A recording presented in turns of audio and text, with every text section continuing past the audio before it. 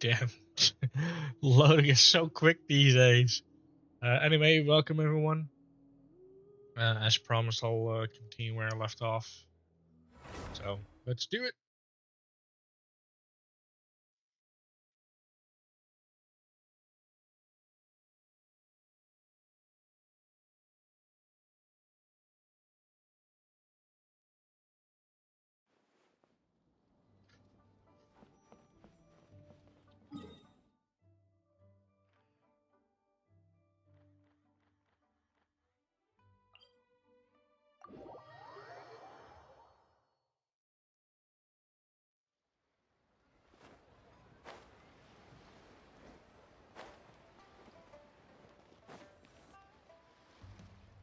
Chi-Chi, the lantern ride is almost over.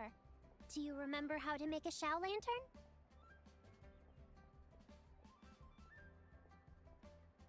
Morning, split bamboo, traveler. And get silk, make paimon. You've got it all mixed up again. They're here again. Yow! Looking good in that new outfit, huh? Hey, it's Paimon!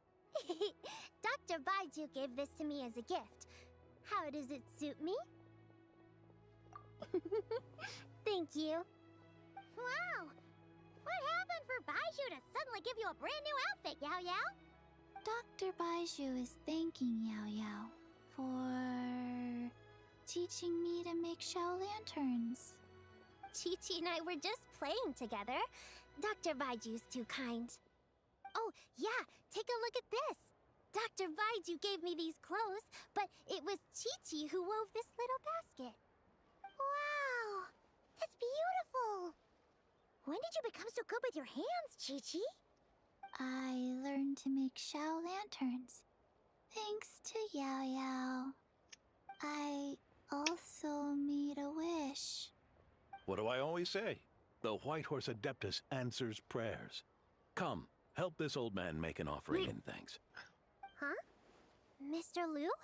What did you pray for? For my idiot son to finally come to his senses and not change Baiju Guest House's name, which he has. Huh?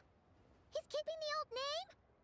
Listen to this. My granddaughter planted a tea seedling in our village just a few days ago. She made a prayer to the White Horse Adeptus to help it grow. Overnight, her seedling flourished into a mature tea tree. Oh, that sure does sound like a miracle. Could the White Horse Adeptus really have helped it grow? Of course she did. Oh, White Horse Adeptus, how blessed is our family over whom you keep watch. Truly, this is an extraordinary miracle. You must record it in your family history without delay. Of course. Huh? Is that you, Miss Zibai? Indeed, I have a long-term booking at your guest house. Yes, I recall. Mr. Zhongli said to charge your expenses to the Wangsheng funeral parlor, if I remember correctly. That young Li. Always making trouble for poor Hu Tao. I noticed when you were here last that you bear a striking resemblance to the pictures of the White Horse Adeptus in my family history. You both have golden eyes. Perhaps fate has had a hand in our meeting. And a glad meeting it is, Miss Zibai. Now, why don't I gift you some tea from my garden to celebrate this encounter? We grow Sunghua tea there, and it has quite the reputation throughout Yilong Wharf. I hope you will accept it. Oh! Sunghua, buy 10 boxes, get half off teas, back on the menu. Buy 10 boxes, get half off? Don't be silly. This is a gift. It's free. Woohoo! Nice! Thank you so much, Boss Liu. There's no need to thank me. You're a visitor from out of town, which makes you an honored guest. Make yourself at home. Lantern Rite may have ended, but the streets are still bustling with activity. Make sure to take everything in, meet some new friends, and enjoy your time here. And that goes for you kids as well. Happy Lantern Rite. Got it, Mr. Liu. Happy Lantern Rite. Yeah! Happy Lantern Ride, everyone! Happy Lantern Rite indeed.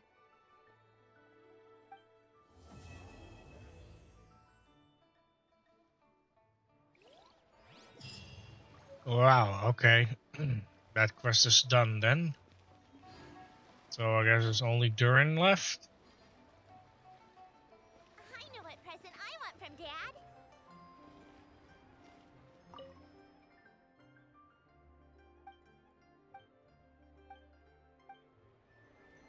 Go, Barbara, go!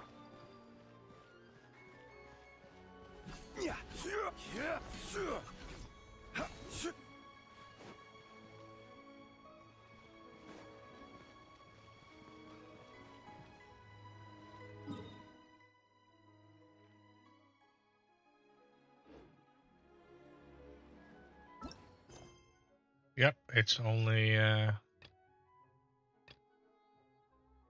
3 hours remain.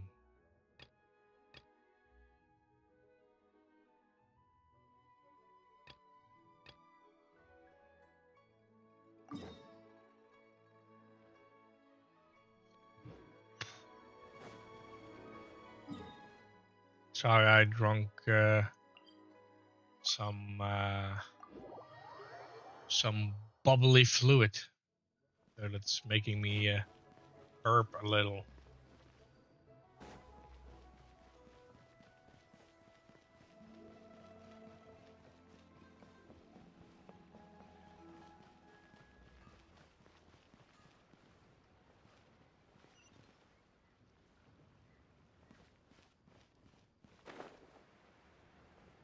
Maybe reciting poetry is a way to set my dreams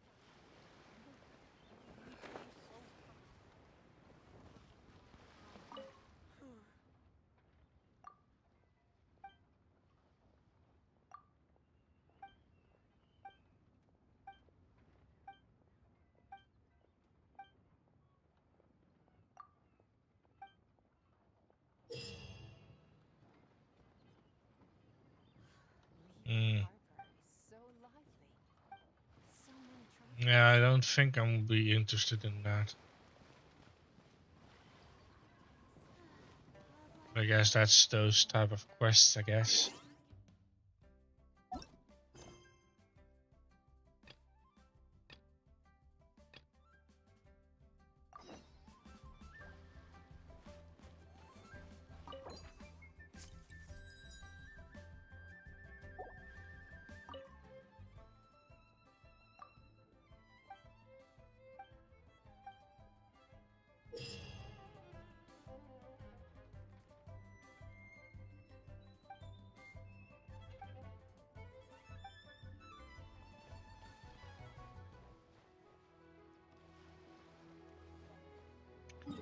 Alright, I guess it's Durin's quest.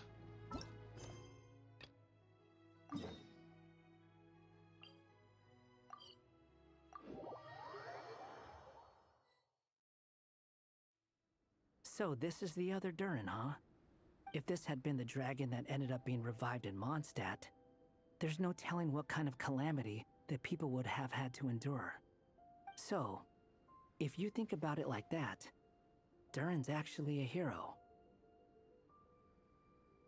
No, I'm just a little envious, that's all. Not everyone gets a chance to be a hero. Actually, most of the credit belongs to Albedo. Then again, barely anyone even remembers you at this point. So I guess there's not much left to envy. Oh, Ah, so you three still remember Durin. Looks like the memory loss hasn't spread to close friends. Yet. I guess that means my memory of you must still be complete as well. Albedo. you're finally here! Oh, boy, do we have a whole pile of questions for you! Oh, you're here too? I think I've pieced together some of what happened to him. But what's your take on things?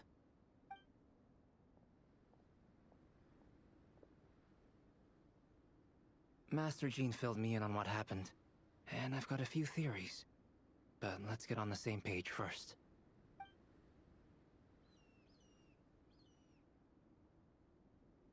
Well, physically, he's doing fine. His body is holding the abyssal power at bay. And there's nothing whatsoever to indicate any risk of collapse.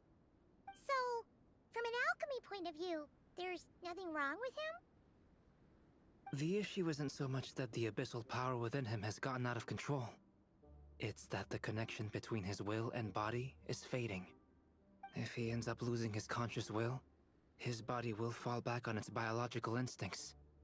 And that's when the abyssal power within it will take over. This book mentioned a witches' gathering. It seems like quite a few of these witches got themselves involved in Durin's case. Which brings me to my theory.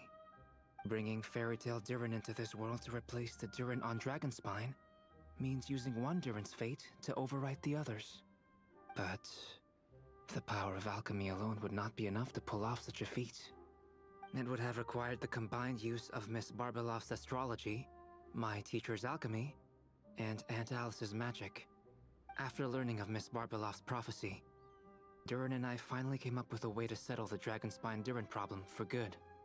And I took care of the alchemy side of things, which, looking back on it, seems to have been a part of their plan all along. So now, there's only one thing missing. As for the fate theory our friend in the hat just mentioned, I still can't figure out how any kind of magic could possibly influence the fate of Tevat. But I'm certain that the answer lies within this book. So, the reason Alice had us complete this book was to make that magic possible? A form of magic powerful enough to rewrite fate itself. Well, we've no time to lose. I just need to take a look at the book. The next part of the story most likely relates to me. So the memory that unlocks it must be connected to me too.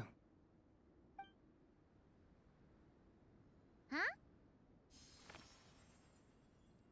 The giant tree was home to a broken branch, the shape of its splintered arm aligning perfectly with the branch that had burst forth from the castle walls. Join yourself to that broken bough, for there you may take root at last, and henceforth bask in the sun and rain of the world beyond the castle. But first, fetch the stickiest clay and let it bind the scar of the break. I see.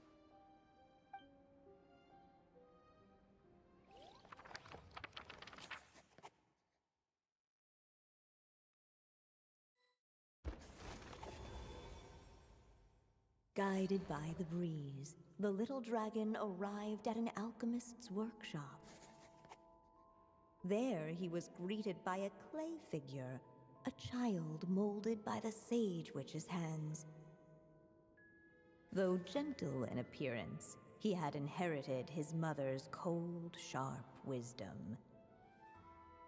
And he was determined to avert the calamity the evil dragon would bring, and so was his helper, none other than the little dragon himself.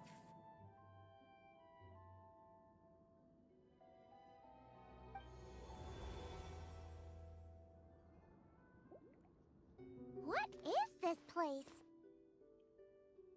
It looks like it's modeled after an alchemist's workshop. Or rather, a cliched stereotype of one. Albedo? Hold on. Why do I look like this? Oh, yeah! We forgot to tell you.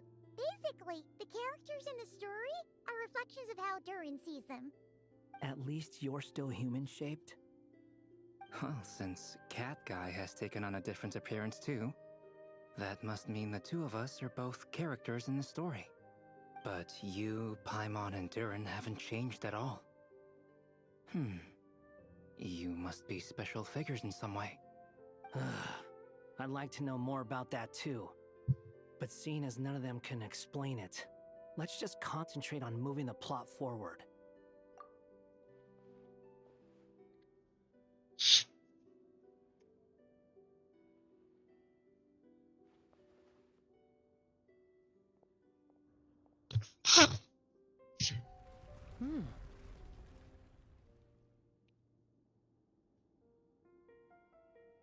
just like that, the group stumbled upon a hidden passageway.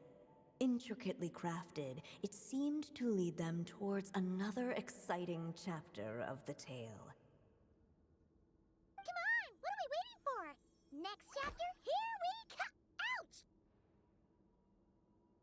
But this was a chapter that had not yet been written. Ahead of them was a storyless void, and they could go no further.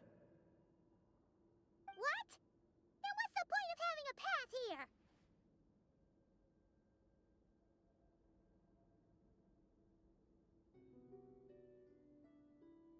Sounds like a pretty bad habit for a writer.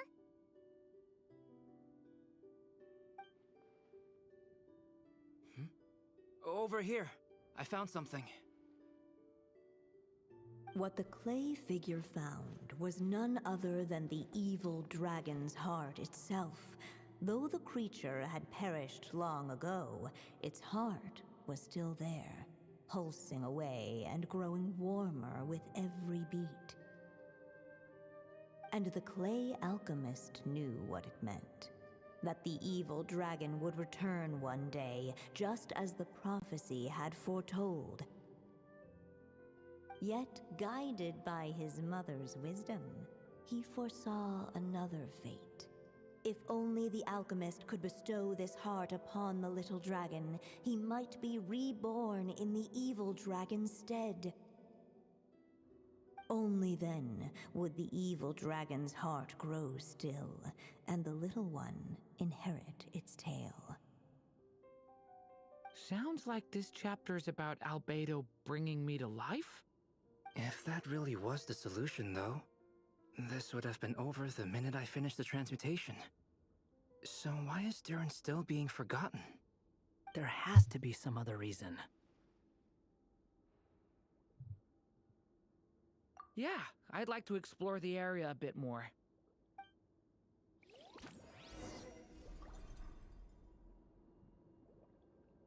Unless the little dragon kept moving, eventually he would be forgotten.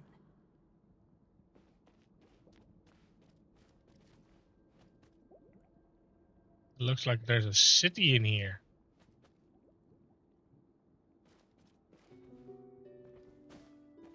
Huh?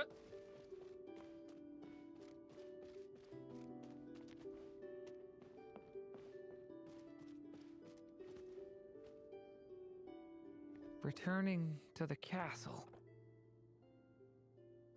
I just never thought crossing over into a new world would create so much trouble. All I wanted was to make some friends. I'm starting to think I kinda miss being in Simulanka. You might look back on it with fondness, but if I were you, I wouldn't miss it. Why? Sometimes, moving on with your life comes at a cost. But that's better than going nowhere at all. You don't have to worry, Durin. No matter what problem you face, there will always be a solution. Okay. Sometimes I wish I could just go back and see it again. Wait, what? As the little dragon slipped back inside the castle's walls, the clamor of the outside world fell away. I didn't want to do no that. danger here, no problems for the little dragon to resolve. As soon as his mother finished her story, it was time for the child to drift off into the world of dreams. And so the story ended, with the little dragon fast asleep in his castle, just like he had never even hatched. What's going on? I feel so weak. Hey, what's happening? Durin, wake up! Didn't want to go back. But this can't be how it ends. Durin promised to bring back everyone's memories. There's no way he'd accept an ending like this.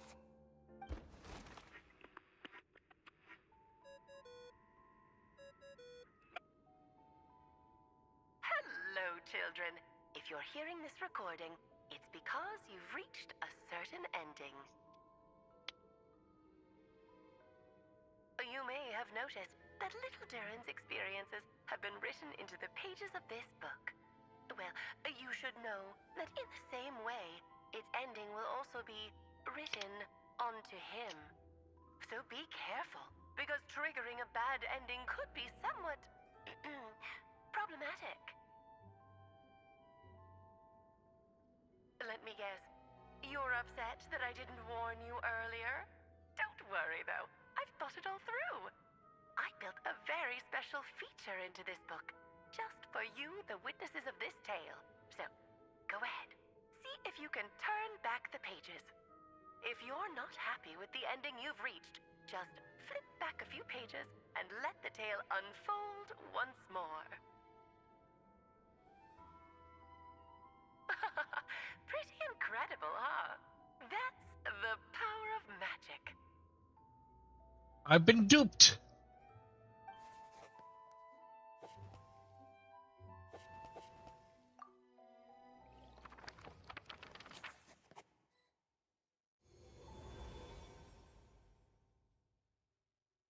Unless the little dragon kept moving, eventually he would be forgotten. The evil dragon's heart continued to beat, as if waiting for the little dragon to accept it as his own. Looks like we have no choice but to get this done. Whatever happens next, Durin is going to need all of our help. Is everyone ready?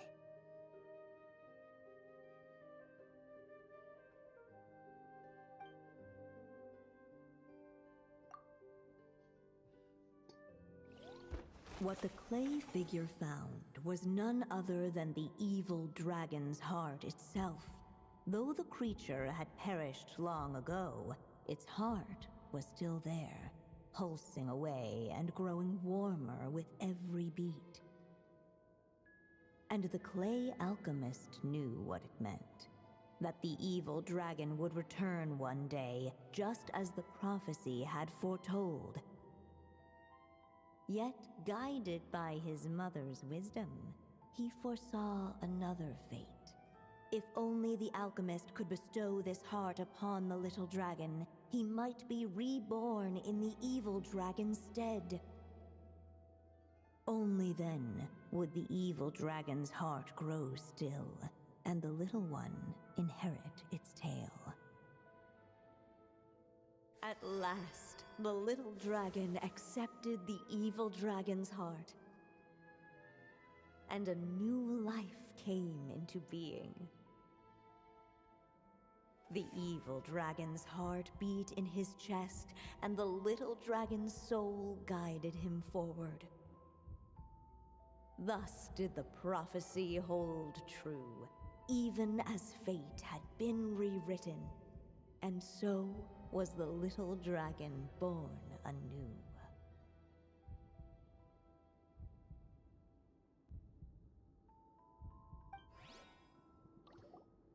Finally! A happy ending! That must be the last step, right? Woohoo! We completed the story!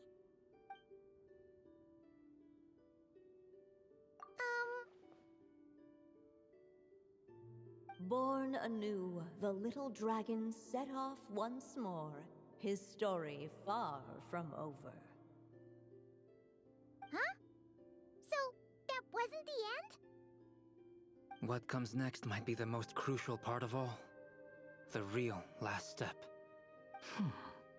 If fate really is as devious as they say, then I say, show us what you've got. Wow! You're all so serious all of a sudden. Durin,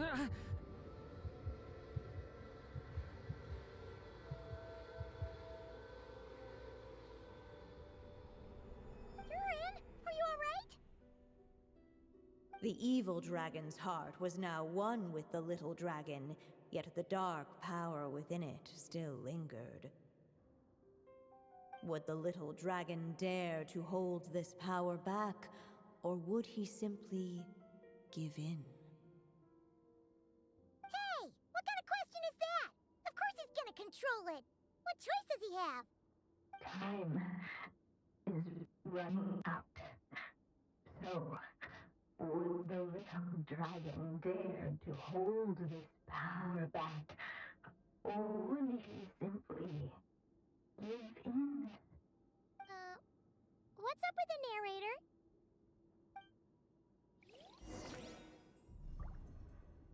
Uh-oh. Would he dare to hold this power back? Or would he simply give in? Well, that's an easy choice.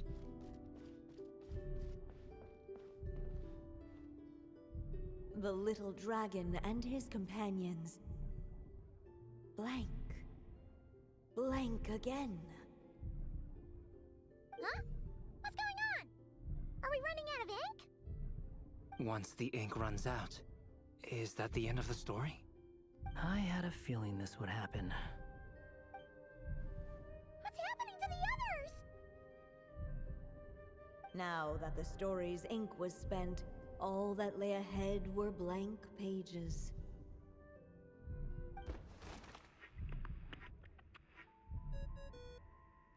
Oh. Looks like you've discovered another possible ending. Do not lose hope. You just need to keep searching, for there are possibilities that only you can bring to life.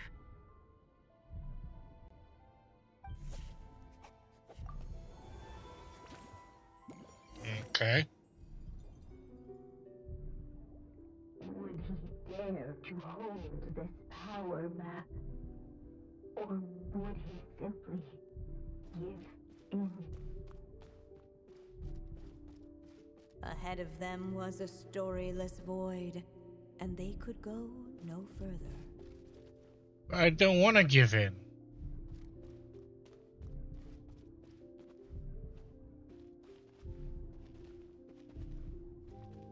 Would he dare to hold this power back? Or would he simply give in?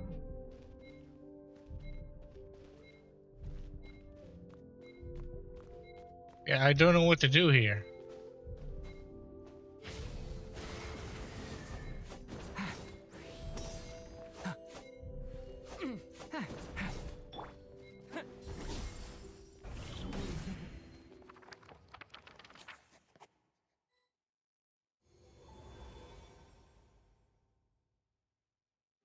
The little dragon was at an impasse, and the dark power within him surged like a tide.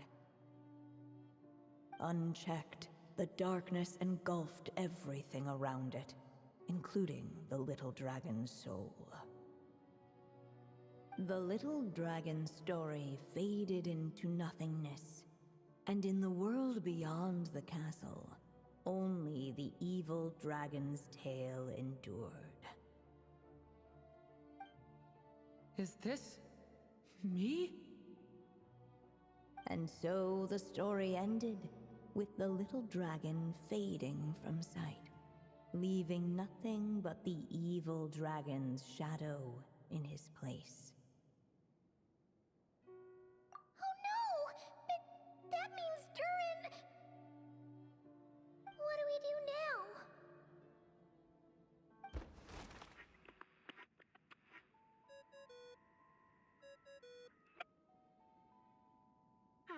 Looks like you've discovered another possible ending. Do not lose hope. You just need to keep searching, for there are possibilities that only you can bring to life.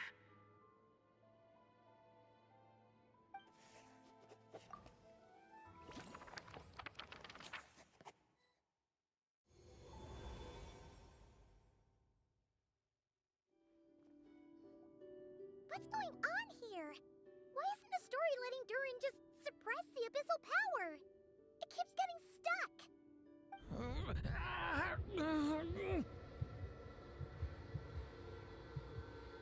Hey, abyssal power. The traveler can deal with that, can't he? It seems the act of suppressing the power counts as an event in the story. In other words, we would need ink to write it in. So, what now? Did we use too much earlier? How are we supposed to write a happy ending with only this much left?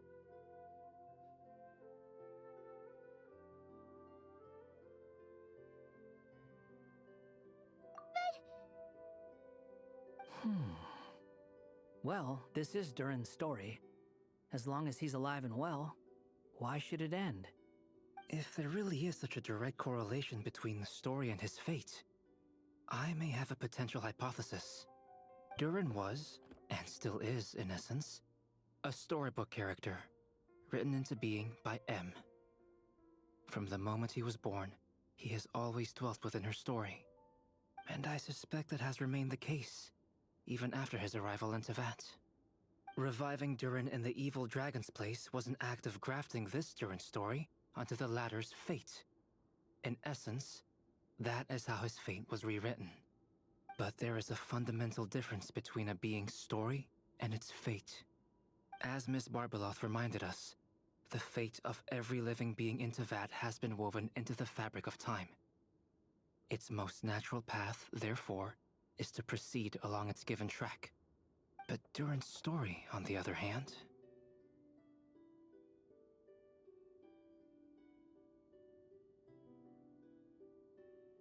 As Durin's connection to this world wore thin, not only have people started to forget him, he started to lose control of the abyssal power within. In other words, his story can't continue, because the author's ink is drying up. That's what it seems like to me. It would seem the little dragon had made a group of fine friends indeed. Save it. The question is, are you here to help him, or stand in his way? This is as far as the story can go. What path will you choose?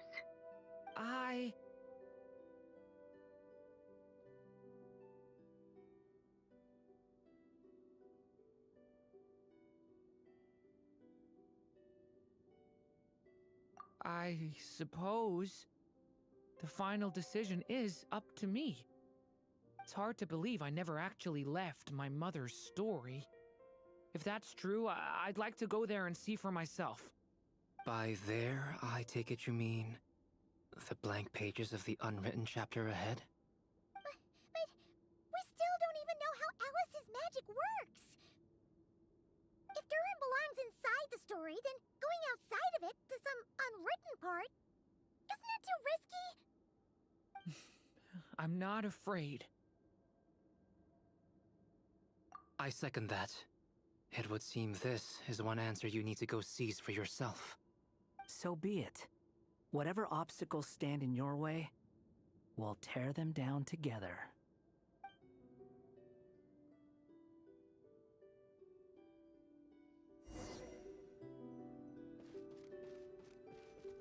Facing that invisible wall, it was as if the little dragon was staring at the uncrossable edge of existence itself. Then, all of a sudden, it began to fracture, as if struck by some transcendent will.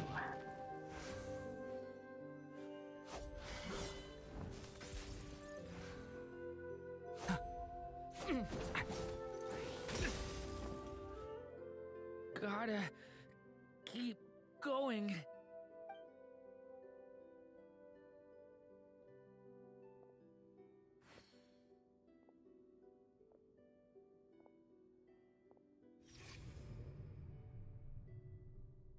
Ahead lies only a storyless void.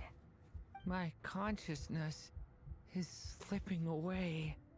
Keep going, Durin. A pure soul is your essence, not an empty void. I feel so weak. Stand tall, Durin. You are not some amorphous idea. The body I made for you is flesh and bone. Am I truly alive? Yes, Durin, but you must keep going. You're as alive and real as I am. I can't feel a connection. You're not alone in this world, Durin. At the very least, you have me. I can't remember anything. Who am I? Your name is Durin, and there are many who still remember it. My name is Durin. You're taking too long. Come on, Durin, run! In this world, fate waits for no one. Wait! Where am I meant to go? What am I supposed to do? Go. Make your wish come true, Durin. My wish?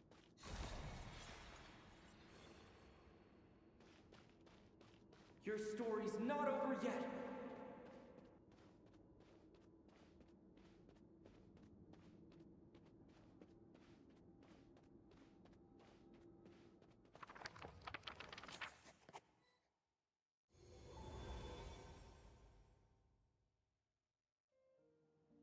Silence, huh? Have you nothing to say about my proposal? Let me get this straight. You want to graft your story onto this unfinished thread of fate, and in doing so, not only rewrite that fate, but allow the story to live on. Quite the brilliant idea. Still, the story's survival depends entirely on whether the author keeps writing. Exactly. And the moment foretold by the prophecy is still centuries away. I see. I thought my own ignorance might be the problem. That I'd asked more of the noble science of alchemy than it could ever deliver. Or that I had failed to discern the heavenly signs and grasp the secret truth underlying the prophecy. Little did I imagine that time itself would prove to be the greatest hurdle of all. Well, my friend, this has been a most intriguing experiment. And from an academic perspective, at least, I don't think it was a bad proposal. Someday, the prophecy will come to pass. So remember, my friend, much like the stars themselves, there will always be something that transcends the test of time. Thank you, everyone. You've helped me so much already. But, Alice, I still have one final favor to ask of you. Will you lend me your magic one last time, just enough for me to keep his story alive until the prophecy is fulfilled? You mean you want me to extend your lifespan? No, not in that sense. As Rhindaughter once told me, the laws governing life and death are among the most unyielding in this world. I'm well aware of that. Whether it lasts a day or an age, the span of one's life is determined by fate alone. If I tried to breach that law by force, I'm afraid I would lose what makes me human. This is not a path I want to go down. If I am to die, then I shall die a human. So, what is it that you want me to do? I would like you to send this pen of mine into the future. I see. Then perhaps there really is a way I can help. I could create a kind of story magic to take over the writing once you're gone. Oh, but for it to work, you would need to provide enough of your own words for it to learn from. How much? Oh, an immense amount. So much, in fact, that you would have to spend the rest of your life writing. And even then, I'm sorry to say, it would not last forever. No matter how much you write, there is a limit to the number of words you can leave behind. But the world itself will never stop changing. Someday, perhaps, even your entire corpus will not be enough for the magic to continue describing this world. And when that happens, the story will end. Still, it's worth a try.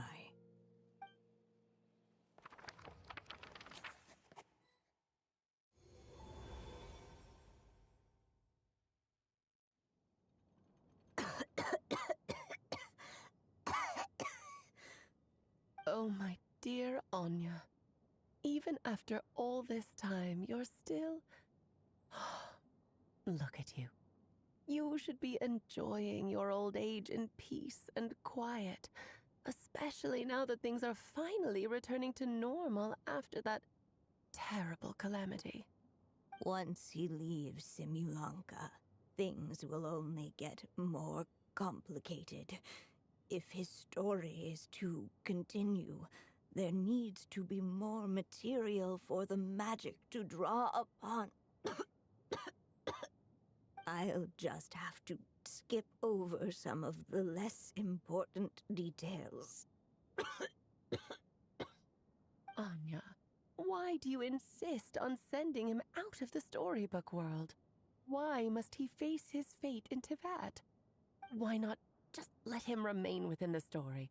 With my magic, even fate's curse could be undone and he could live happily ever after. I suppose. In fairy tales, all it takes is a heartfelt wish. And even a wooden puppet can turn himself into a real boy and live happily ever after. That's just how fairy tales end, isn't it? But have you ever wondered what happens to the main character after the ever after? Tell me, Alice, in your eyes, what would be a writer's greatest regret? To leave a story without an ending. Not a bad answer. It's true, many writers come to consider that their greatest regret. But I see things differently. My greatest regret is that every story I write has to come to an end in the first place. Anya. No matter how brilliantly a character shines, the moment their story ends, their potential is lost forever. For them, the story itself becomes an inescapable fate.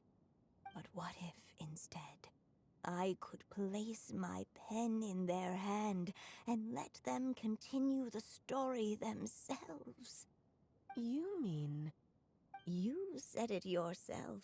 I can only leave so many words behind. Even with your magic, the idea that I could keep the story going until the prophecy comes to pass is wishful thinking at best. But I've found a way to use your magic to transform some of my finished stories into a special kind of ink. This ink is a magical medium he can use to complete the story the way he wants to. For what is storytelling but another kind of magic? And if he can experience the whole tale himself while leaving behind his own wishes and aspirations, even once he reaches the chapter where I stopped, he'll still be able to carry the story forward on his own. And so, by leaving him this ink, I can entrust him with the responsibility of writing his own story. A character with the power to write their own story.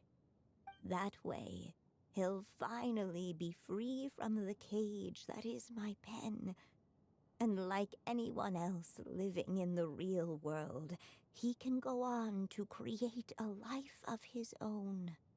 And you no longer need to worry about the constraints of my magic. What a brilliant idea, Anya. But there are still risks. First of all, once he arrives in Teyvat, He'll have to rely entirely on the story you left him to maintain his connection to that world. As you gradually hand over creative control, that connection will grow weaker, and at some point, he might lose it altogether. But at the same time, he'll also have the chance to forge that connection for himself. The issue is, this method taps into too many of Tevet's core secrets. Any overt hints you try to leave will be erased in no time. In fact, it'd be hard for you to leave anything at all to guide them. We still have the story itself, though. I can use that to show them the way. It's entirely possible he burns through all your ink, never reaches the chapter you had in mind, and gets stuck, roaming the chapters of his past. But despite all that, I still believe in what this child can become. His hopes and wishes can be his ink, so he won't be trapped by mine running dry. Oh, what the writer you are, Anya. Your imagination never ceases to amaze. And you do know how much I love a happy ending. You shall have my help, my dear. Thank you, my friend. Well then, my child, do you understand what you must do? Yes, I think I do. It's my turn to keep this story alive. Then what's holding you back? What will become of you after I take up this pen? I will fade away. There will no longer be a reason for me to go on existing. My child, or your mother, I should say, passed away long ago. The voice you're hearing is nothing but a magical echo that has now fulfilled its purpose. You needn't feel so reluctant to let me go. I know my mother died long ago. It's just, when you lose your mom too soon, it's hard to tear yourself away from the stories she used to read. I guess it's a silly way of pretending she's still here, by your side. Durin. But after coming to this world and traveling it with my friends, facing all kinds of enemies together, I suddenly realized I couldn't just sit around listening to my mother's stories because I'd found a new purpose in life. Maybe this is just what growing up feels like. With all my new friends waiting, it's time I finally set aside my mother's storybook. I'm ready to grow up now, Mom.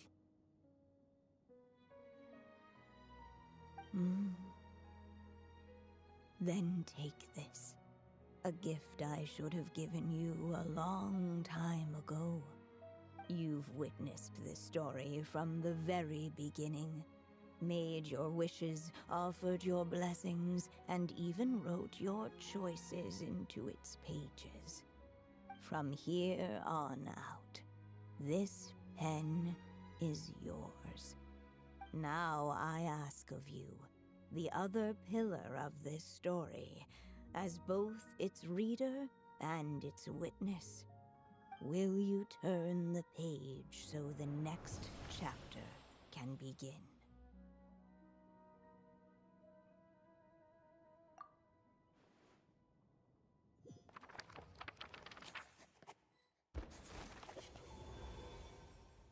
Suddenly, and without warning, the powers of darkness struck. The question was, could the little dragon prevail? Alas, it was here that the story witch's tale had to end. But Durin's tale, on the other hand, had only just begun. Stepping into his mother's memories, he picked up her pen.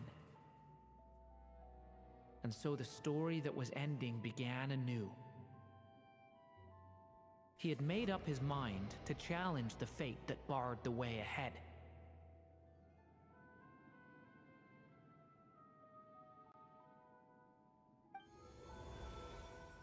Looks like this is the final step. A chance to strike back at fate? Now that's not something that comes knocking every day.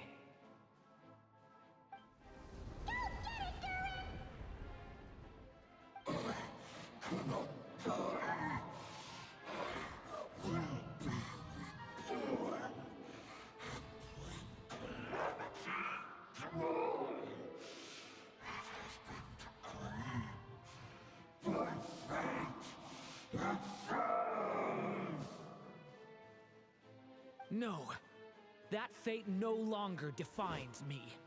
In the end, only my story shall endure. Go kick his behind.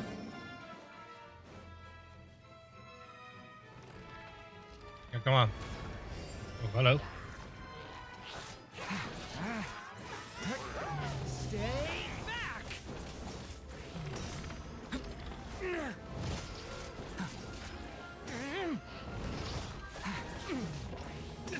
Absurd! The story has only just begun!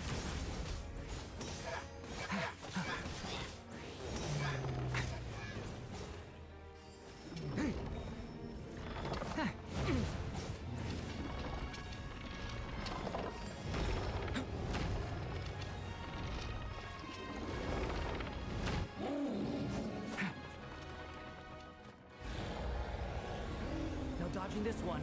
Here, I'll help lift you up.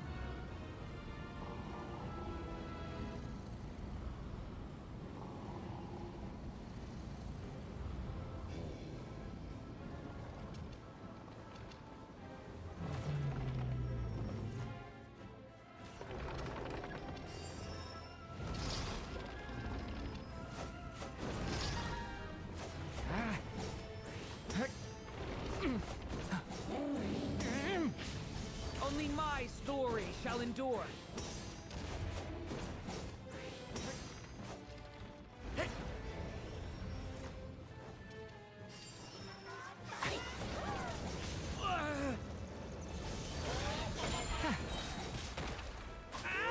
The story has only just begun.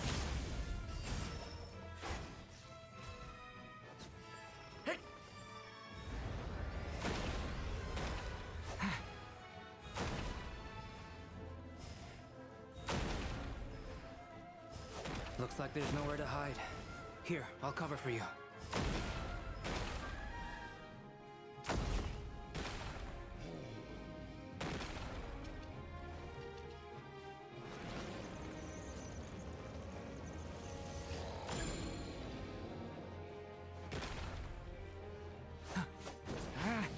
This time, the light prevails.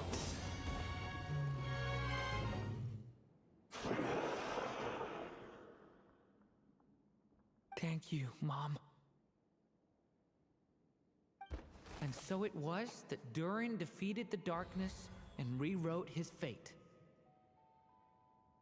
But his story is far from over.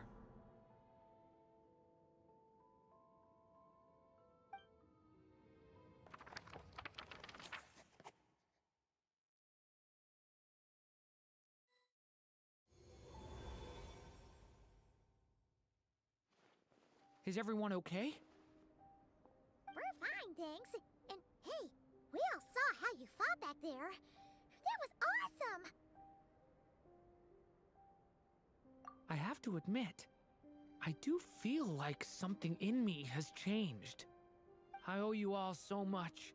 Without your help, I don't know if I could have ever made it this far. Just a shame I could only help out from the sidelines. Like I said before, it's not every day that you get to put fate in its place. Well, I'm sure you'll hear it someday. Hear what? The chance to strike back at fate knocking at your door. Yeah, maybe someday. Allow me to just check one thing.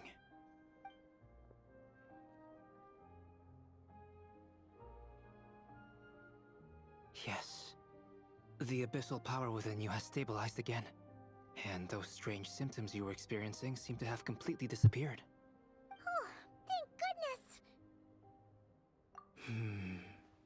I wonder what it means, though. Aside from the principles of alchemy, what other law of this world governs his being? Look, it all turned out fine, so just leave it at that. Now that this one's out of danger, it's time for me to get out of here. You're leaving so soon? Don't humans usually throw a party after something like this? A party? Do I look like that kind of guy? Anyway, come find me again next time you're in trouble. That's what friends are for, right? In a way, though, he is right. This is Durin's moment to celebrate, not the time for academic discussions. Hey, I don't blame you for asking. And honestly, I'd be perfectly happy to talk about it. It's just, I wouldn't even know where to start. It's all right. I'm sure we'll get a chance at some point. After all, your story's only just begun. Mm-hmm. All right then. Traveler and Paimon, we'll part ways here. Given the extraordinary nature of the things we witnessed today, I need to make sure it's all recorded properly. Okay, see ya! So, it's party time next? Huh?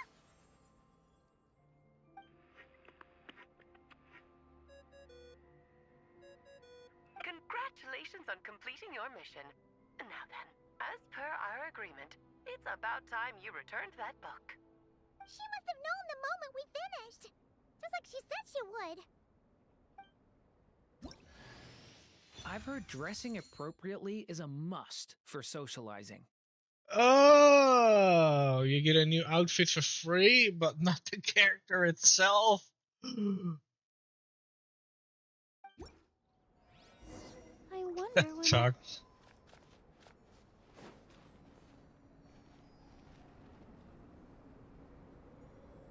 Oh well. Oh.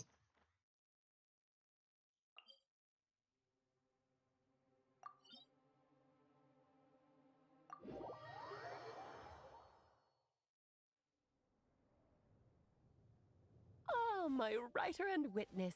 It's been quite the journey, hasn't it? You had special plans for the traveler from the start, didn't you? But of course, that goes without saying. For a story to live on, it needs both a writer and a reader. Only then can my magic take effect. I chose the traveler as the witness because of the special nature of who he is. It's not easy finding someone with that kind of background, you know. For a moment, I even considered taking the role myself. At least it made for an interesting story, right? Huh? What are you doing here, tone-deaf bard? With the Hexenzirkel carrying out such a risky experiment in Mondstadt, it didn't cross your minds that the Animo Archon might be slightly curious? Sorry for the trouble, Lord Barbados. Think nothing of it. I dare say the Animo Archon quite enjoyed coming along for the ride. Now then, as agreed, let us see the fruits of your labor. Here, please take a look. Well. Somehow, despite all my careful planning, it still turned out to be full of surprises. It never even crossed my mind that Rhindotter's child would be capable of handling that kind of alchemy in her stead. When he asked for help with the materials, oh my, I nearly couldn't believe it. If only the others were here too, we could all celebrate together. I'm right here, you know. The only one who hasn't responded is the one busy stuffing her face over there. Is that you, Barbie? A little late to the party, don't you think? Come here, child. Let me take a closer look at you. All right, Aunt Seer Witch. Here I am.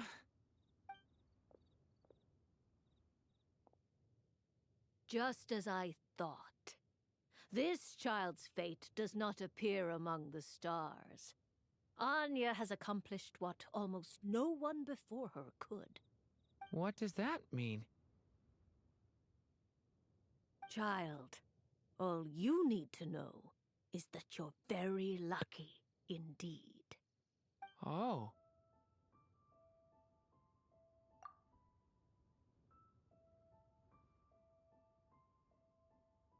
Just like how she was in the story, huh?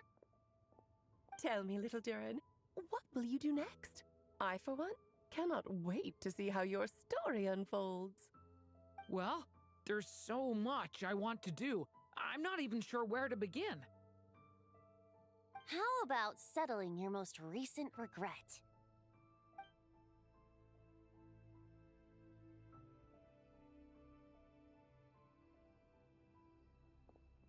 Not so fast, Tone-Deaf Bard! What exactly did you just tell Durin to do? To make a long overdue wish come true. Thank you once again, Alice. How much time do you have left? I believe these should be my final moments. Just enough time to say goodbye to my dearest friend.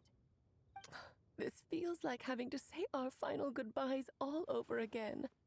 I don't like it. Not one bit. I don't know how to respond to that. Strange. You were always such a cheerful figure in my stories. I even dubbed you the Merry Witch, you know. Oh, please. You know full well it was your stories that first taught me what true pain and sadness felt like. Aside from saying goodbye to me, shouldn't you also leave a few words for the child? Since the book will be his to continue, why don't you write him a little parting note? There's no need. His mother already did that long, long ago. All that remains is for me to convey it on her behalf.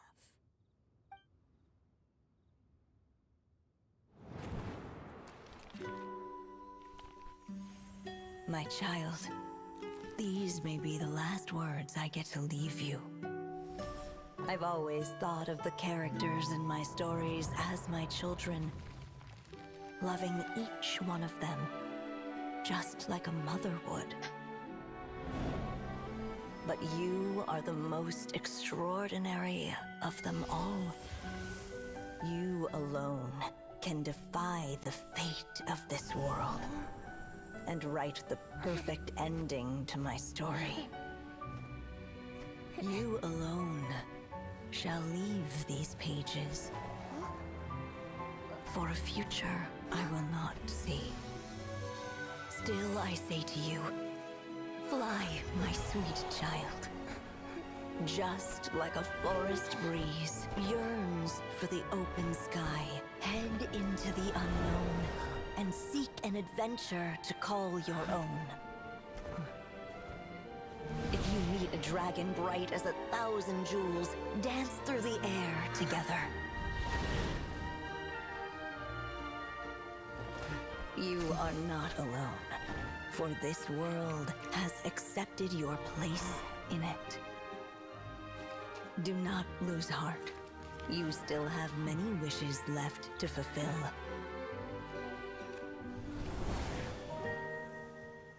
A long tale awaits you, my love.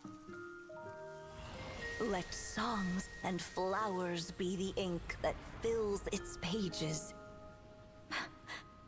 Take my pen and use it to continue your story.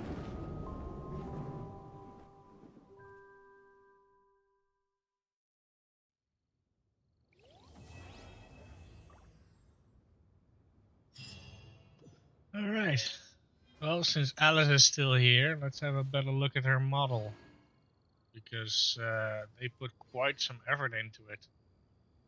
Like a lot of details. To think that she's the mother of Klee. It's crazy. There you go! Your very own copy of the book.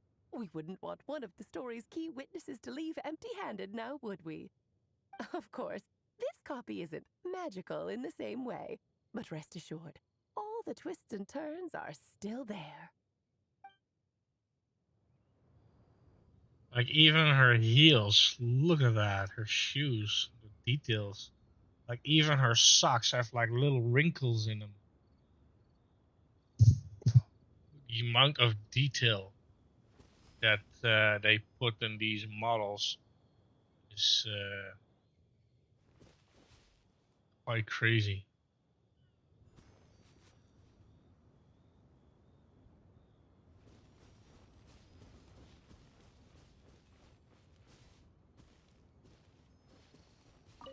And so they flew together, Durin and Dvalin, over the skies of Mondstadt. Who'd have thought such words could ever have described a happy ending, huh?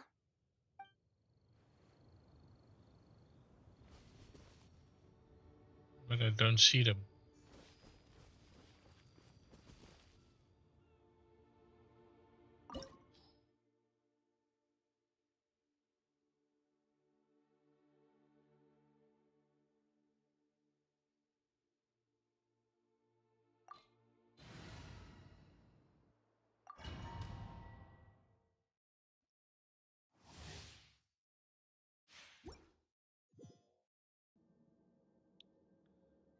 I can't remember.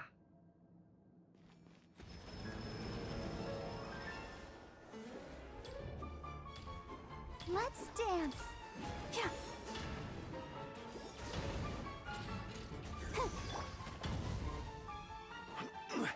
Stabilize.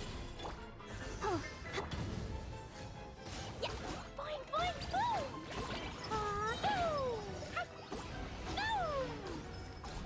La la la. Sparks. Whack. One spurs as time is far too slow. Ramming speed. Yes, this is more light.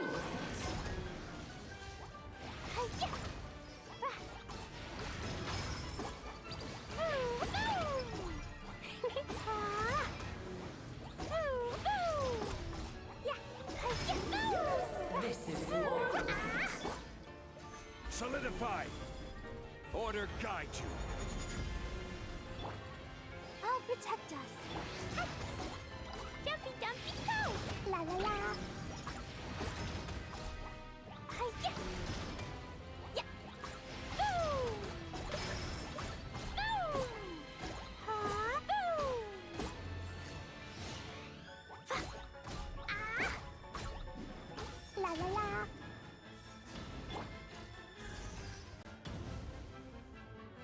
Huh? Let's dance! Boing, boing, boom! Boom! I'm flying. You can't get me up here.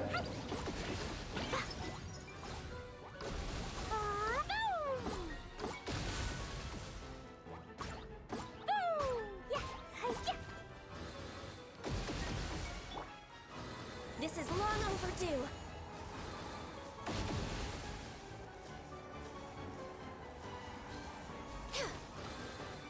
Come on, focus. Stabilize. I'll protect us. Huh. Huh. Yeah. Yeah. Tja. Tja. Yeah. No touching. Yeah.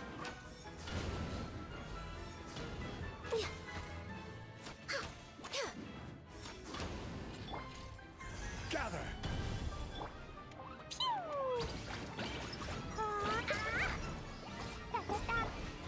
Access denied. One spurs as time is far too slow. Ramming speed. This is more light. Born of ice and frost. Solidify.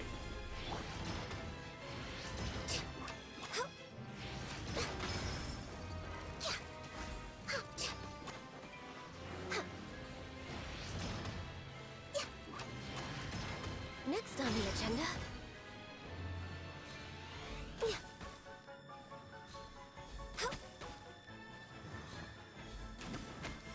Access denied. Gather. Let's dance. Boing, boing, boom! Boom! Yeah, blazing delight! Yeah. Ah! I'm flying! You can't get me up here.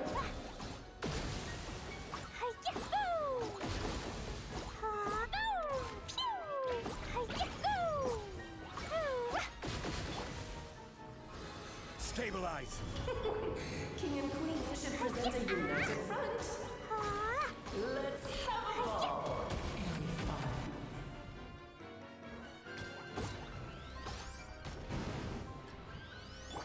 No touching! All hail!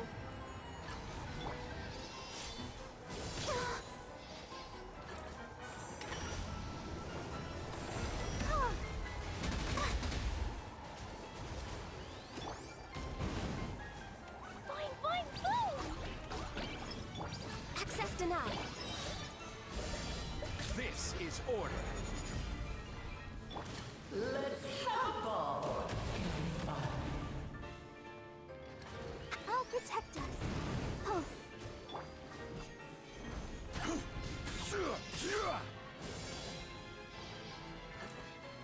Solidify!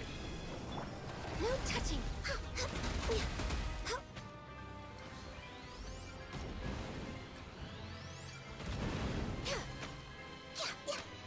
Access denied. We're way behind schedule.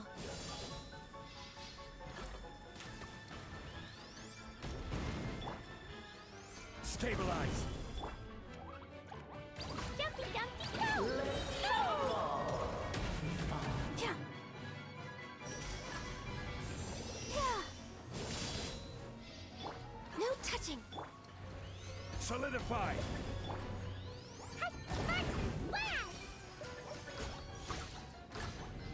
Boing, boing, boom! Boom!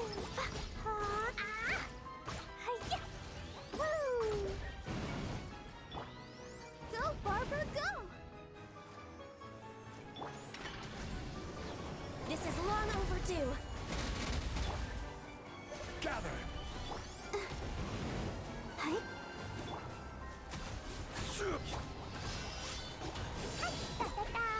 Yeah. Boom!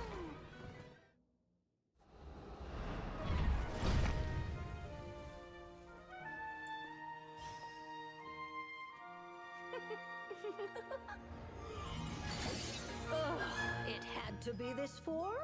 A toy really doesn't suit me. Well done, but this isn't over. I will now preside over the second trial. Stare straight ahead, and you will see things as they appear. But change your perspective, and you will see them as they are.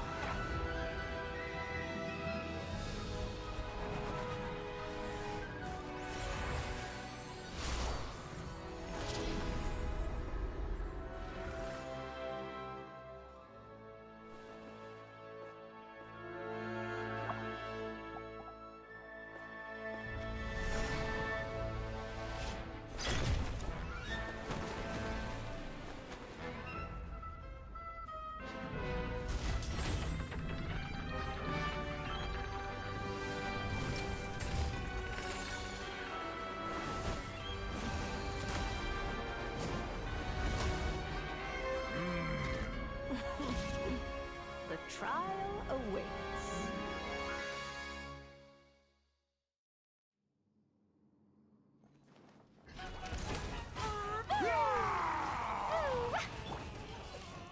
Solidify!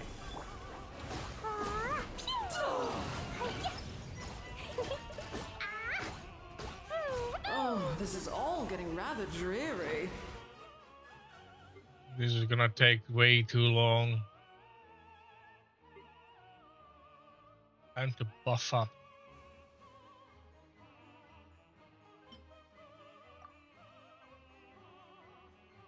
Yeah, let's see.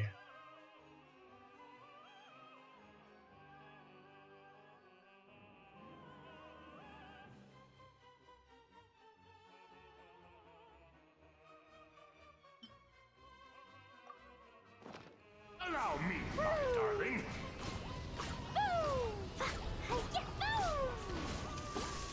Ow! Gather! A little too toasty!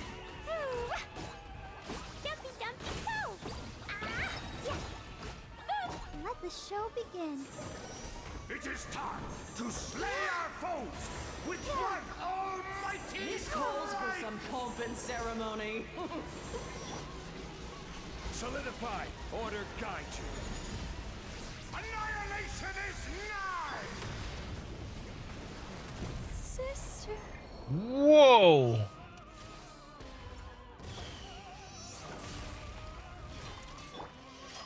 Stabilize.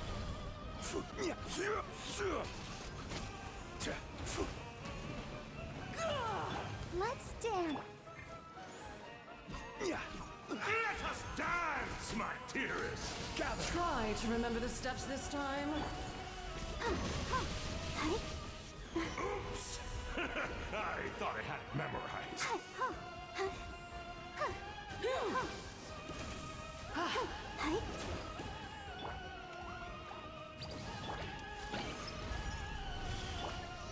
I'll protect us.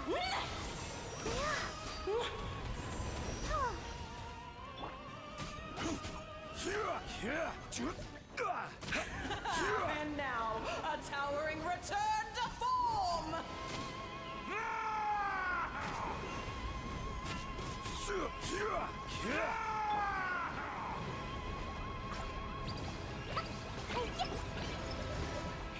The tidal chorus sings for you! Jesus Christ. How am I supposed to interrupt that? Yay, I did it. Oh God. I didn't. Jesus Christ. Even with buffs, I am getting absolutely destroyed.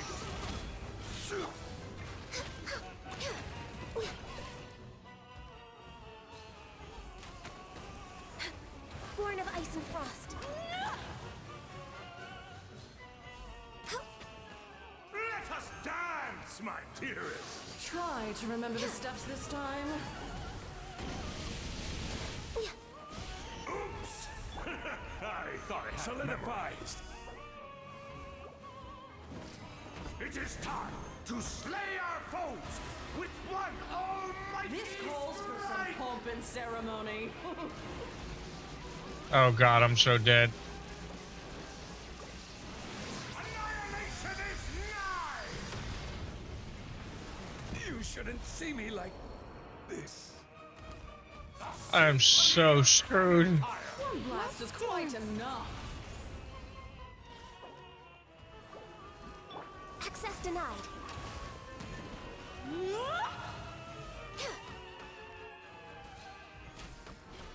Next on the agenda. Like, this is really not looking good. Lapis.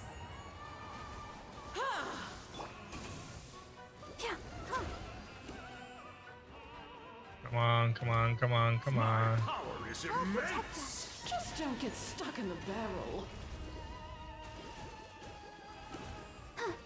Hi.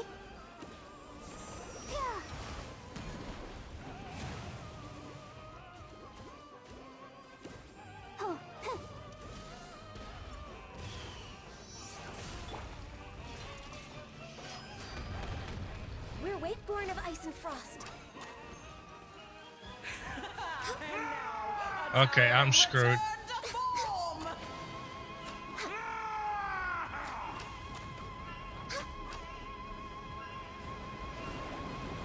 No touching.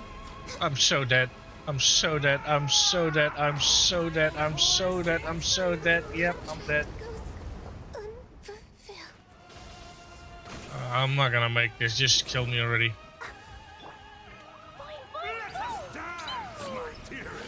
Try to remember the steps this time. Just kill me already. Was an accident. Kill me already. I don't, there's no way I can kill this. Has everyone stopped?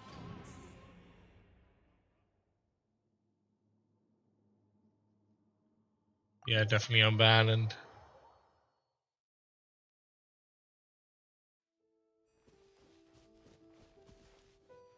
I'll protect us. Well, Alice is gone now. So is Venti.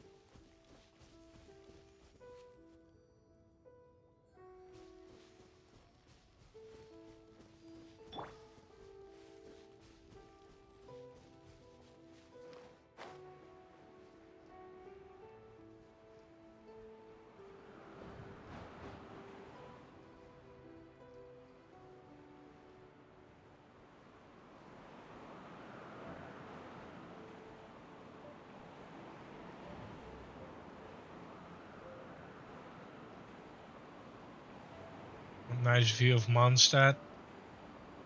We have Dragonspine.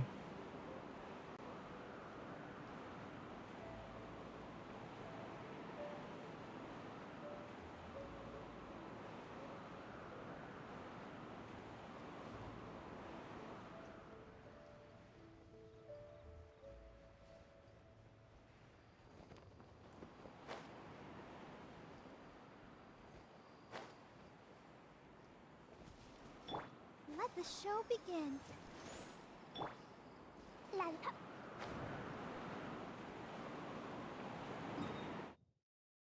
Let's see. Since we're basically done with everything. Oh, hello, what's going on here?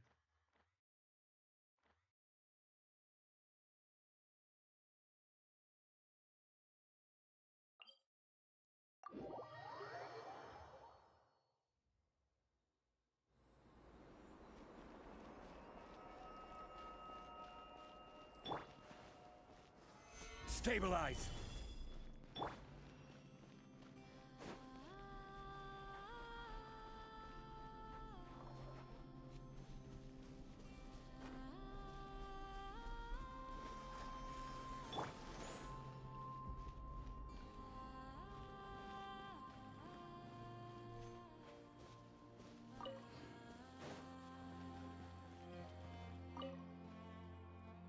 Miss, are those antlers on your head?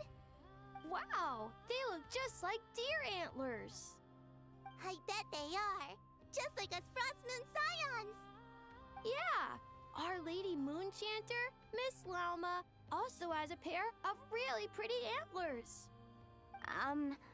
I don't fully understand what's going on, but I'm quite sure my horns and hers aren't the same thing. I know! Miss Lauma's horns go up and yours go down. Wow! Are you also a Moonchanter, miss? Moonchanter? Well, I don't think I am. Moonchanter? That's a foreign term to me. I think Granny once mentioned an Adeptus who was related to the moon, but I don't think they were a Moonchanter, were they? Oh, no, wait! Granny told me not to tell outsiders about Adepti. So, what should I say to these kids? But your horns are just as pretty as hers. Miss, can you talk to animals like Miss Lauma can? Oh, hey! My savior's here! Hey, traveler! Over here! Let's skip that first. I need you to save me right now. If these kids keep asking me questions, I won't be able to hide my identity as an Adeptus for much longer. Ina, Kari, it's good to be welcoming to our guests, but if you ask too many questions, you may come off as impolite. Miss Lauma! Yeah, you're right. Sorry, Longhorn Miss. We asked too many questions. Sorry. It's just that we've never seen someone from outside the Scions with horns, so... All right. Come, Ina, Kari. You two should go home. I saw your parents on the way here. They must be worried sick searching for you. They're searching? Oh no! It's way past dinner time! We're dead meat. Daddy's going to scold me. Bye-bye, Miss Lauma. And bye-bye, Longhorned Miss. Thanks for your help, Lauma. I don't know how I would have wriggled out of this otherwise. I should have stayed in the library to search for information like you advised. Didn't think I'd be ambushed the instant I stepped outside. No need to blame yourself, Yanfei. The children are merely curious beyond their years and unaccustomed to seeing outsiders with horns. I apologize on their behalf for the discourtesy. It's fortunate that the Finches came to tell me you were surrounded by Ina and Kari. It seems my arrival proved timely. It's all right. I should have known better. That we are.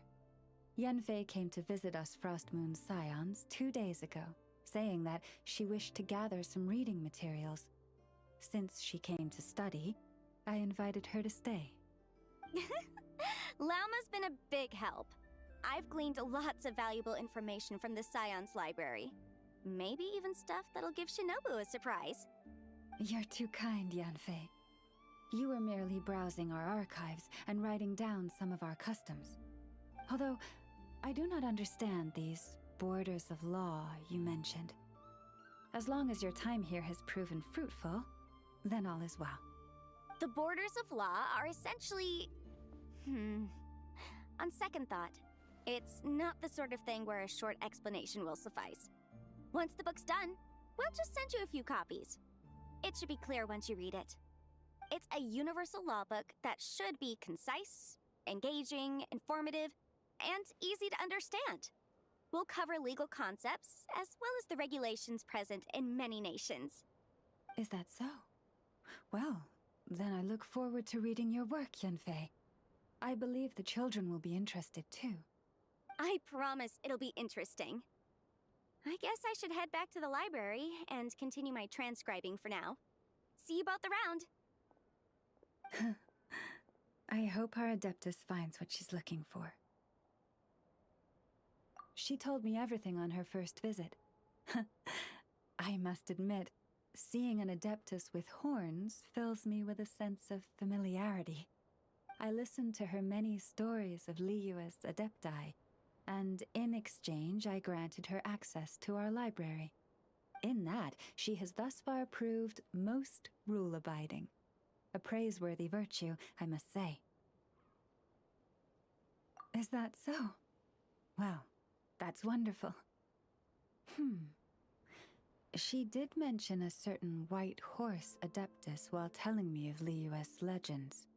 If memory serves, our books do chronicle a divine envoy who once dwelled on the moon. Now, do not concern yourself overly with a mere flight of fancy on my part. But now that we have broached the subject, far apart though Liyue and Nodcry might be, both have always bathed in the moonlight. I pray that the people of Liyue may also be blessed by the moon, and lead lives of peace and prosperity.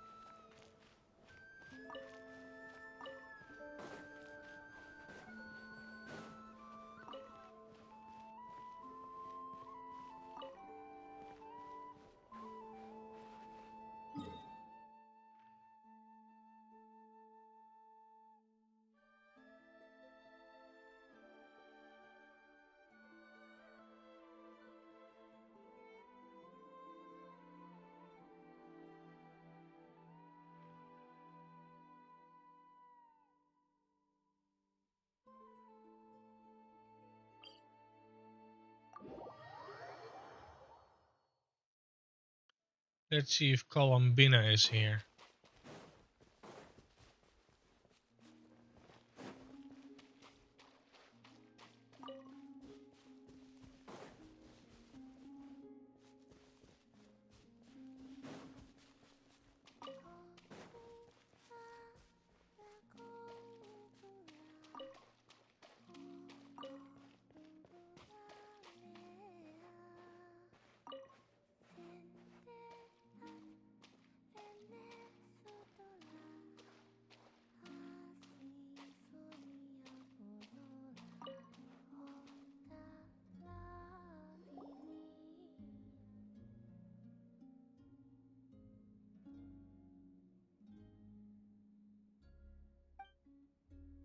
Looking for me?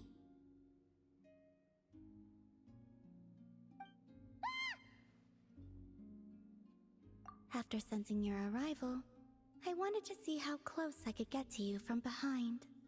Because you had nothing better to do? Or... Is that how it seems? No different than when I was with the Fatui then. There was never much for me to do. The Tsaritsa only sought the power of the moon goddesses. I was never dispatched to see Xenosis or anything like that. Take walks, watch the moon, sometimes sing. But I came to do that last one less and less after Sandrone forbade it. She didn't like your singing? No, she praised it actually. But I had only recently joined the Fatui then, and she said my singing set the others on edge. Because, for those not in the know, it seemed like I was about to use some sort of power. Oh, huh. Paimon can sort of understand that. Oh, and there was another reason. She said she did most of her research at night, so if I sang during the day, it would disturb her attempts to catch up on sleep.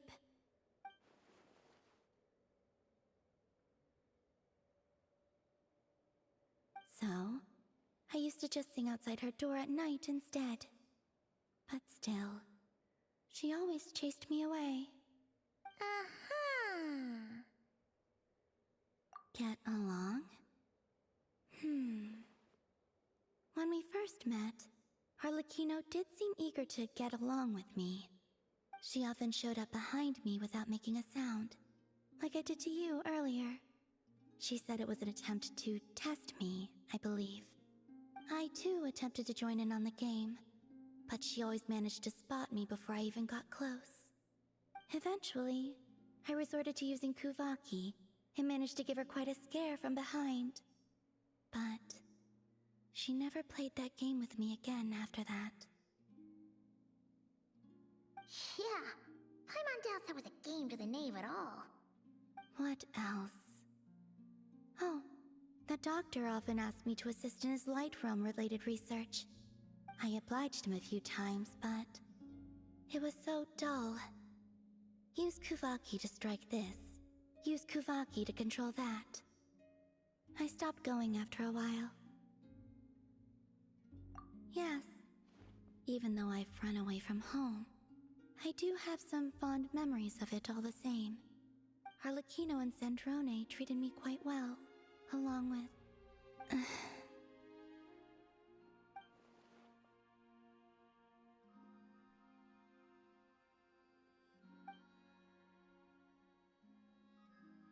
Give me your hand. Rosaline taught me it's important to always express gratitude to others. So, thank you for listening to me.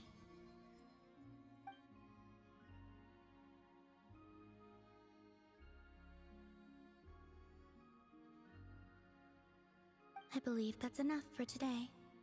Whoa, that was sudden. Yeah, guess you're right. Well, let's not bother her then.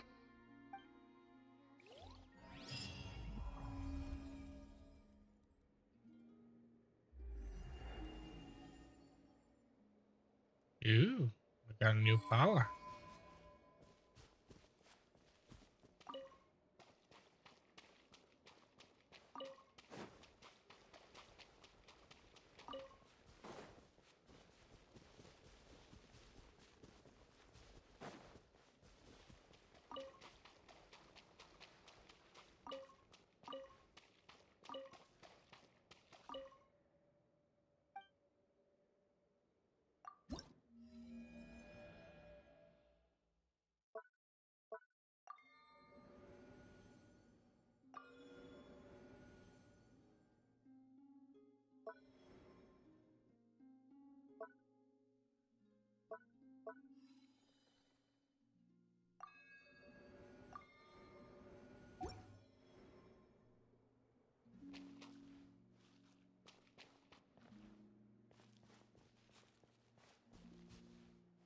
So her story continues, it seems.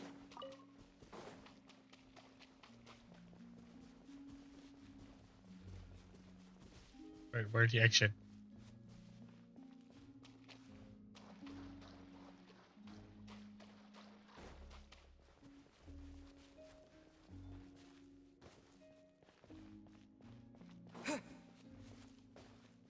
Where was the exit again? Oh, there it is.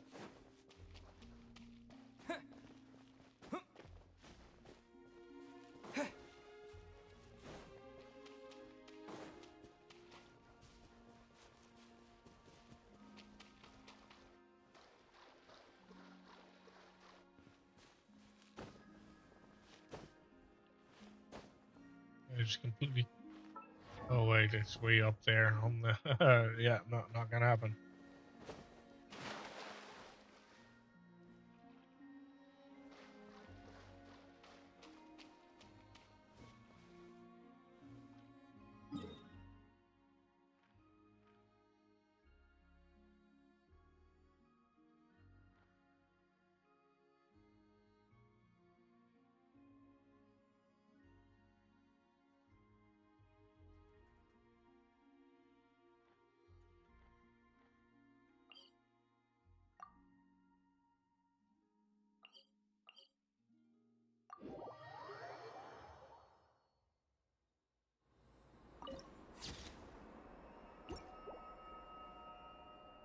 Wait.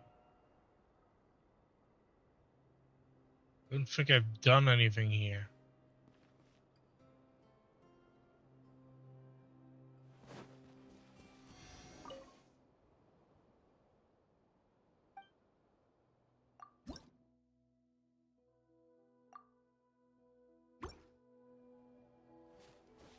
Or have I?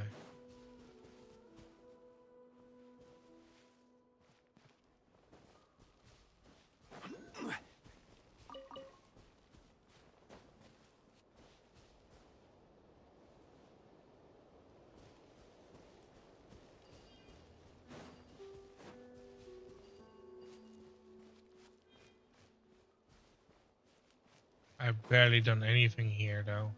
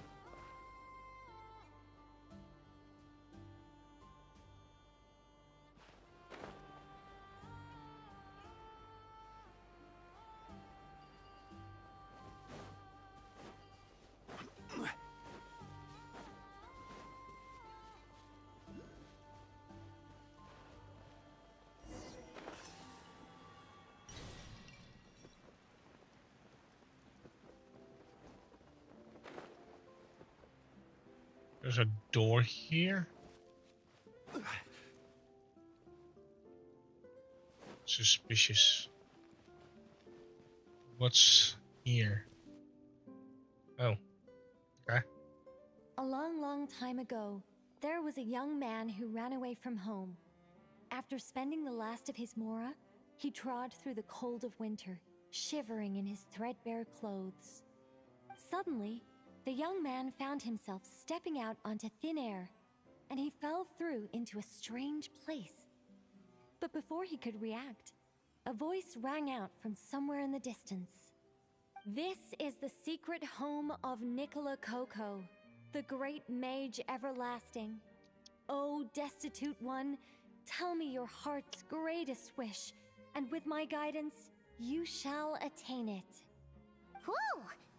That was a strange voice. Nicola Coco. Who's that again? Do we know her?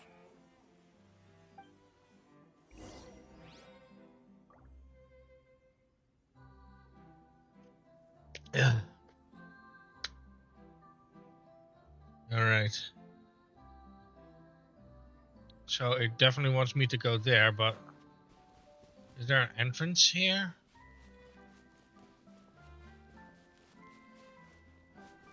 So I at least know where the... Oh, it's the... Okay. So I should have broken that.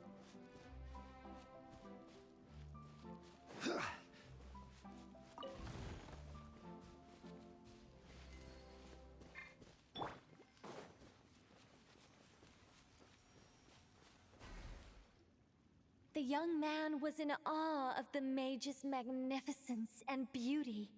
After a lengthy silence, he solemnly declared, "O great mage from afar, how beauteous and wise you are!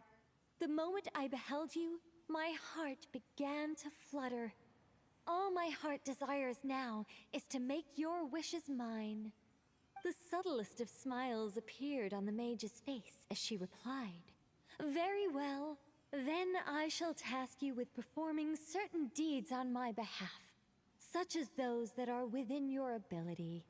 Your guide is here, and your reward awaits you in the days to come." Guide? Does that mean this glowing orb?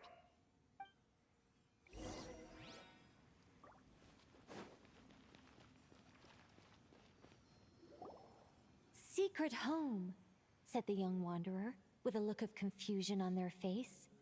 "Where is this secret home of which you speak?" The mage's voice grew somewhat flustered upon hearing this question. Wait, does it make sense for this to be a bashful character? Oh, never mind. I'll keep it in for now. Mr. Nine can always refine it later. Ahem. It is rather rude to ask such questions of a mage, young one. The Mage's Lodge is under renovation. Very soon you shall be stunned by its grandeur.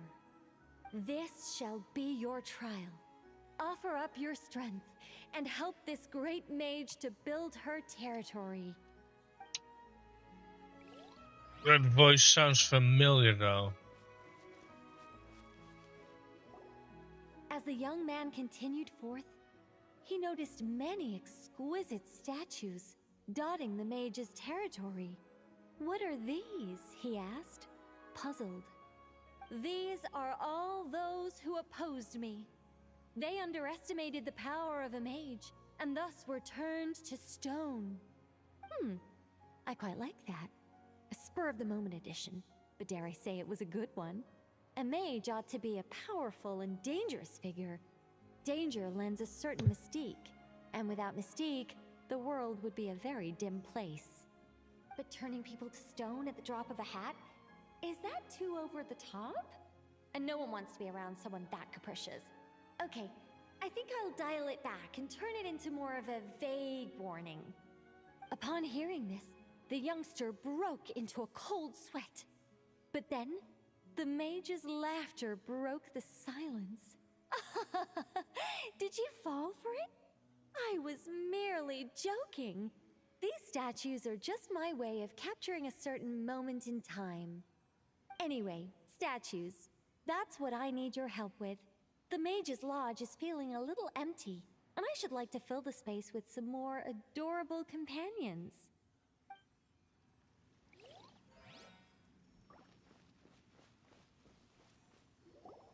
Well then, young one.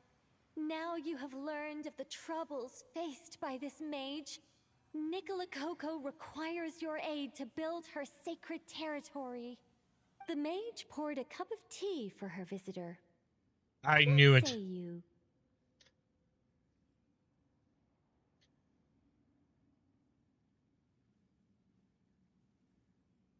Wait a minute! Shouldn't we think twice before going all in on this? We don't know anything about this person! And she seems a little weird. Huh? Although, having said that, this teacup looks kind of familiar. I knew it. Nicola Coco. Ah! Is it Mage N? Nicole? Correct. What do you think of my story? I knew it. I knew it. Hey, it's not finished yet, surely. What happens to the characters in the end? I haven't decided yet.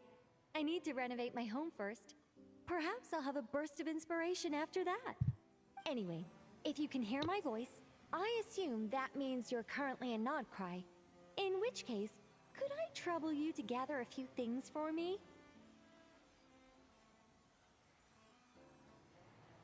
Toilet break.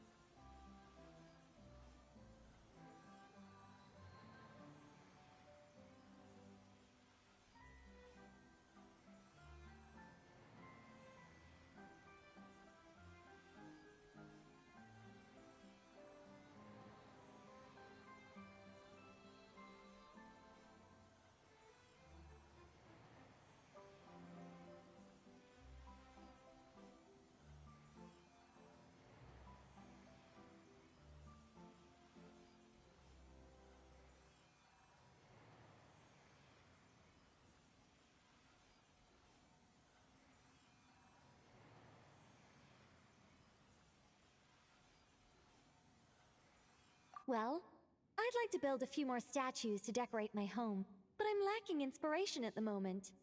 I was thinking you could take some photos to give me some ideas. Are you serious? Alright then, leave it to us! Wait here.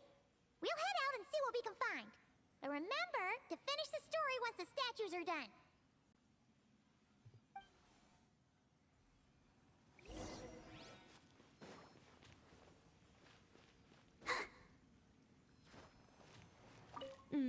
The mage's story is starting to take shape.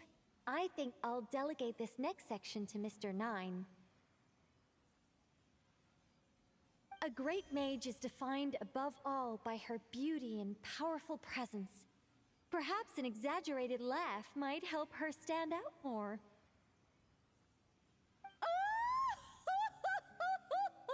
It looks like someone has been bewitched by the power of the great mage everlasting. Is that laugh too annoying? No, it'll be fine. It's all in writing anyway. No one will hear it out loud.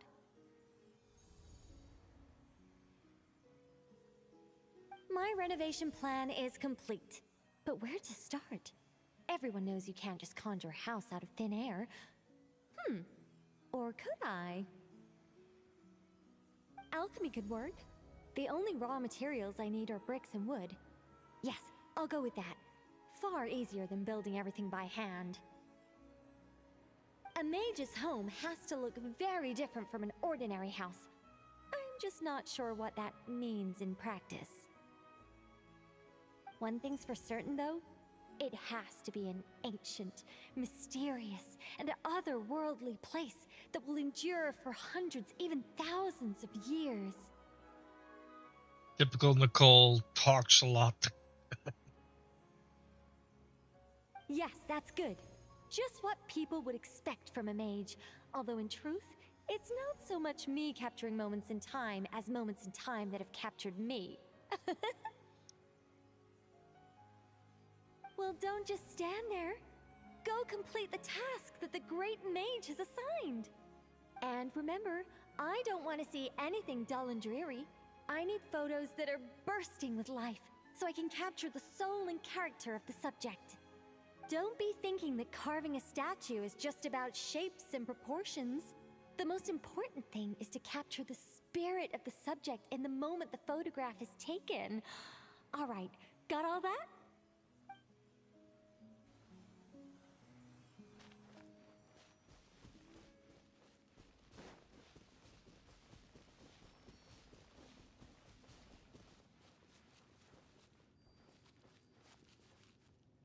Wait, what?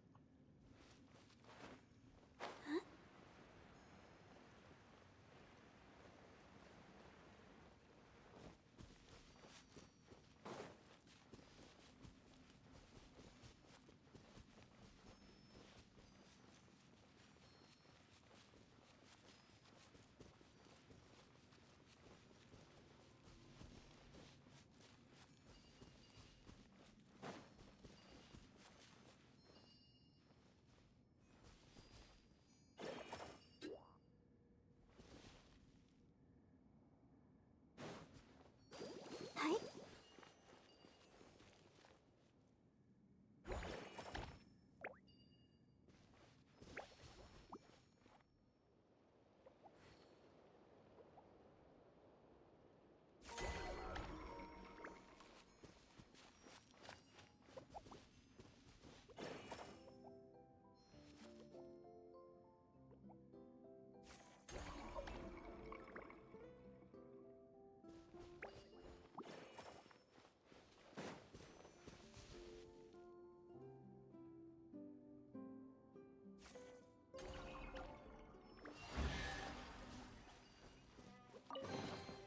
This is the kind of surprise I could sing about.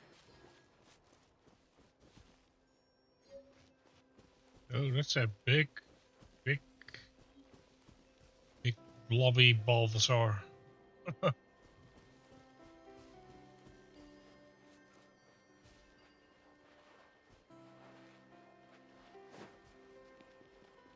Wait, do I need a special?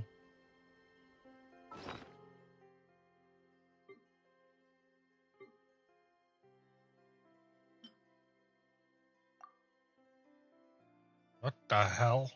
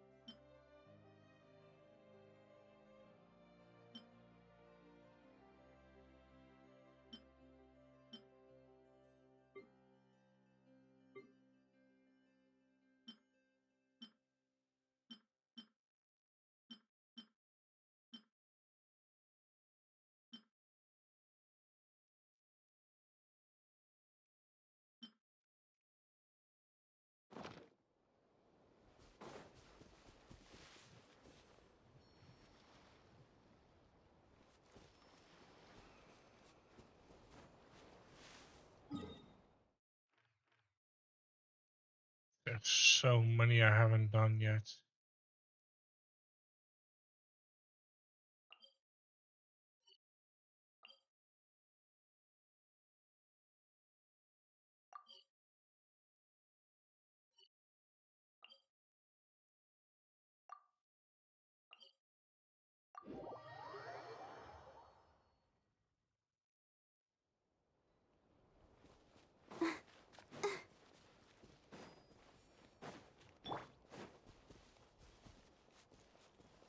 Wait, it's in this direction.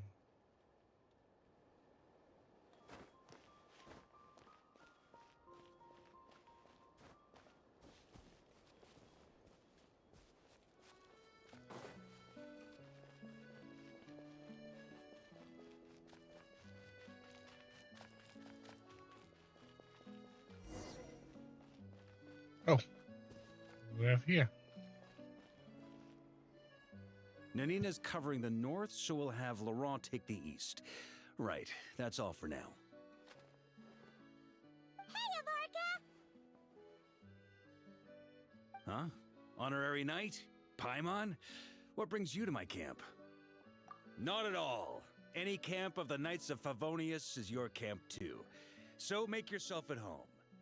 Though, you should give me a heads up next time so I can have the quartermaster break out the good stuff for you. Is this really the Expeditionary Forces camp?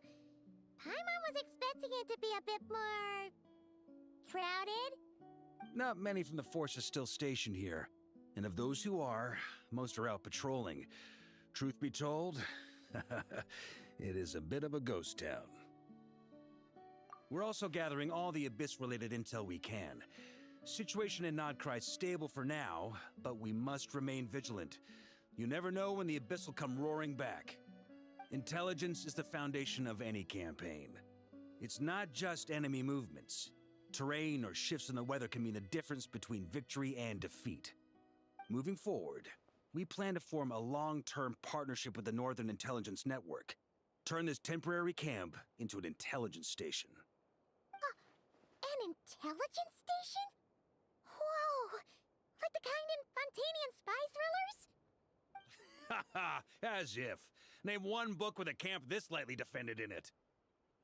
During these years out on campaign, we've found that different abyssal disasters are occurring all over Teyvat. They're unnaturally cunning, always shifting, with no two attacks quite going off the same. I hope to use the Northern Intelligence Network to share our findings, and use that collaboration to keep gathering information on the Abyss. This isn't any one nation's burden. Every day, countless winds blow through Nodcry. I'd say that makes it the perfect place to set up an outpost. Oh, so that's why. So this is chivalry in action! Haha, well, chivalry's good and all, but in reality, we've only just established this station, and don't even have a good map of the nearby terrain. If you stumble across any building materials or intel nearby, don't forget to bring them back with you. Rest assured, you're our honorary knight. We'll look after you. One expedition wraps up, another begins. Grandmaster! We've got big trouble, sir! Oh, what is it? That important guest we were expecting today? He's trapped at the foot of the mountain. What? Is it who I think it is?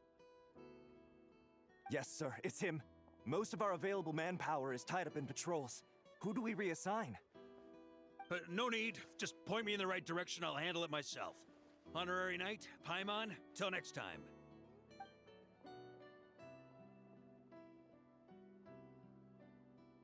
Oh! Paimon's never seen Varka so nervous. Now she's curious who that guest is. Yeah, that's probably it. Let's follow him and see if he needs help.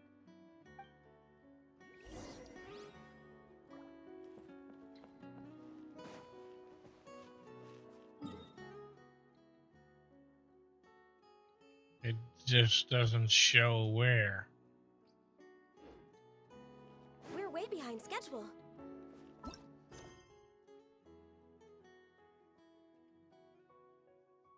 I don't know which quest it is.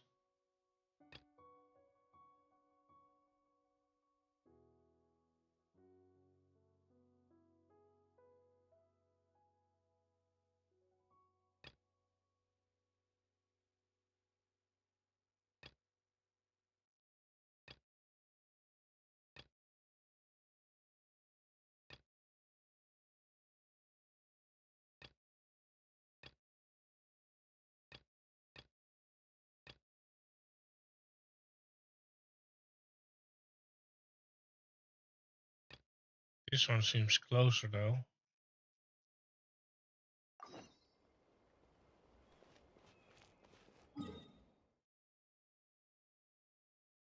Yeah, that must be it.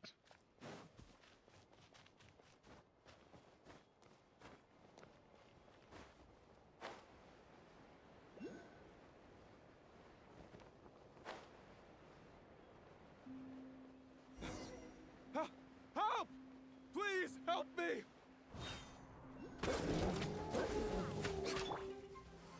Solidify!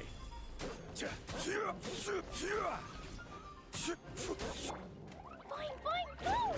Yucky, ducky, go! Boo, boo! Boom! Hi-ya! Yeah, boo!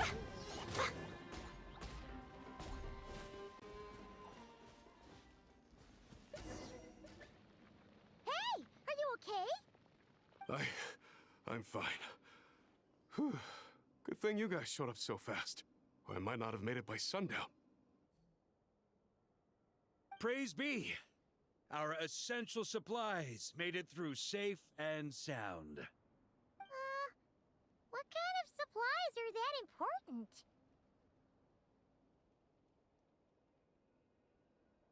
Good eye.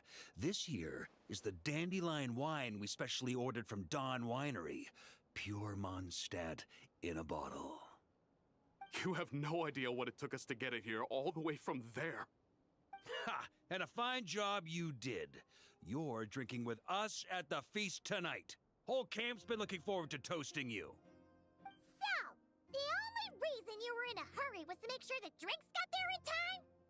And here Paimon thought you were finally being serious about something serious! What's that? Are you saying drinking isn't the most serious of serious business? Because I'd love to have a drink right about now. Wait!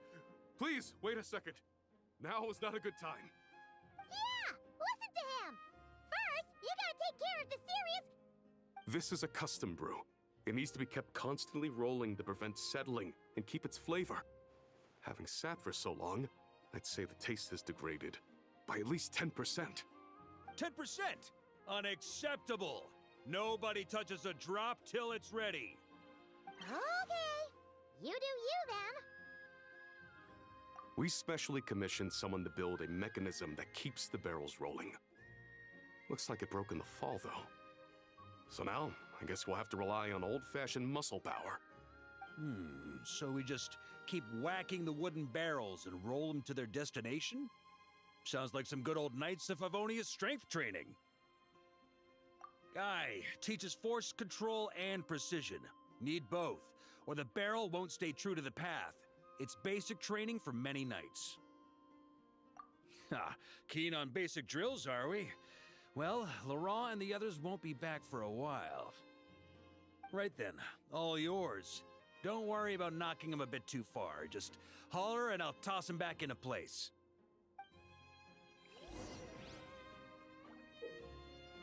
Are you serious?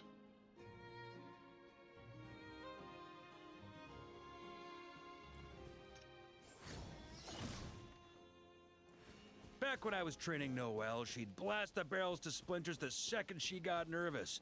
Couldn't stop her from cleaning up the whole mess herself afterward. Over time, she became the finest cleaner in the Knights, bar none. Ha! She might not have realized it, but that's progress too.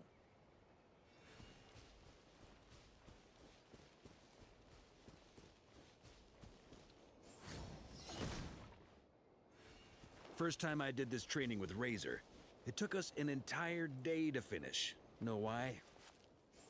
He spent a quarter of the day rolling the barrels, and the other 3/4 trying to figure out what the heck I was talking about.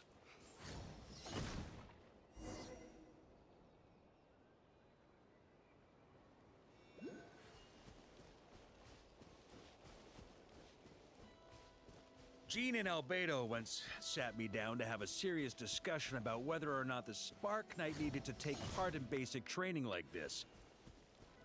A Knight's basic training helps build character.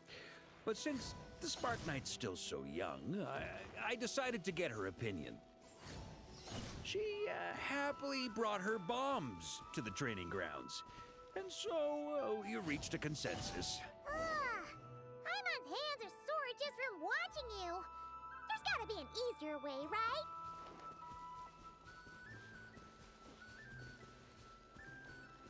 Come to think of it, you haven't met Rowan yet, have you? Kid's so used to doing things his way, he didn't even show up when it was time for the training. Asked him about it later. He said he went to poke a hornet's nest full of monsters, and as for barrel drills, he didn't think targets that wouldn't hit back were worth his time.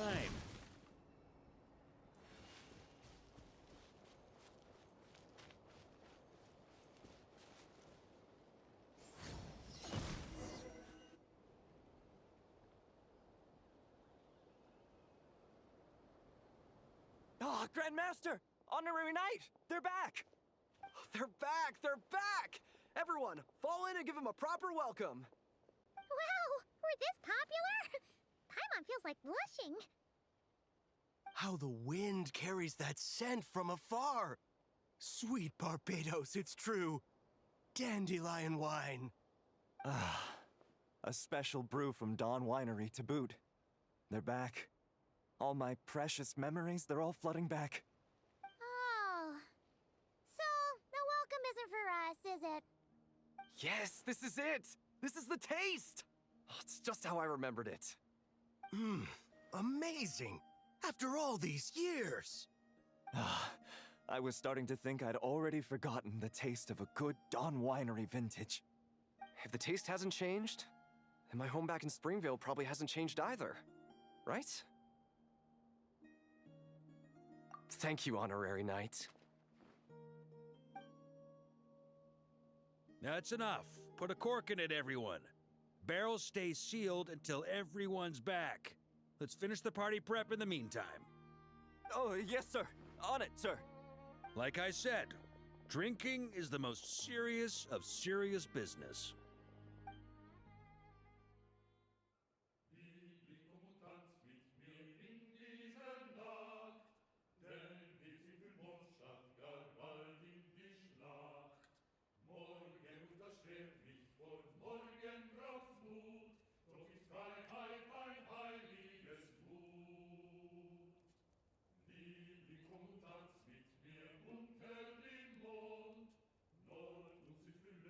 Oh, sticky honey roast, sweet madams.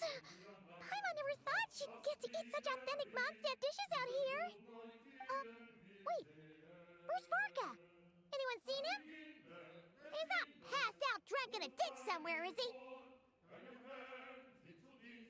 Okay, Paimon will catch up when she finishes.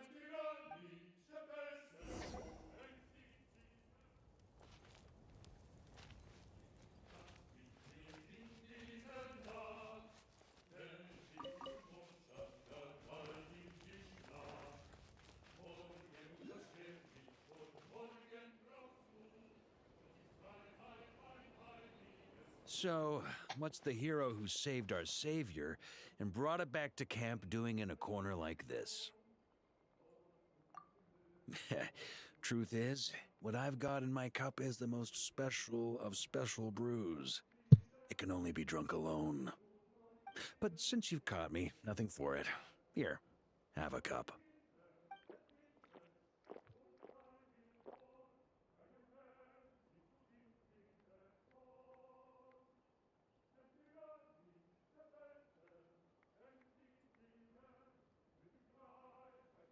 Got me. Just a joke. Not a drop of liquor on me right now. If you're thirsty for a real drink, go find Yumeni later. She's got plenty in stock. A camp always needs to have one sober soul to guard their drunk comrades from things that go bump in the night. Those have been my standing orders since this expedition started. Rotten luck, eh? Just so happens that tonight, it's my turn to be that sober soul. So, on this night when they're all drunk, I can't be. Who knows? Maybe fate just gets a kick out of messing with us. If it had come one day later, maybe I'd have been down there guzzling wine to my heart's content.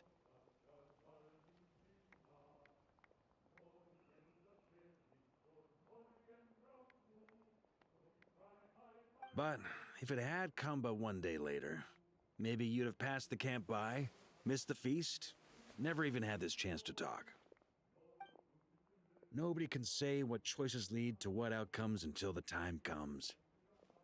Just like when I decided to lead this expedition out of Mondstadt. Never imagined I'd make it this far.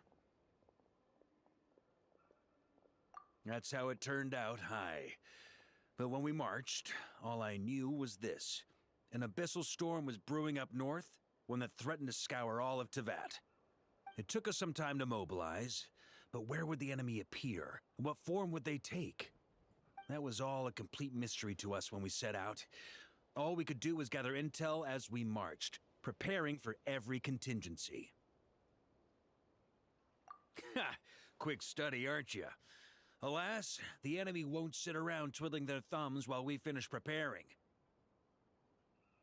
Every hour we hesitated, the abyss was devouring the lives of countless people. The sooner we marched, the sooner we could change their fates. That was all the intel we needed to launch this expedition. None of that formality, honorary knight. And you're no different. Your journey's also changed many people's fates. Be it Mondstadt back then, Dvalin, or Nodcry now, the expeditionary force, even my fate too. The fact that we can sing around the bonfire, drinking and thinking about the future, none of that could have happened without your arrival, traveler. Ha! Who's to say? Fate's fickle and hard to fathom after all. But as long as you're alive, there's hope. The wine we didn't drink tonight, we can have tomorrow. The lads will save my share. As long as we're still breathing, tomorrow will bring more wine and laughter. So cheers to tomorrow, to hope.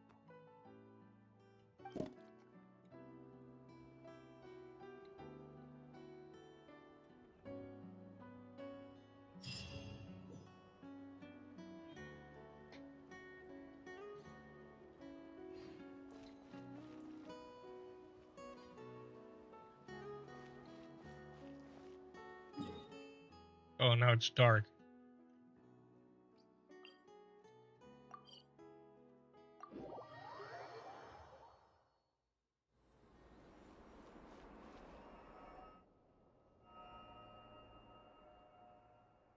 Where could they be? This is turning into a major headache. What now, boss? Forget our brothers and sisters over at the lighthouse waiting to get to work. If we don't have enough fuel, it's lights out for the entire camp. Yeah, we gotta think of something, squad leader. Don't worry. Head back to your posts. I'll take care of this.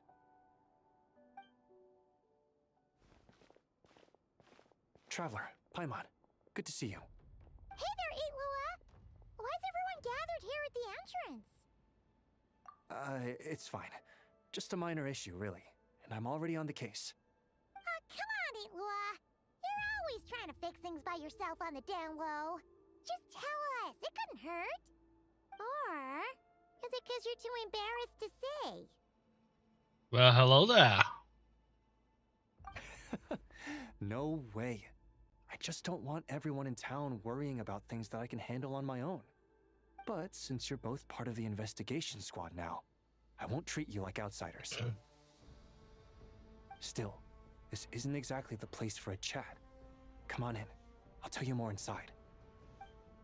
Just doing some quest because the stream was a little short. I finished the quest sooner than I thought. So we're just doing a couple of quests, and after that, Squad there's leader, something else. I've compiled what data we have on the bases we can still control. My report is over at the command post. Got it. Thanks, Roland.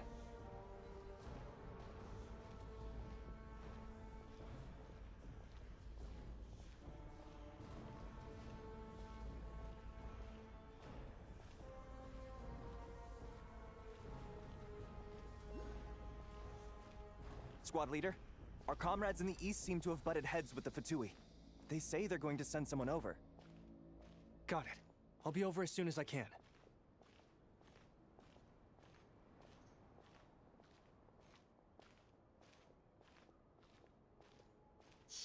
Lua, are you always this busy? Recently, yes.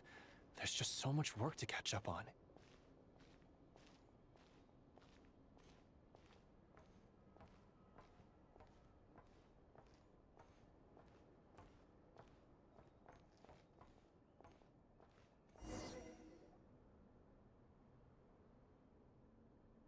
You know, Paimon's been wanting to ask for a while now. What are these vehicle thingies we keep seeing in the Lightkeepers' camps? They kinda look like food trucks, don't you think? It'll be awesome if you really could cook up there.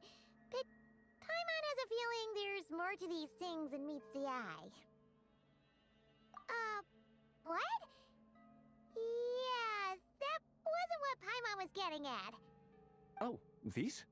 Officially, they're called moon wagons. They're transportation tools we made by modifying Snezhnayan mechanical vehicles. You can think of them as Kuvaki-powered mobile lighthouses. They're not quick by any means, but they save us a whole lot of trouble and manpower when it comes to transporting supplies. As for cooking functionality, I hadn't actually given that any thought. But you know, if we did install a toaster in there... Oh, no. Filling stomachs is a key part of Aratnik's duties too. Thanks for reminding me of that, Paimon. A proper food truck would save us from having to build makeshift stone stoves just to eat a hot meal. Right? And that way, you could even hold your own bonfire parties too! Except, everyone does seem really busy. Not sure they'd be in the mood for that. Actually, I really hope that one day we can. Just the thought of it makes me smile. But that day will have to wait. For now, at least. Yeah, it's all because of the wild hunt, isn't it? Yes, Flint's did send word from the south that the strongest wild hunt anomaly we know of has been destroyed with your help.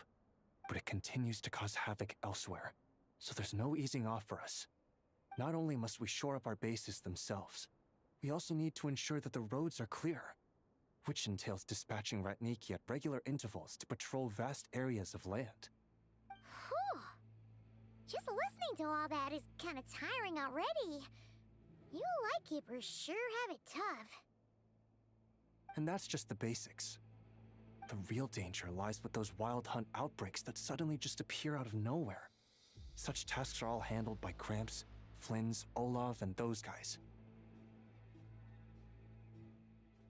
I can't have Gramps fretting over every last thing, so I've taken over handling of the groundwork.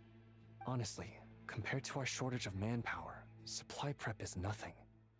To continue on the topic of food, even the best cook in the world couldn't do anything without ingredients. Over the years, many of our former bases have fallen into disrepair, making them ill-suited for long-term postings. At the moment, everyone has to shuttle back and forth between our camps and HQ, leading to fewer and fewer people available for combat deployments. Yup, and that's turning this place into a permanent base. And most importantly, what's a Lightkeeper stronghold without a lighthouse? So, you want to build one here? Exactly. We'll need it if we're to stand any chance against the Wild Hunt attacks. Which is easy to say, but in practice, I think you've seen enough to know it's not going too smoothly. Oh, right! Paimon almost forgot that we were here to help. So, what's the issue? Well, building our encampment will require lots of fuel and supplies. Generally, we bring it all in on moon wagons, all the way from Pyramida. If only it were so simple. The main problem is, we need a special kind of oil refined using Kuvaki. It's true that the plants nearby are full of Kuvaki, and they'll keep us going. For a while, at least. But supplying the fuel for a lighthouse is a whole other ballgame. Unfortunately, though, there's been no sign of the supplies that should have arrived last night. Valdis is in charge of transport, and he's always been meticulous, so it's unlikely that he got careless and missed the timing or something. And that's precisely why I'm worried that they might have encountered some trouble. Yeah, there's always a way out of every jam. Even if that means being trapped inside a sealed barrel or getting buried neck deep. Surely this can't be any worse than that. Don't tell me that's actually happened. I guess I underestimated you two again. Anyway, we can have a look around. Maybe they've just lost their way. Maybe so. Anyway, there's no time to lose, so follow me. Yep, let's move!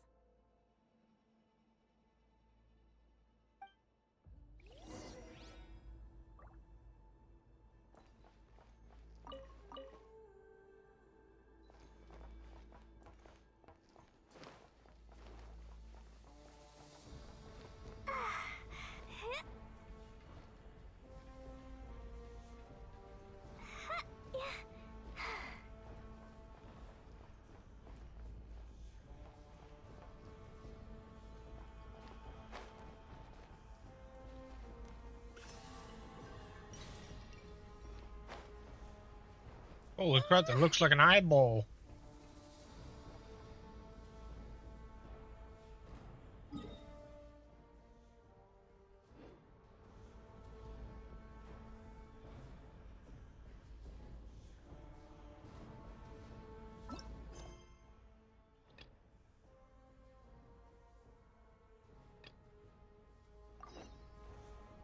Dodoko? Dodoko!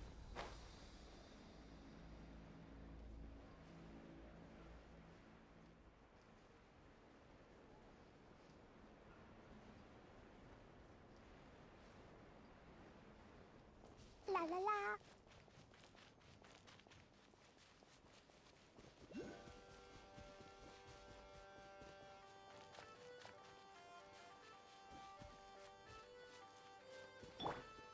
Strange. I thought I just heard something. Almost like... Huh? Well, that's weird. That's the vehicle, all right, but there doesn't seem to be anyone around. Huh? Is someone there? Help! Squad leader! Thank the gods you're here! Please, help me! Valdis, how did you end up here? It's a long story, but the barrier created by these mandragoras can't be broken from inside, so I've been stuck in here for almost the whole day! Something about this doesn't quite add up. This place isn't on the main road from Pyramida, nor is it some sort of shortcut. And as for the mandragoras, they wouldn't usually bother passersby unless they were trespassing on their territory. In short, I'd like an explanation as to how you ended up here, and a reasonable one at that, or you might have to stay in there a while longer. Ooh, you don't usually see Itlua getting angry. Paimon's kind of scared now, too. Oh, that's true. Guess being an adventurer really does have its advantages. It's a good thing we're only honorary squad members, or we'd be subject to his discipline, too. All right. Last night, I found the path to our camp blocked by a large group of mandragoras. You know how I like studying insects and plants, Squad Leader, and it was such a rare sight to see this many mandragoras gathered in one place. I didn't want to miss the opportunity, so I followed them all the way here. But then... I'm so sorry. I'll take responsibility for this, I promise. How about I cover Night Watch for the coming week? No, make that the whole month. What do you mean? You're not just gonna leave me here, are you? Please, I know I was in the wrong. You know, he does look really sorry. Let's just save him first, all right? He's got enough punishment waiting for him as it is. You're right, Paimon. We can discuss the breaking of regulations after we get back. For now, let's concentrate on getting him out of here. I could use your help again, Traveler. Thank you.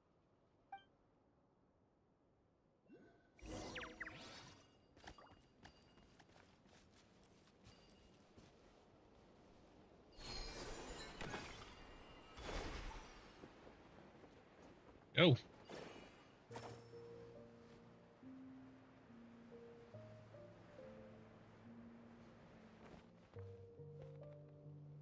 Target acquired.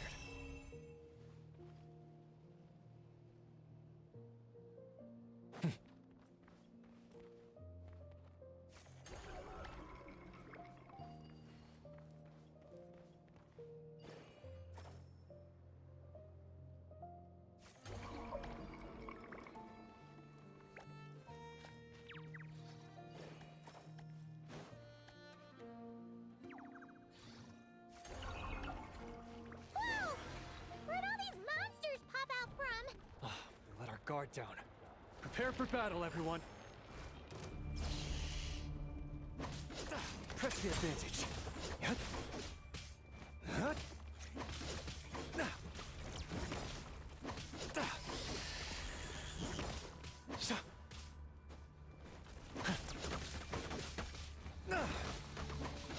Target acquired. Be gone, Shadow of Darkness. I can't do any damage to it. What's going on?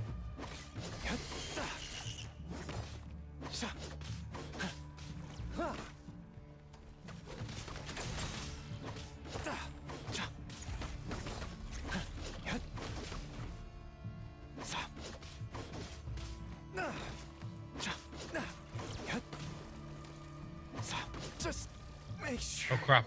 Intel gets back.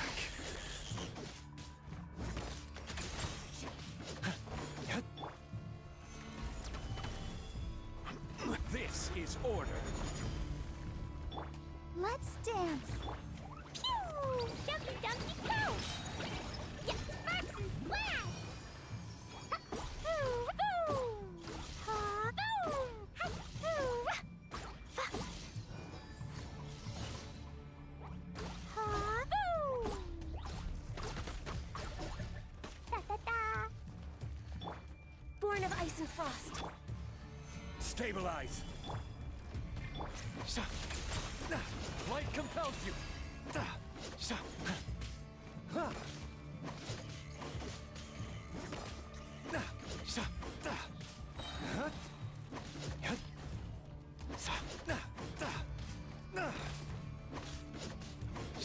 Behold the dawn.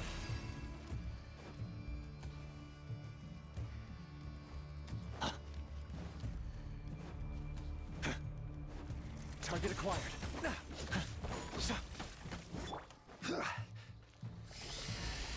I will have order.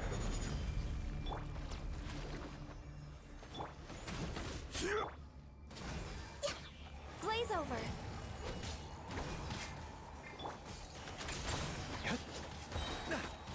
Be gone, Shadow of Darkness.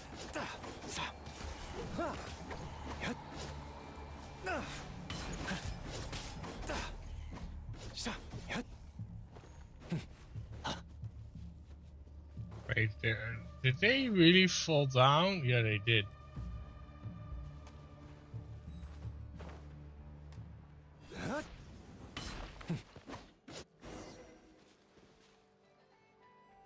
And it bugged out. Go, Barbara, go!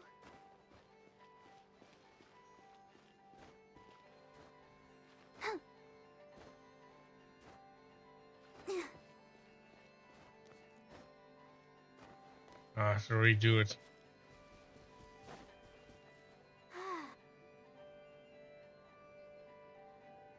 Squad leader! Thank the gods you're here! Please, help me! Valdis. It's a long Something about this doesn't quite add up. And as for the Mandragoras, they wouldn't usually bother passersby. In short, I'd like an explanation as to how you ended up here. Whoa! You don't usually see it like it. Oh, that's true. Alright. Last night, I found the path to our... You know how I like studying insects and plants, Squad Leader? And it was... I didn't want to miss the I'm so sorry. I'll take responsibility for this. I promise. What do you mean? You know, he does look really sorry. You're right, Paimon.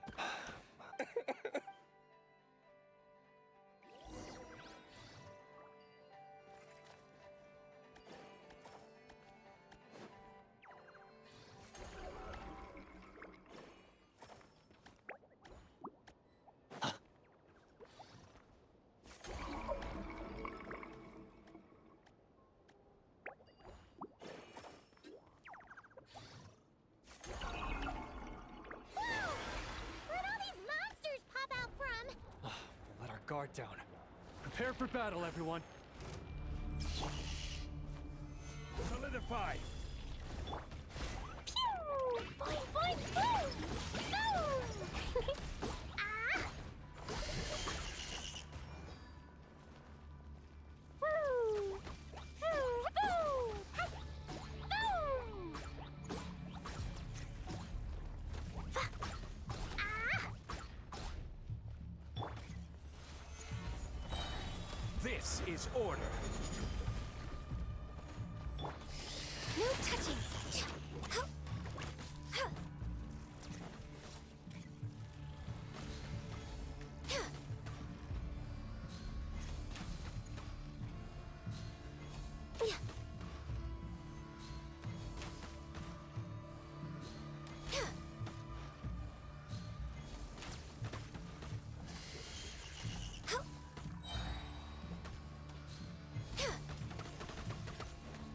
This is long overdue.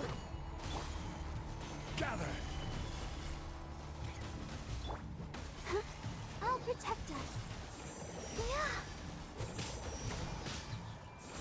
Yeah. Huh. Yeah.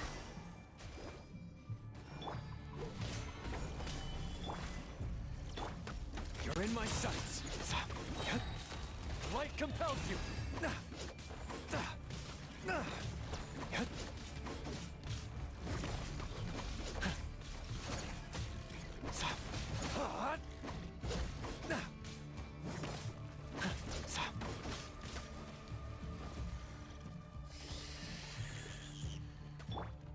Order guide you. Stabilize. Access denied.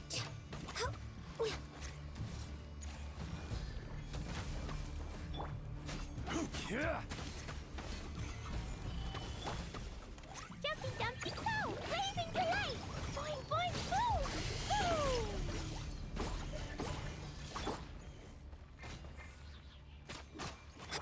Press the advantage. Be gone, Shadow of Darkness!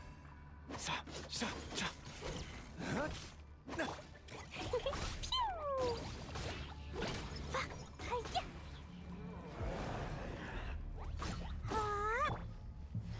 Solidify! This is order. Boom! Hi-ya! Yahoo! Jumpy dumpy go! Ah! Hi-hoo! Sparks and flash! Boom! Ra-da-da-da! Hi-ha! Ah! Boom!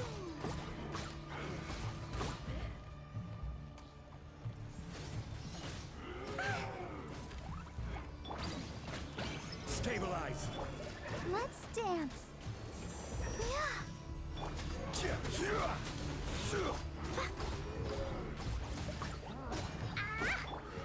No touching. All hail. Target acquired. Behold, the dawn!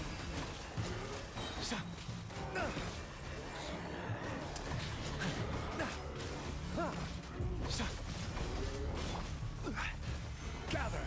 Order guide you. I'll protect us. Oh. Boing, boing, boom! Jumpy, jumpy, go! Yeah, blazing delight! Boom! Ah!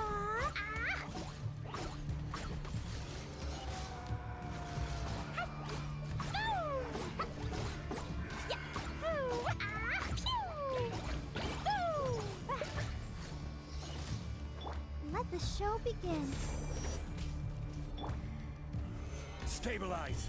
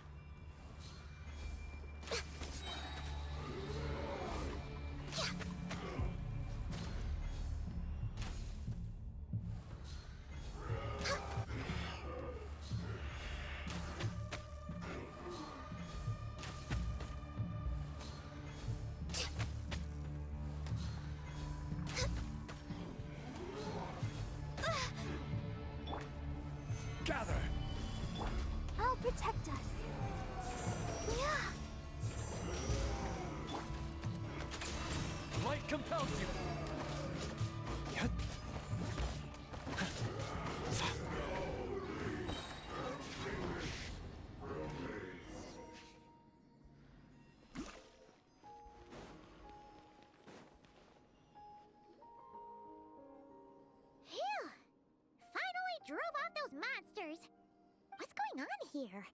Surely they couldn't have been waiting in ambush this whole time. The Wild Hunt. The Mandragoras. Huh, I get it. Huh? Have you figured something out, Iloa? Valdis, I think these Mandragoras trapped you inside the barrier to protect you. They're very sensitive to shifts in their environment. I myself heard some strange murmurs on the way here. Come to think of it, it must have come from the Wild Hunt monsters, who had yet to manifest at that time. These Mandragoras must have detected them very early on, which is why they barred your path and prevented you from continuing onward. Only to have you follow them anyway, leaving them no choice but to trap you here for your protection. I see. So that's what was going on. No wonder they refused to leave the area. They probably only protected you because they detected the scent of grass and flowers on your person. Perhaps because of all the time you spend around them. Either way, thank you both. There doesn't seem to be any further danger.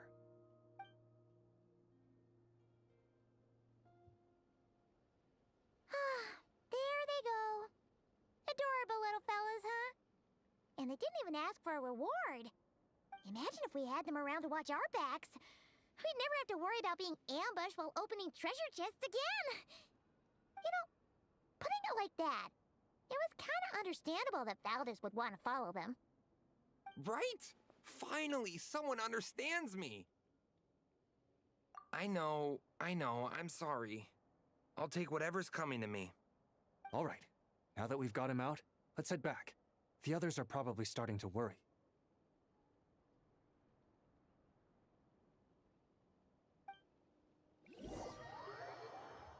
But there was a dungeon! Alrighty, that's the issue resolved and our fuel stocks replenished. Thank you both very much. Don't mention it. We're part of the team, right? He neglected his duty while escorting a supply shipment, which is a violation of our regulations. However, he did encounter a pretty dangerous situation related to the Wild Hunt, and we didn't end up suffering any losses. As such, as per his wishes, he'll be responsible for protecting the lighthouse throughout its next month of construction. Hope he doesn't start slacking off again. Now that she's a member of the team, Paimon's gonna start coming down to check up on him. Oh, and see how the lighthouse is coming along, too. Speaking of which, Paimon wonders what it'll look like once it's all done. It won't be as impressive as the one at Final Night Cemetery, that's for sure. Still, it'll be bright enough to serve as a beacon to guide travelers through the night. So long as we're able to keep people safe, whether from the Wild Hunt or anything else, our efforts will not have been in vain. Anyway, I should go back to sorting through our archives. All that work isn't gonna do itself. Don't worry, we won't be this busy forever. We should be able to put our feet up a bit once this place is up and running. In that case, we'll help you out. That way, it'll be done in no time. Your help would be most welcome, believe me. But I'm sure you've got a lot on your plate already. And asking you to come all this way just to do our work for us, it wouldn't feel right. How about this then? If you find anything useful during your adventures and you happen to be passing by, feel free to drop it off. Come on, it's no biggie. Like you said, we're squad mates now. Isn't that right, Traveler? In that case, let me say again that it's an honor to have you as my squad mates.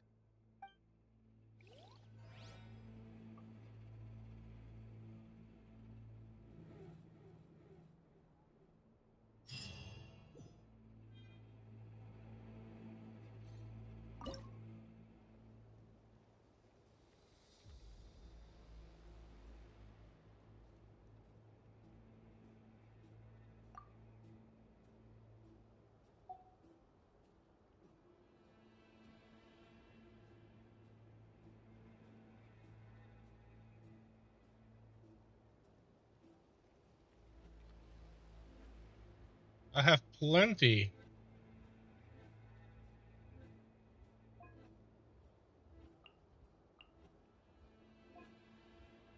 I have 114.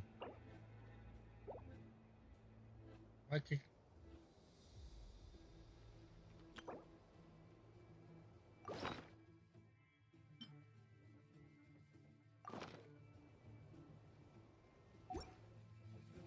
Come on, we can Whoops. do it.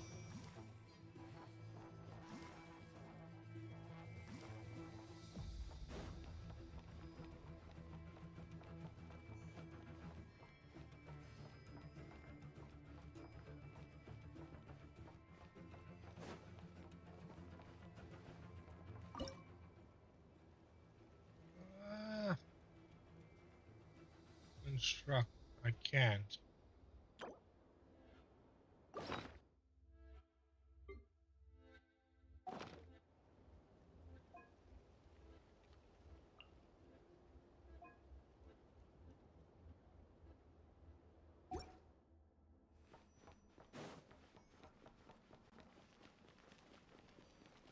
Maybe too soon? Ooh. Huh? This is the kind of surprise I could sing about.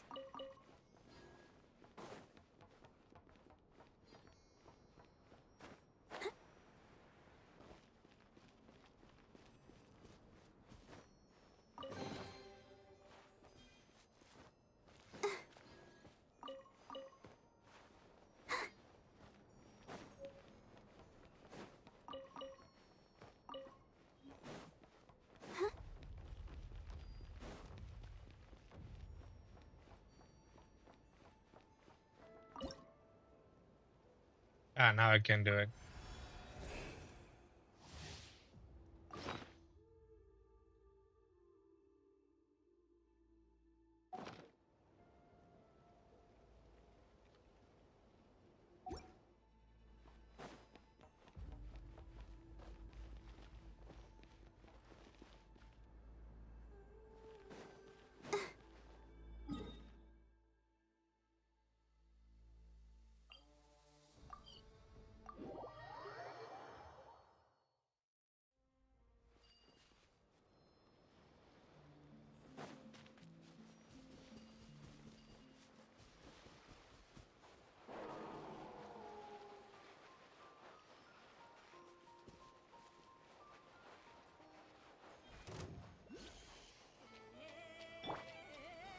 Stabilize!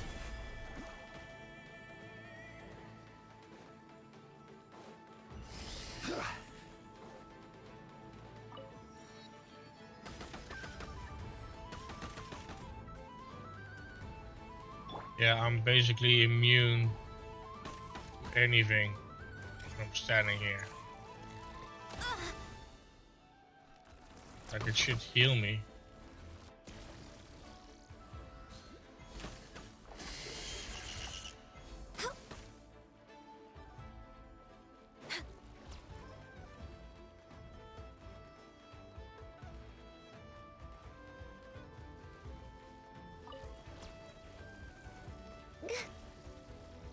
Was that a coin that I just saw?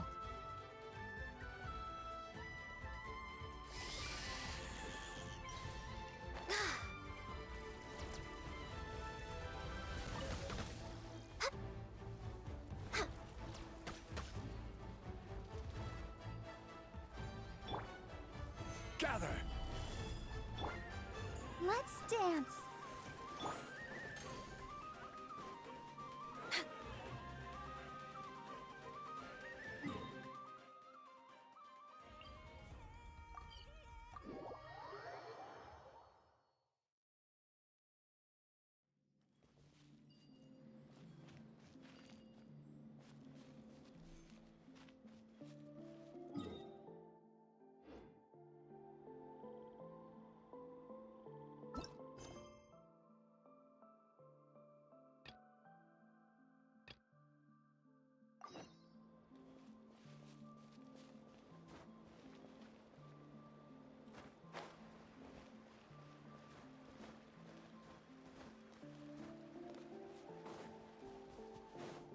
Hey, look over there! Are those finches? Oh, they look pretty lively, don't they? Seems like a good first photo.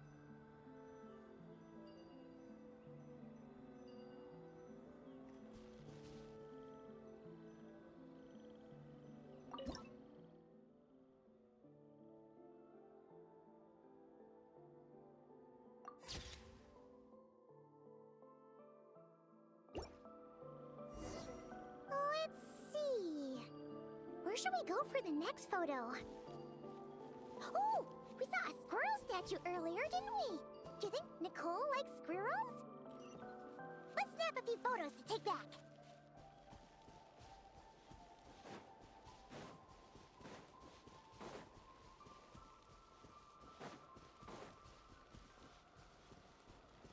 We're way behind schedule.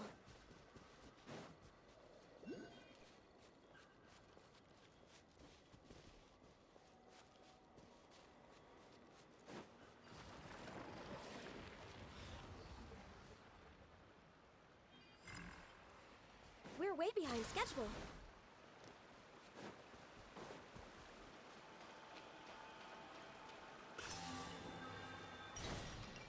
Next on the agenda.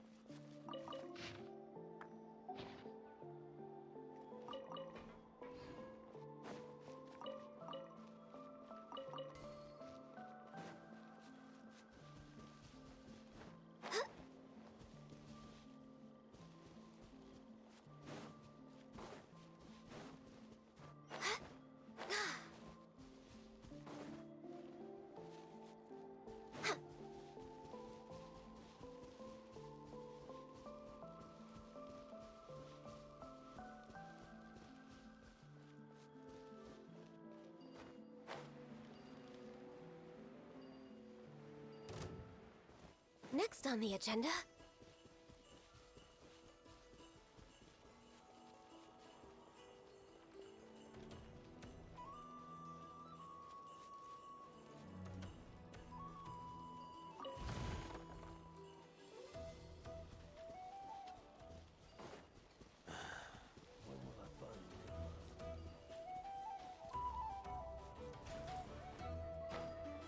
Is that a mandragora? Paimon thinks that would make a pretty fun statue.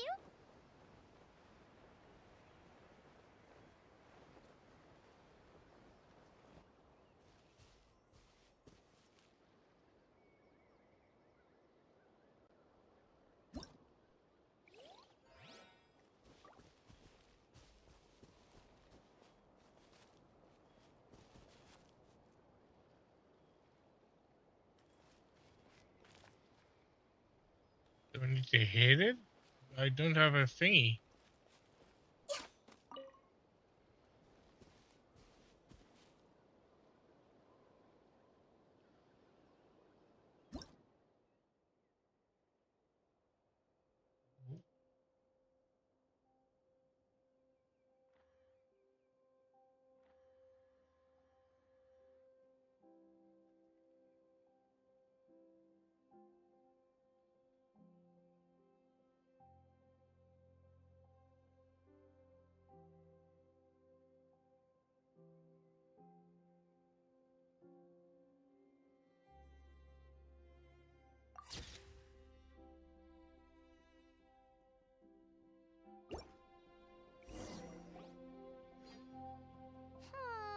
Some of these shots are pretty good, but you didn't get any from the front. Let's wait for it to turn around. Yes! That's the one! That's the money shot! Ah! Help! Oh, that was scary. Paimon wasn't expecting it to jump us like that. Go on, Traveler. You got this. This is order.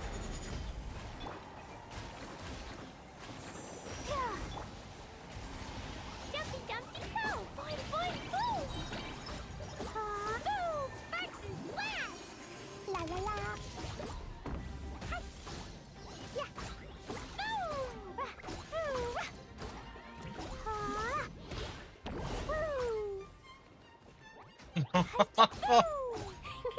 It split it up into tiny bits. No touching. Solidify.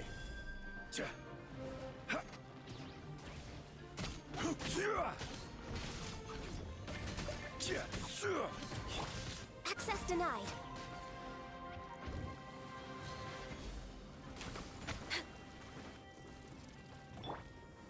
Gather. No touching.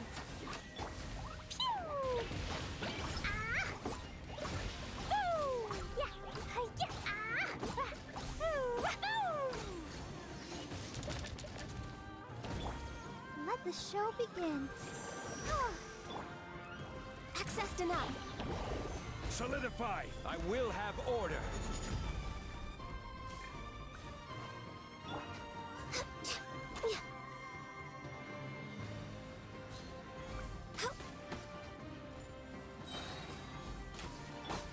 Jumpy Dumpty Go! That should do it. Paimon's kept all the pictures safe. Let's go back to see Nicole. Da da da.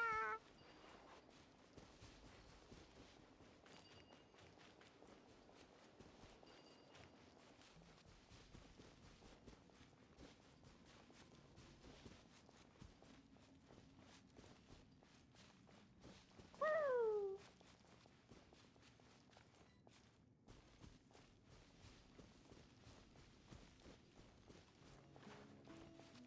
Da da da. Nicole is actually the name of one of my nieces.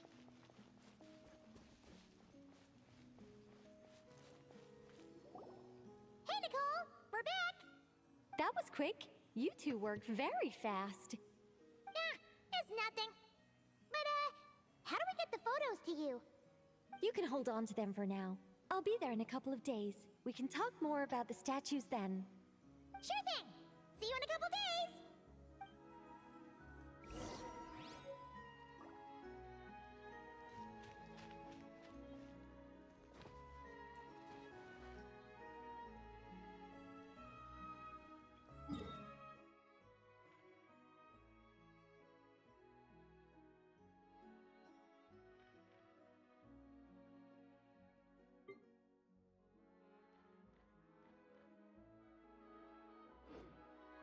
Do you want to come fish blasting with me?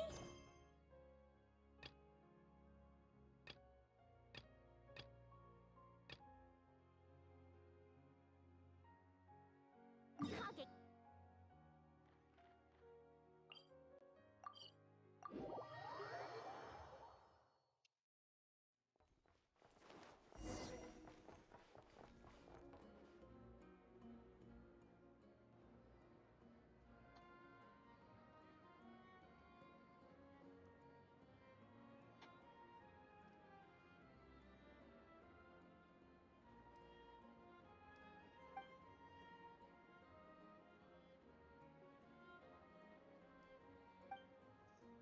It's not funny.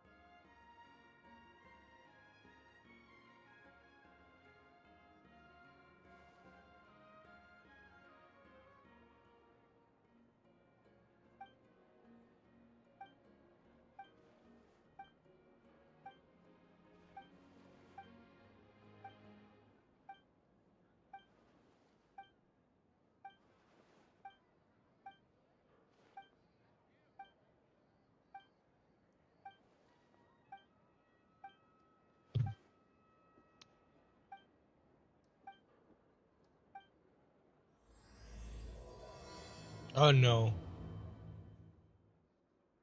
It's a chain. It's a chain.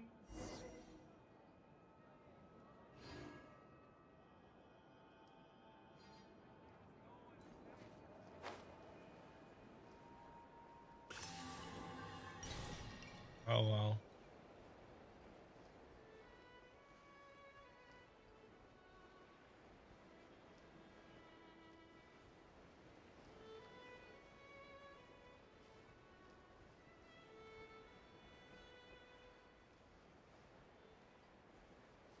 I'll be calling it in a couple of minutes though.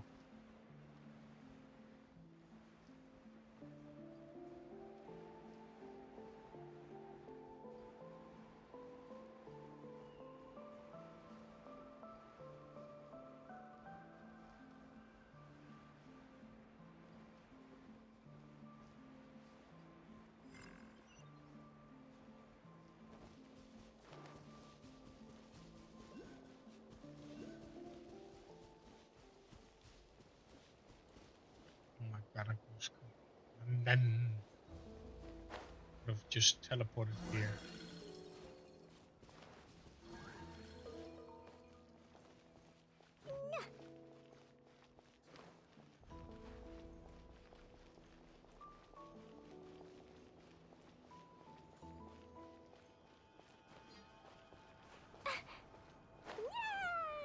Oh, son of a.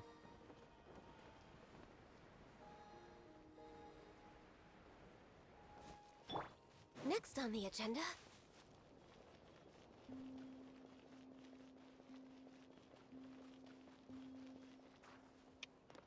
Oh.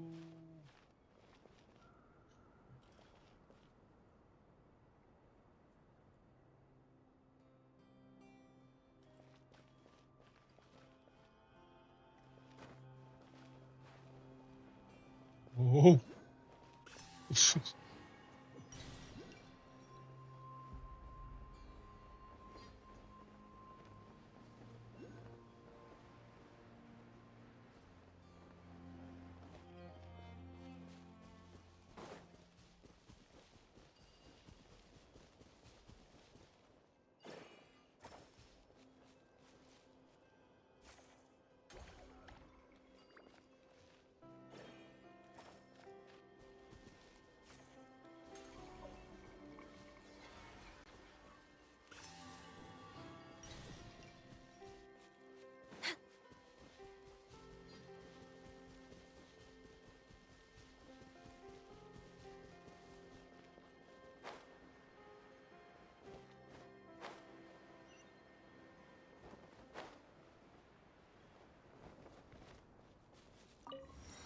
We're way behind schedule.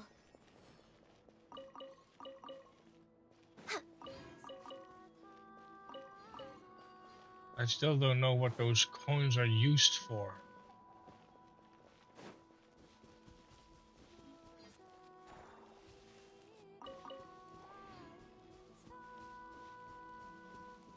I got so many and I still don't know what they're used for. Next on the I'm agenda. trying to Google it, but I still don't know. Next on the agenda.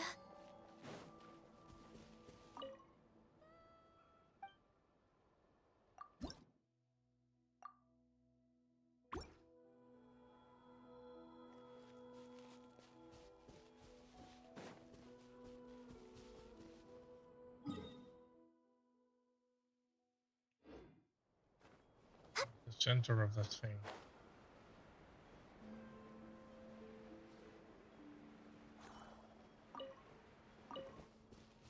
We're way behind schedule. Next on the agenda.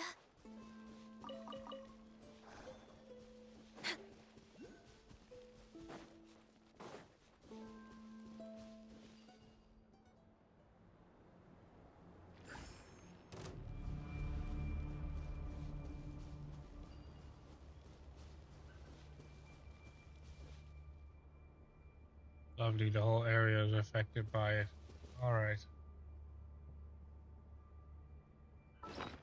Time to buff.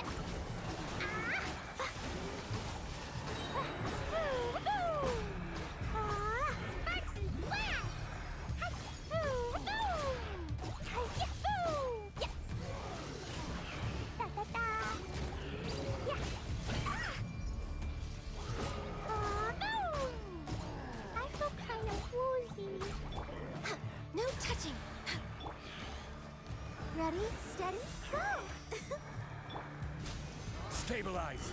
Order guide you.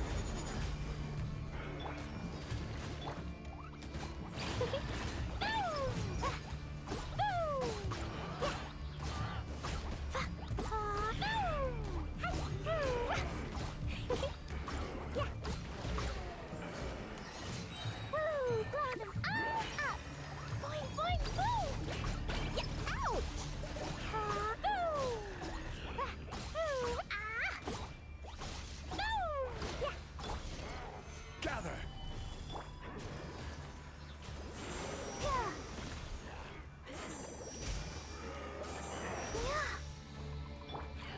This is order. Stabilize.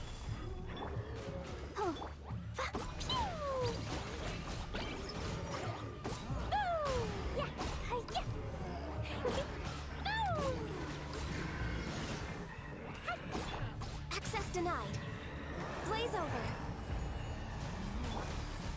Solidify.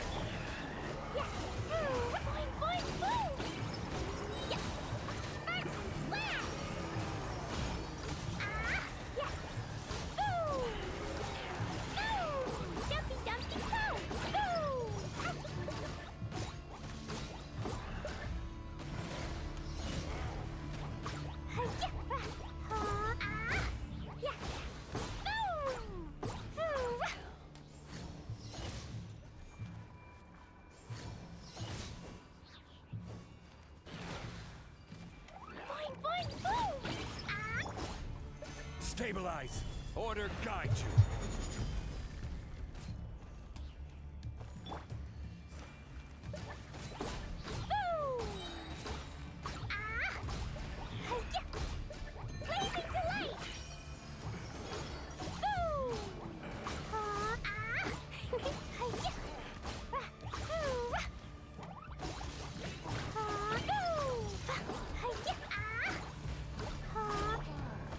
Gather. No touching. This is long overdue. Let's dance. Huh. Dumpty dumpty go! Boom! Boom! Yeah! Boom! Hi-ya! Ah!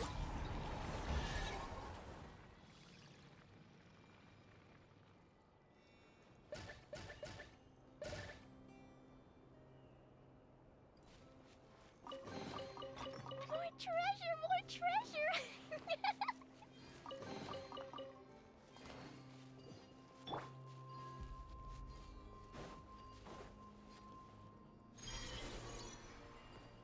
Oh no.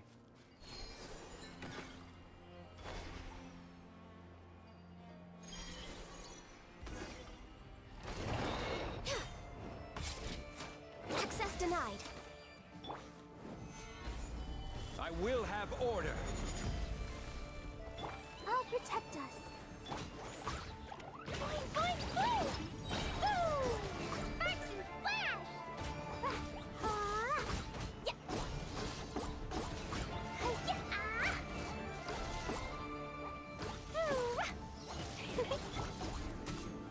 Stabilize. Born of ice and frost.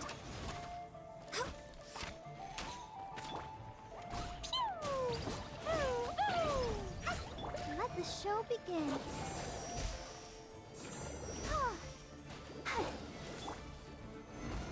Order guide you. Solidify. Boing, boing, boom! Boom! Boom! Hi-ya! Yeah!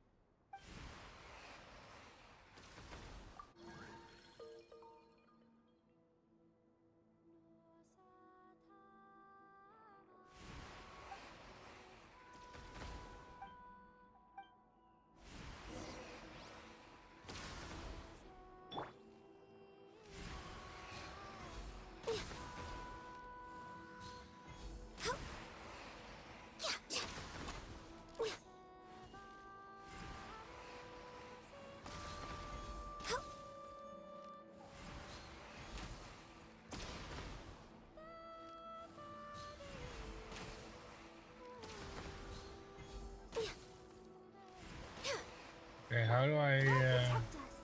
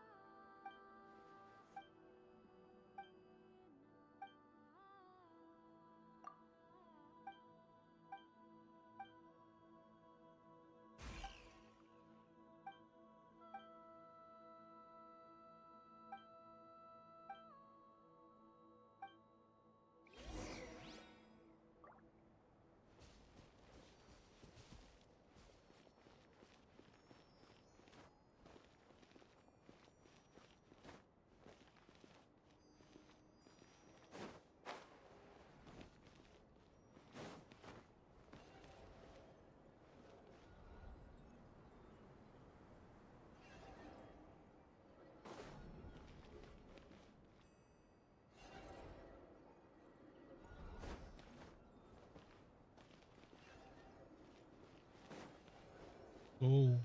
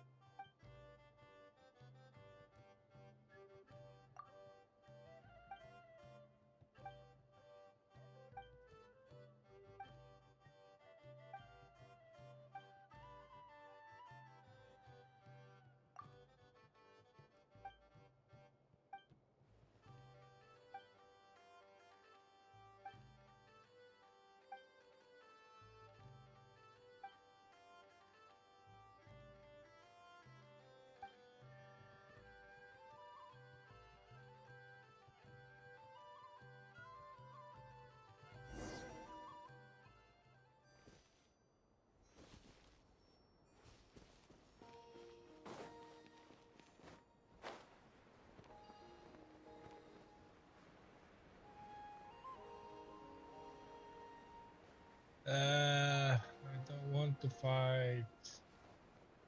Oh, there's a thingy there. And a thingy there too.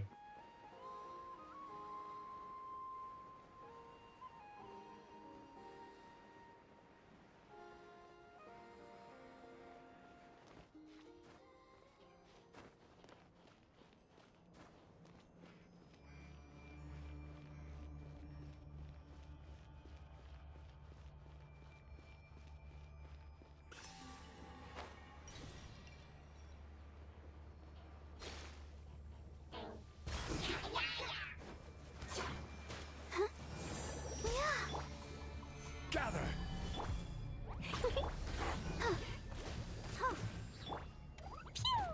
Dumpy Dumpy Go!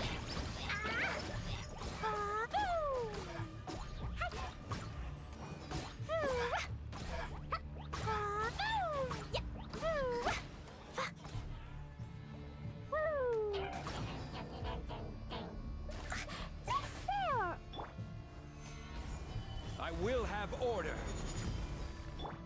Let the show begin.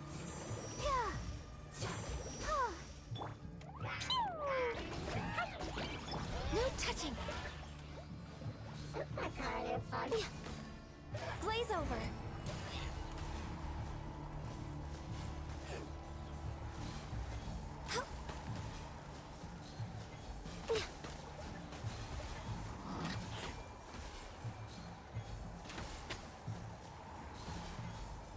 Be gone, demon. Okay, and now teleported. Where the frick did I teleport it to?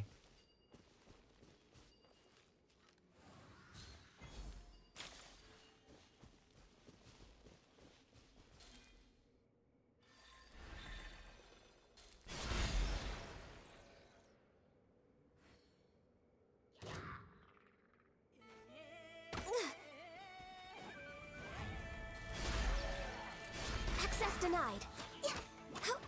We're way behind schedule. Solidify. Throw them all up! Dumpy Dumpy Go!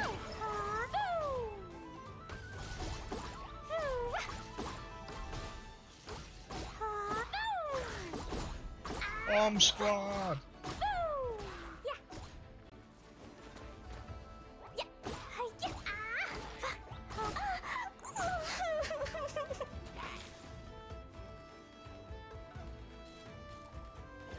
Boing, boing, boom! I wanna go home Oh crap.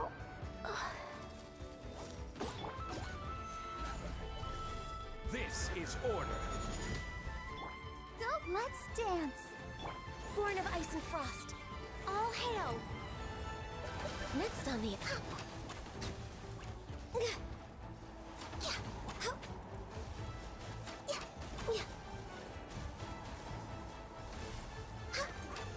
Access denied.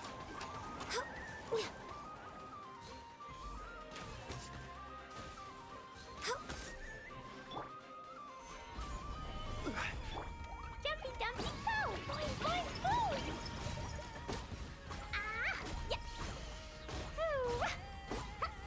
Let the show begin. Solidify. No touching.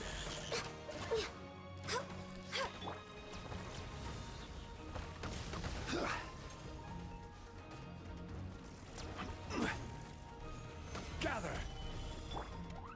Blazing to light!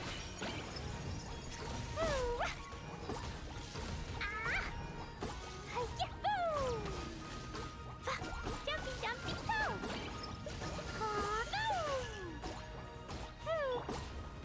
Stabilize. I will have order.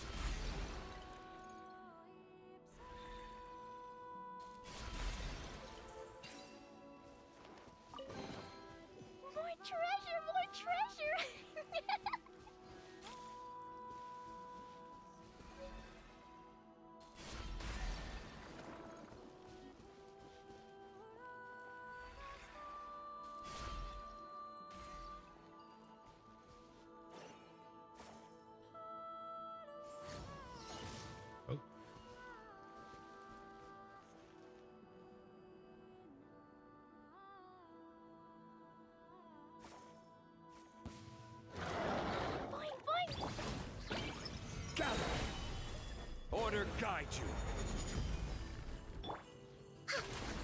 Blaze over. I'll protect us. Hi.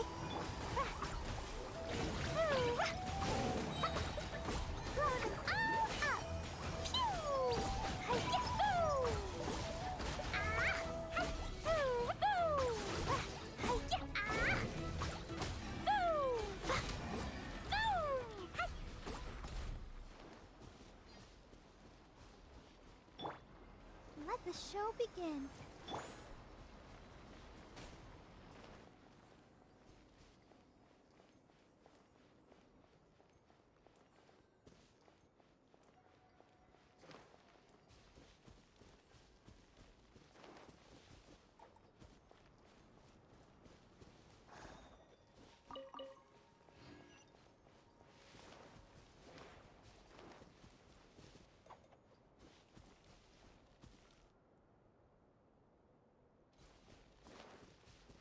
La la la.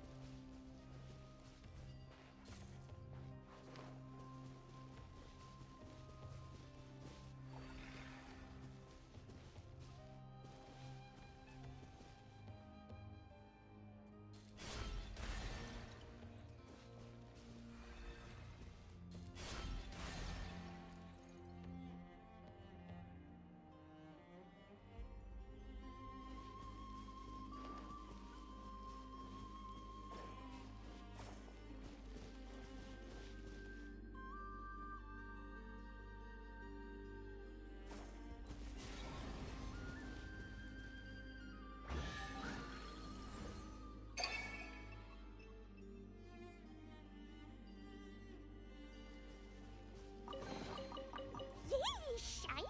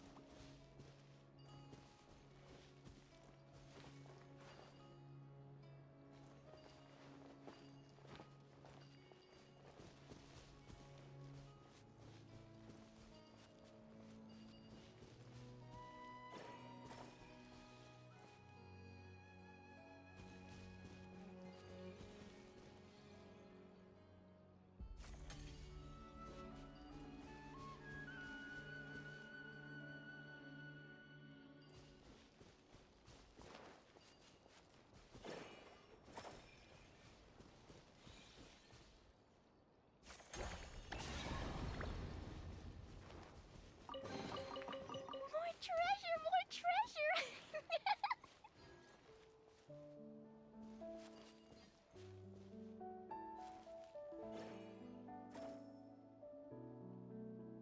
Woo!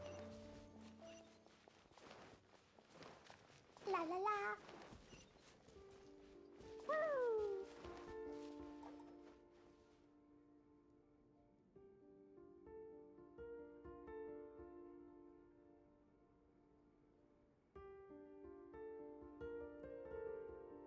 Puzzles. These bombs, so heavy.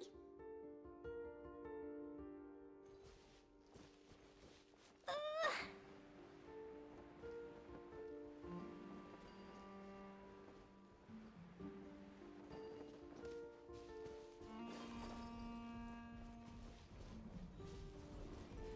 What? What?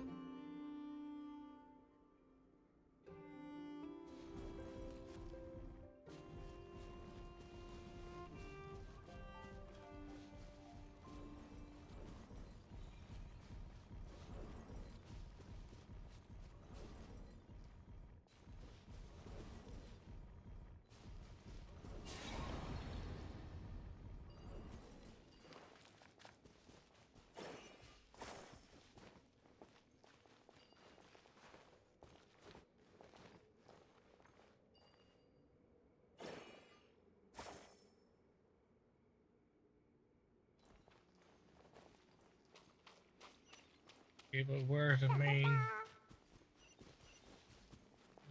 body?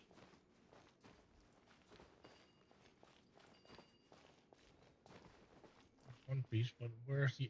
Oh, up there.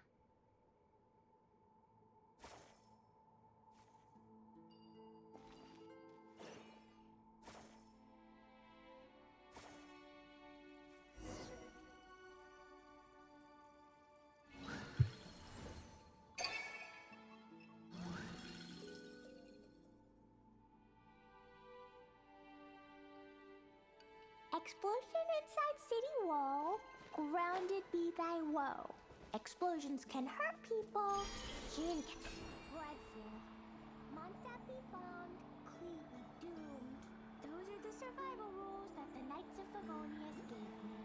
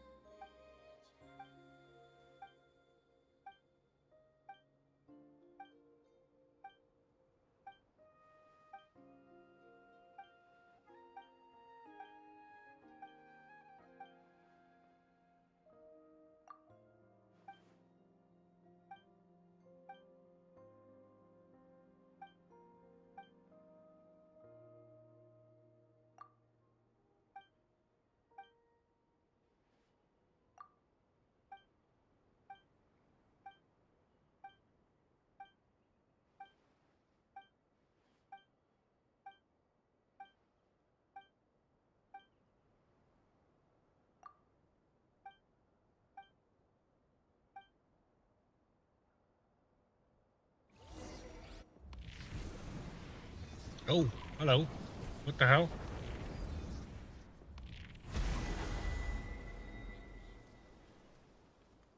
Can I just clarify it?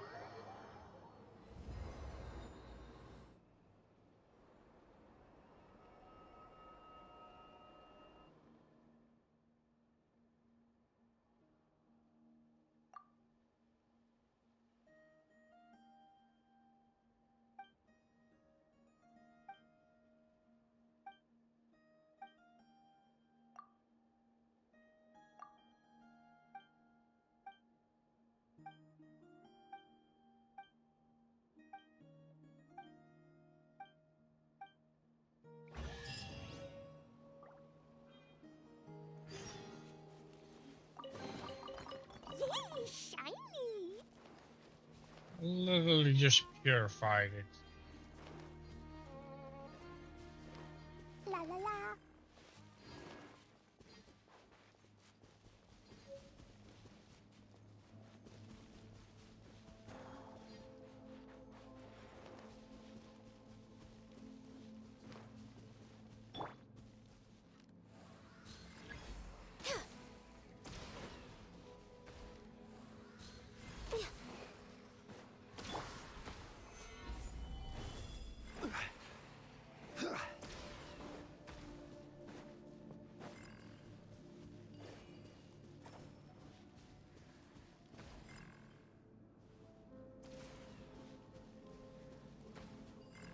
out of range, really.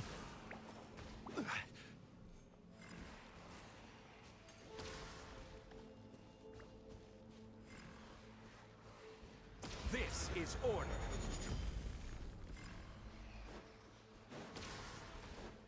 Am I supposed to purify it?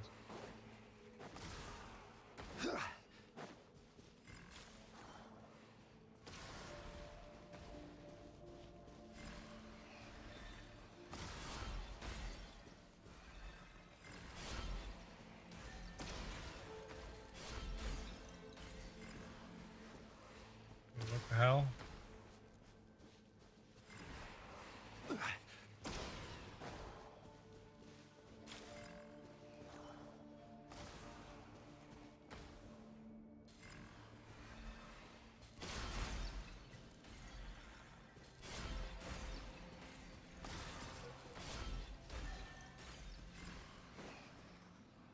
Oh, it is hurting it.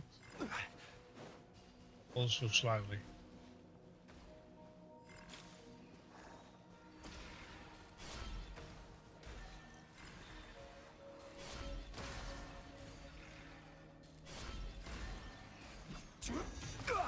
Oh man, that's gonna take forever.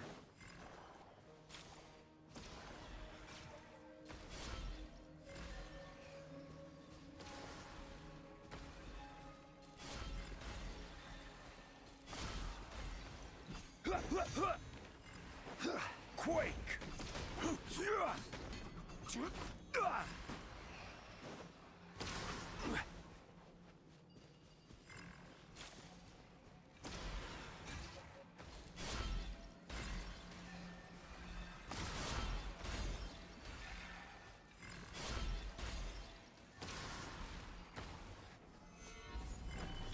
Let's dance.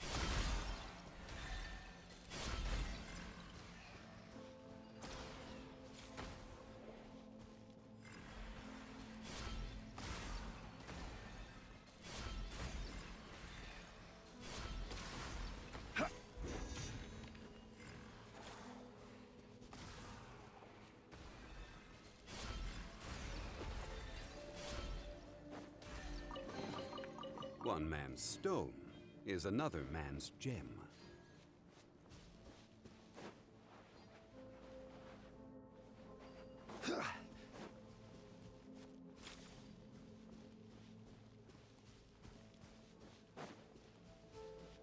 Wait, do I need to do it here?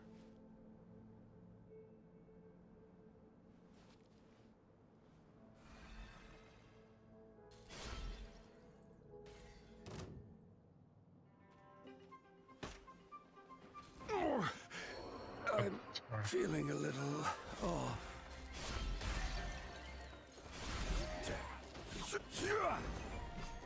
Yeah.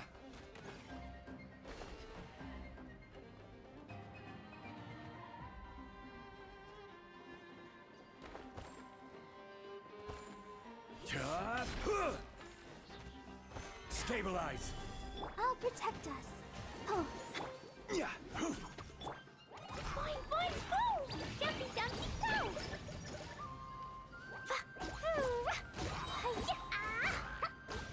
The blazing delight!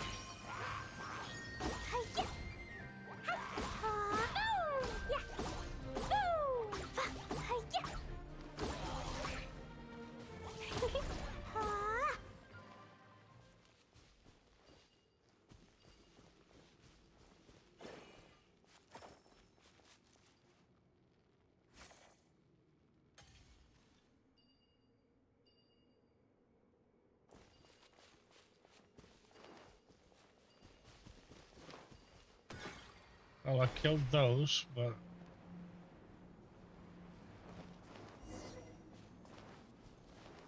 doesn't look like anything changed. La la la.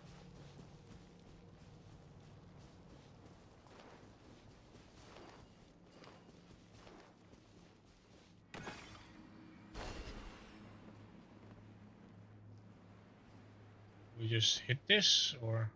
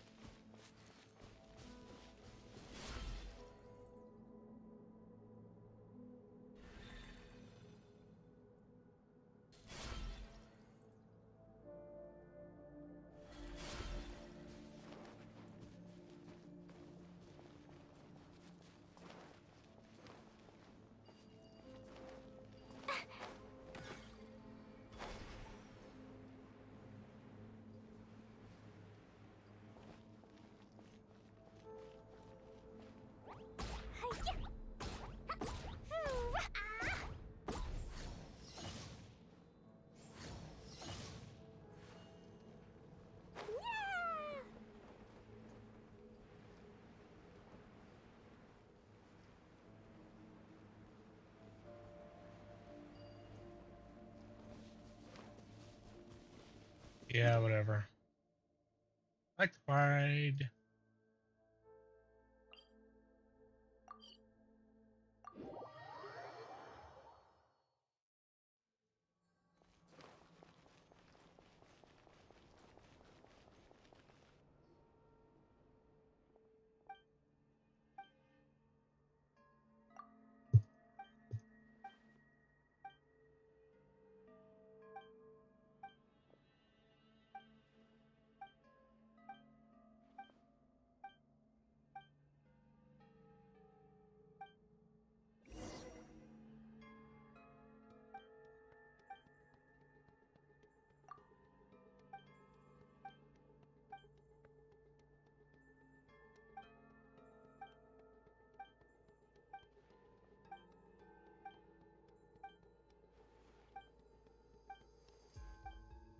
I don't know why, but the way how these characters look and dress, kind of, well, the looks are basically identical to other NPCs, but the way that they dress reminds me of like, oh, that's a Russian or something like that. I don't know why.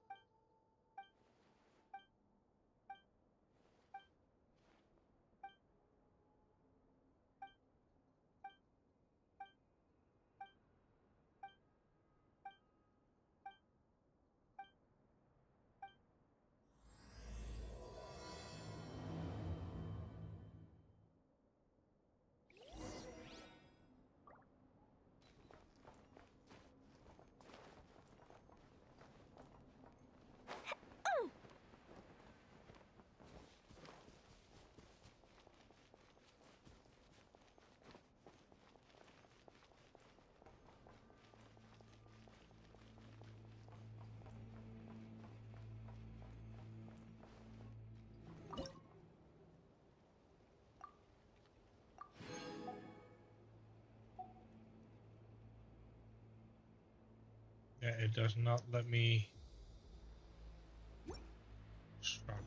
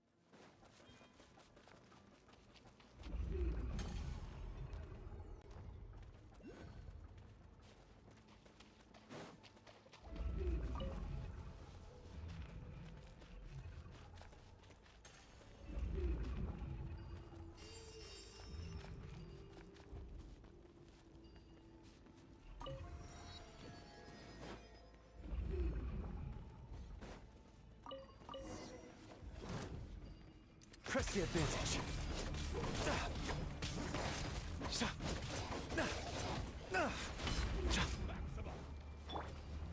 Gather. Be gone, Shadow of Darkness. You got this. Boing, boing, boom! Solidify. Let's dance.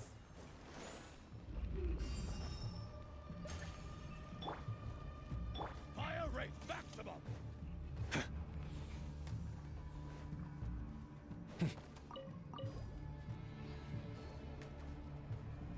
Why doesn't it let me do it? Target acquired.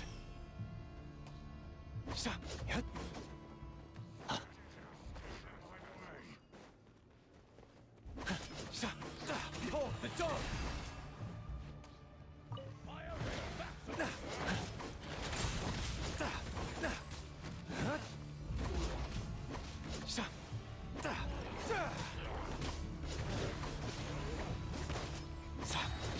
Be gone, Shadow of Darkness. Press the advantage.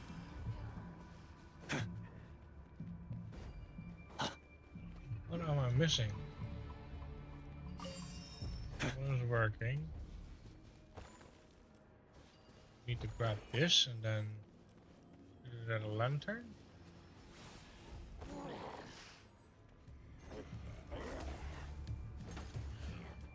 Yeah.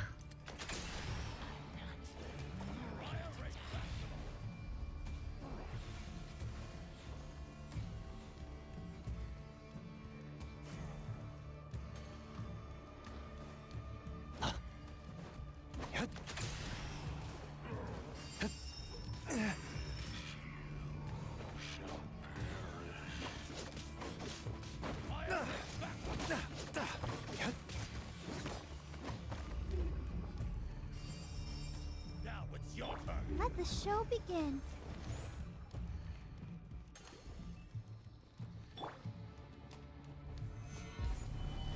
Fire rate maximum. Boing, boing, boom! Jumpy, dumpty, go! Hi. Yeah. Yeah.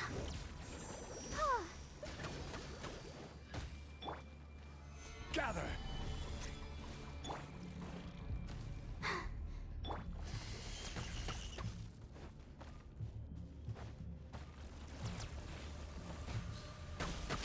I hate these.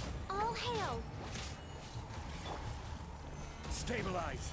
I will have order. Yeah. I'll protect us. Yeah. Oh.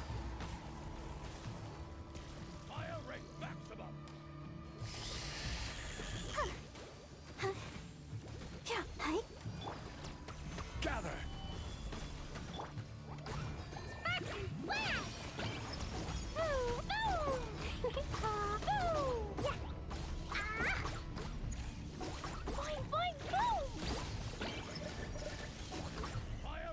Do I need to get to the light?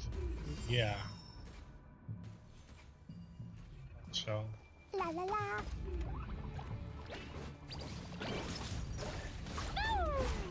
Hiya.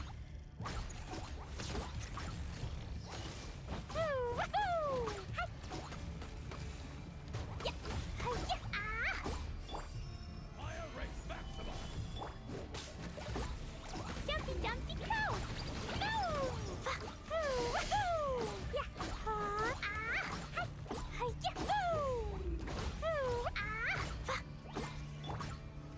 Solidify.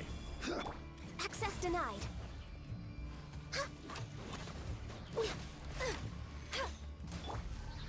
Boing, boing, boom! Blazing delight! Hiya. Yeah. Da da da.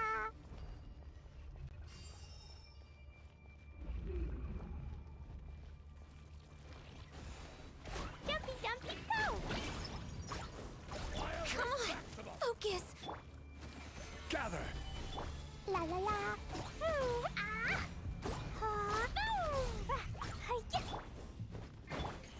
Target acquired.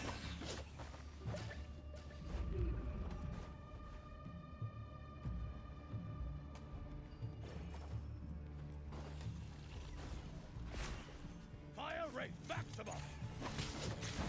Go get him, Aiden! Behold, the dawn! Rise! Order guide you!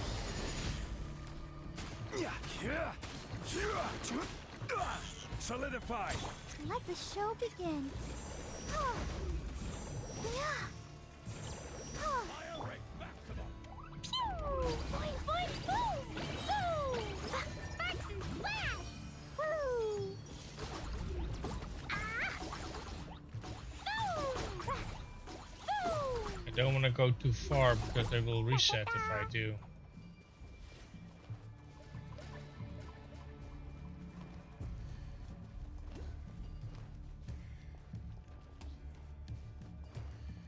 Woo!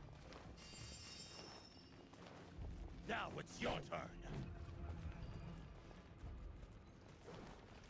Jumpy, jumpy, go! Yeah, see, it's resetting. Light compels you! Boing, boing! Stabilize! And that's why I hate these. I will have order!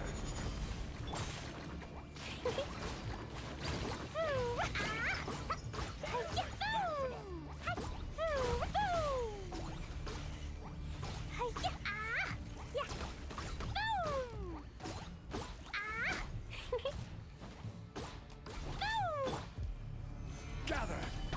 I'll protect us. Yeah. Jumpy, jumpy, go! Boom! Yeah. Boom!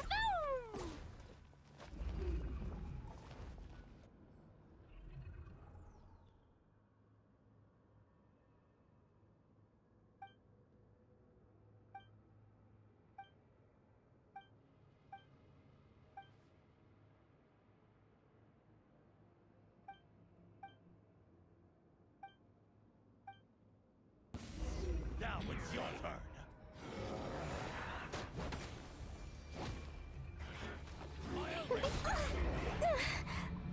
No touching. Stabilize! Target acquired. Behold, the dawn!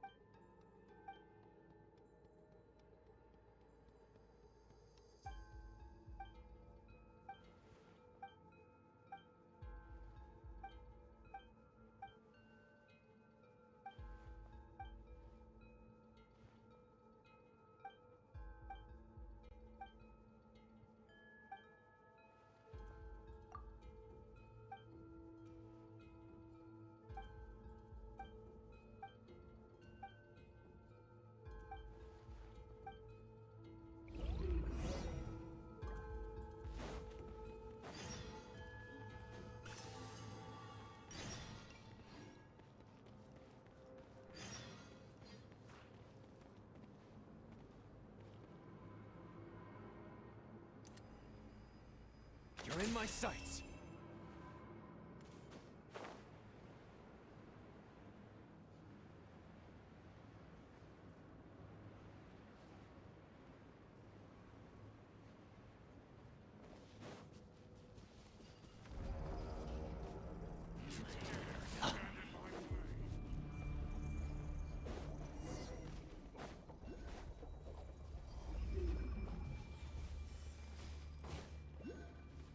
Target acquired.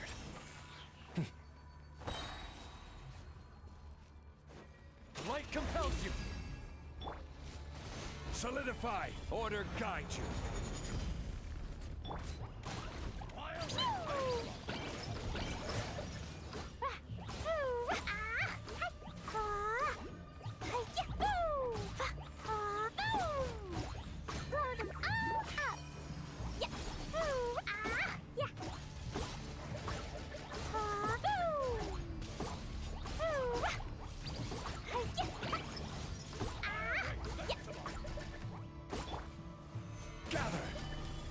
Let the show begin.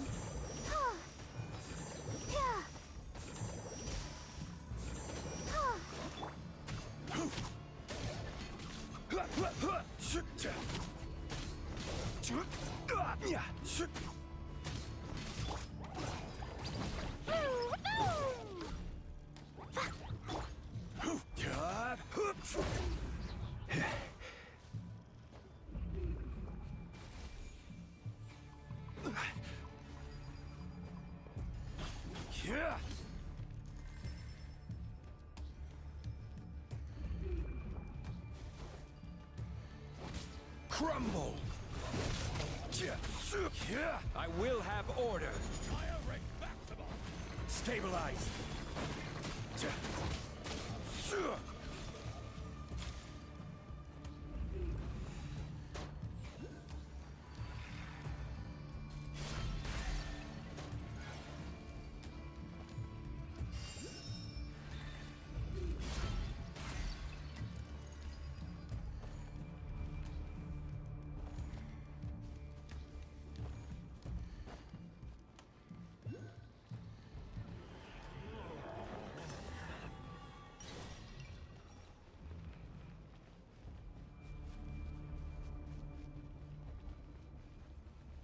It's your turn. Rise! Dumpty Dumpty Go! Fire right back to them! Solidify! Boing boing boom! Boom!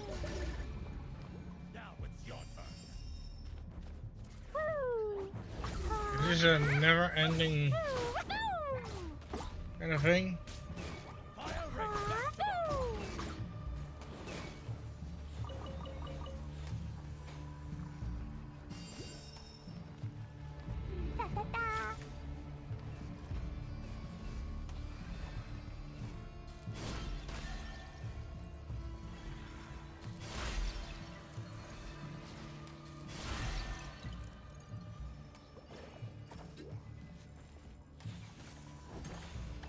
La la la.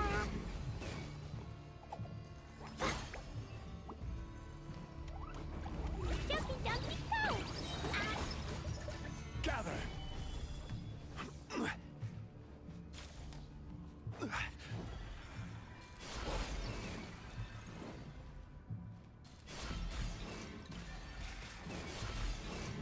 Order guide you. Stabilize. Boing boing boom! Boom!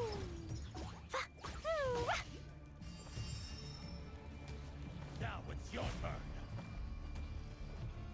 Yeah. Blazing delight! Fire right back to them.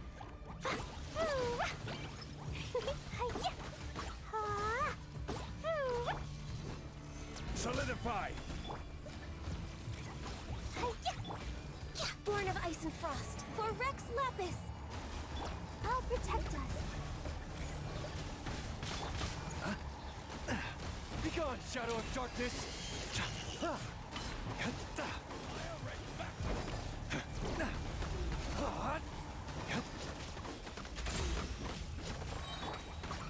Dumpty Go! is order.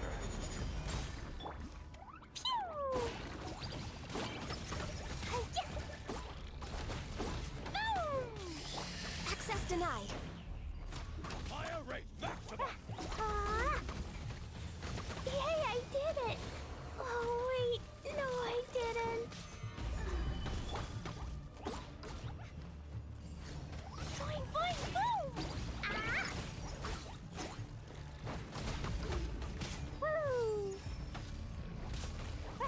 Hi-ya, boom! Ah!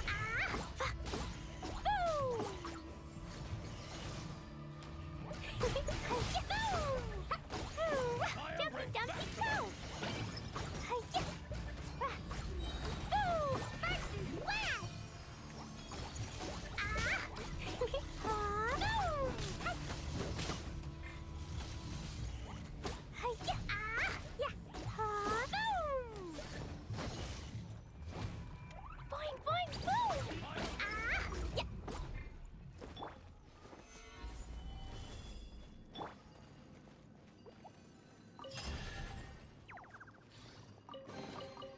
More treasure, more treasure! La la la.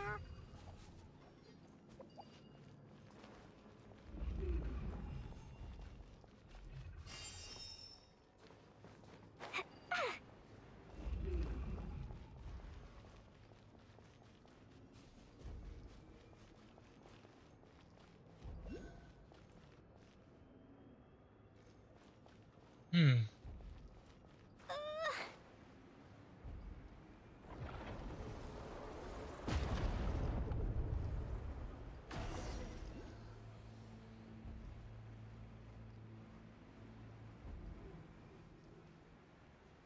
Da da da.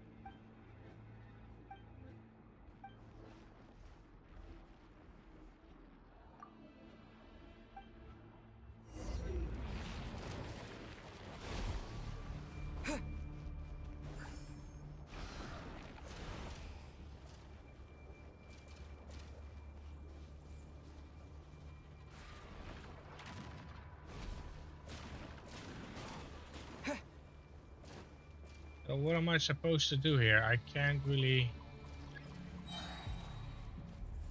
do much. Oh.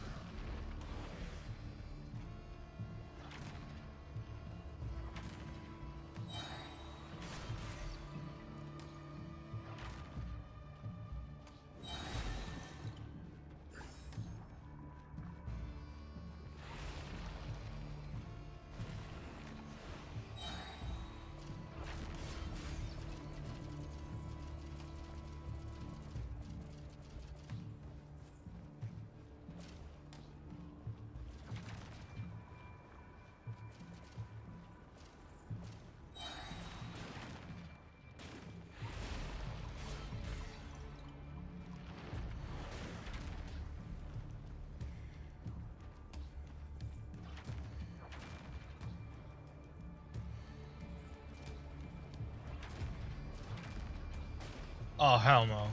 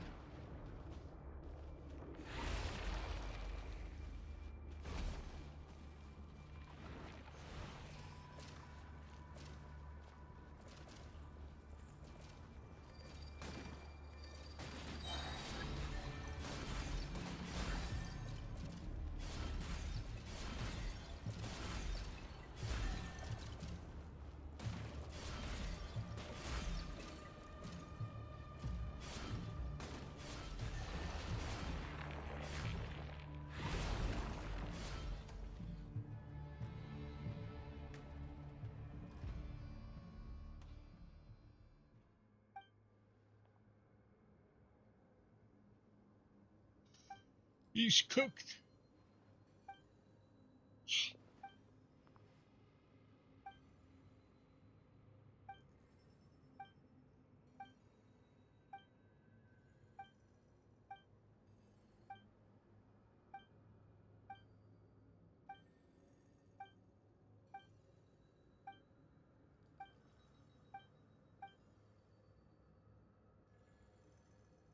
Yep, I knew it. He's cooked.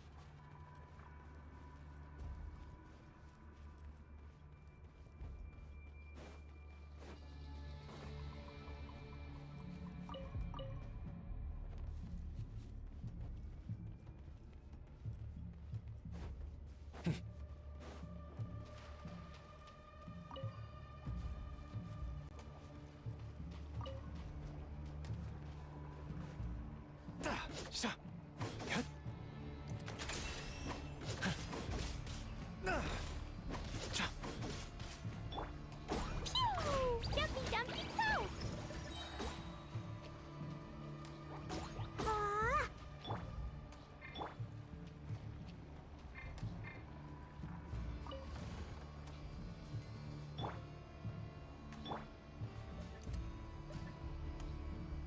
You're in my sights.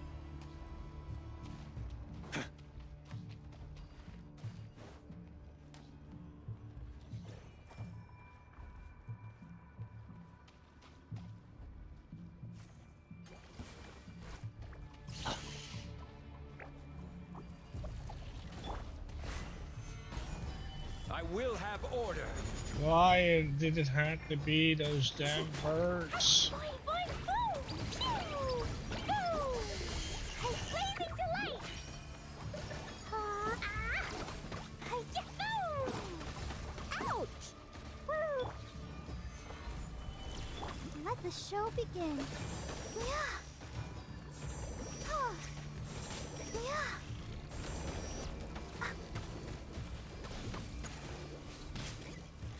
Oh.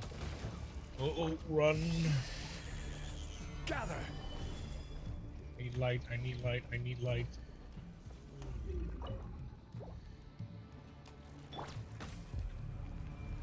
Jumpy, jumpy, go! Boing, boing! La, la, la, la.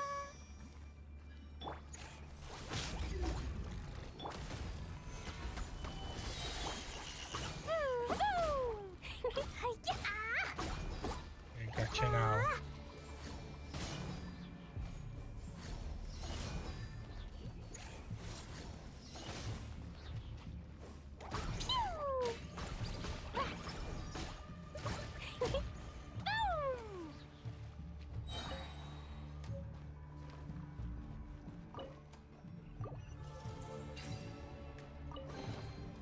Yay, shiny!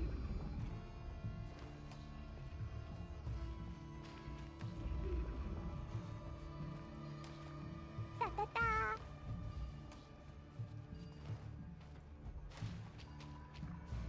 Woo! La la la! Ah!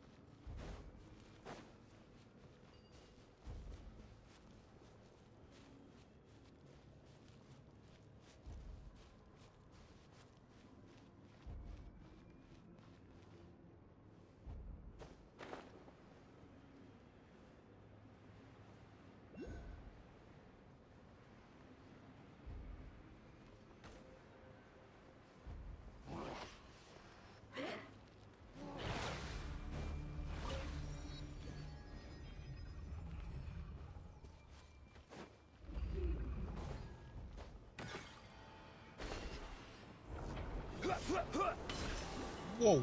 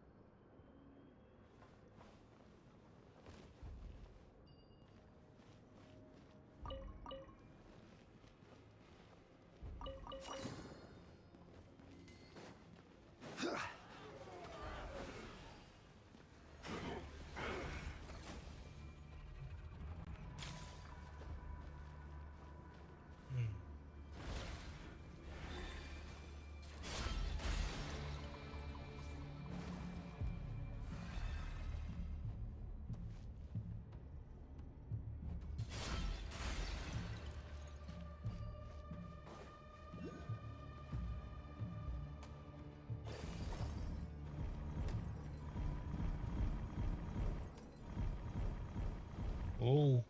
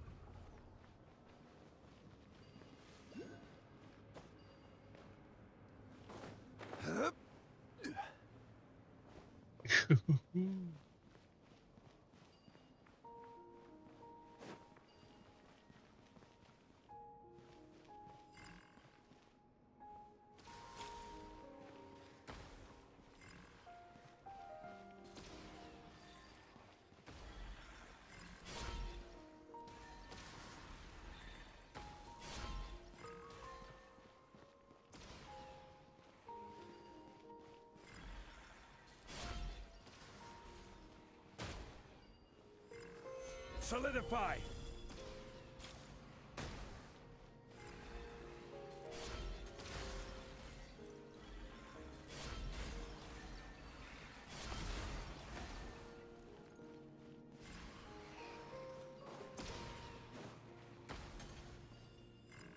Quake!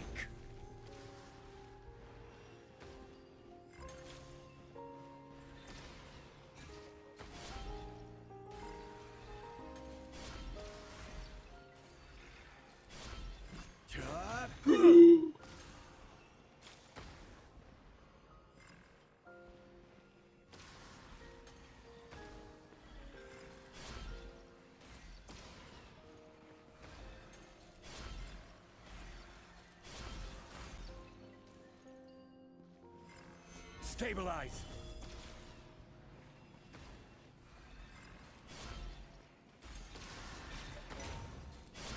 God damn it.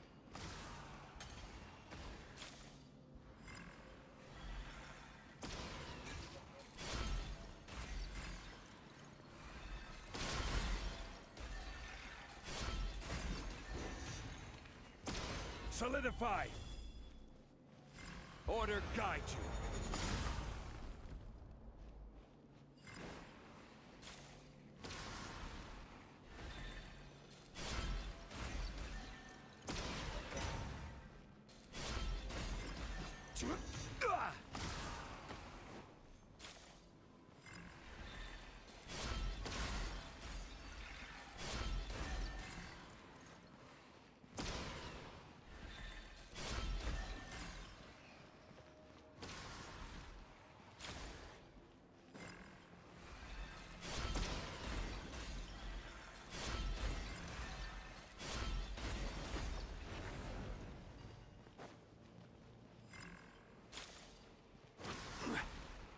You gotta be shitting me.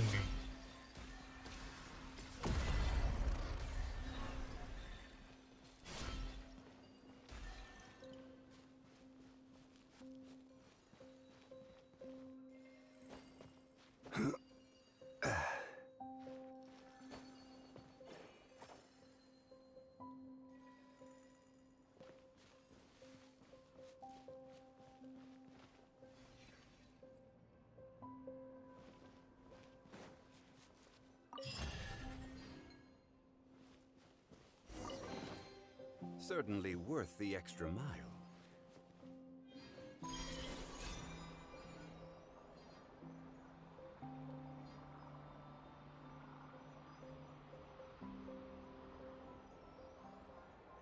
Shit.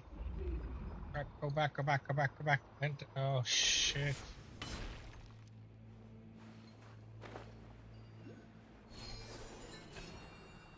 Forgot about the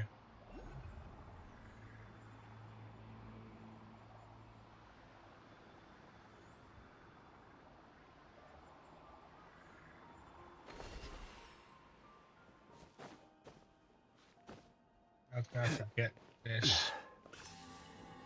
And that's not the only thing, there's another one there. Down there, there's another teleporter.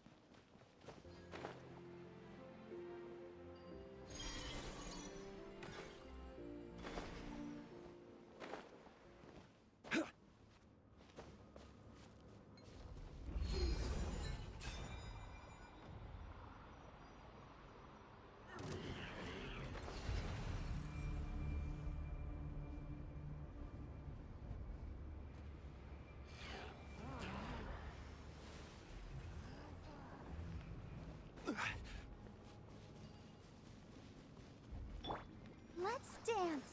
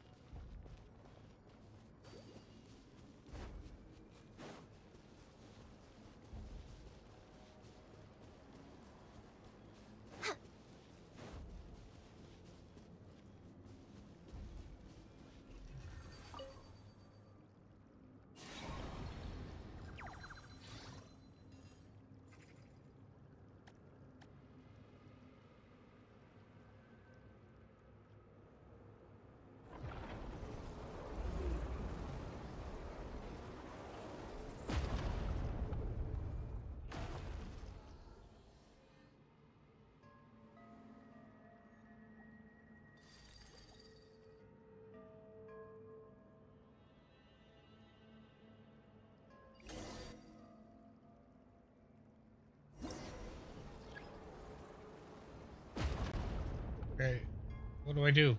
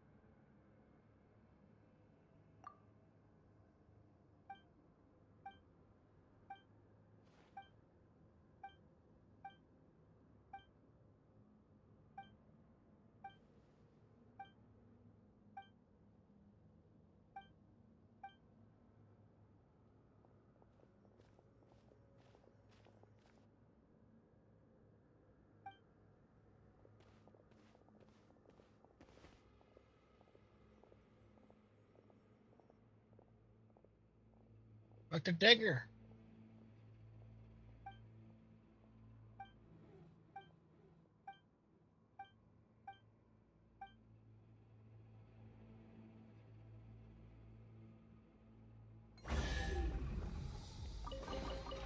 This should go to those that need it.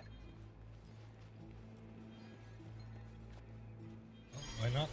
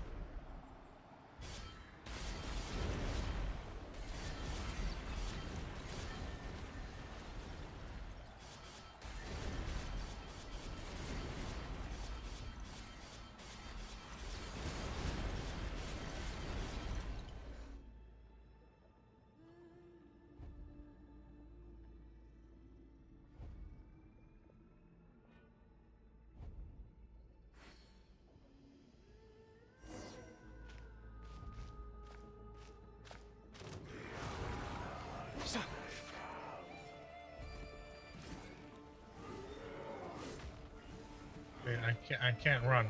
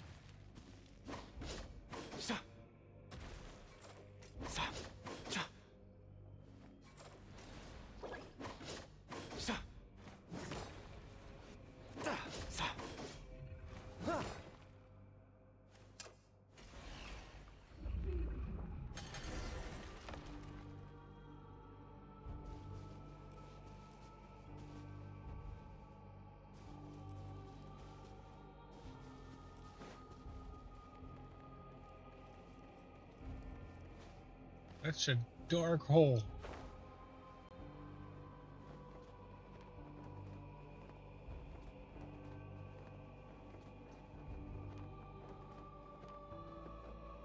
A deep hole, too.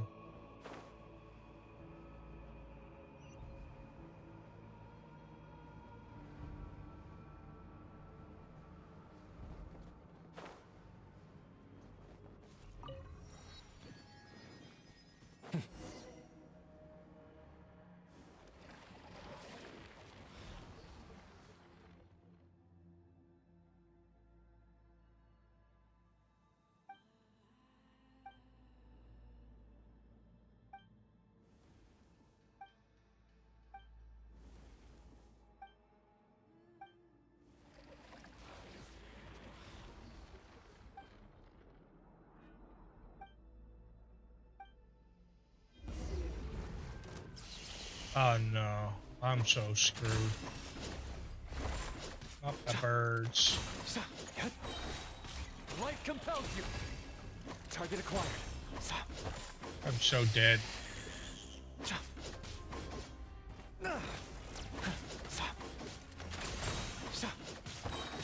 Be gone, Shadow of Darkness. You got this.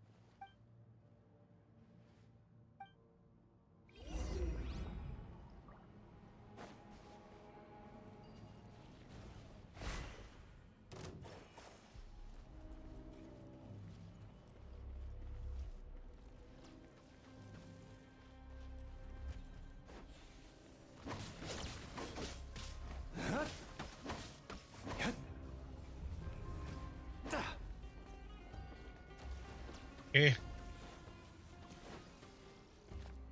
Go get him, Aiden!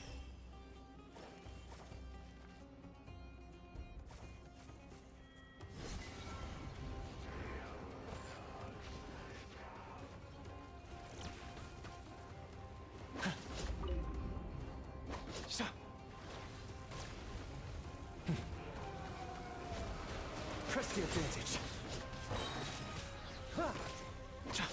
Light compels you.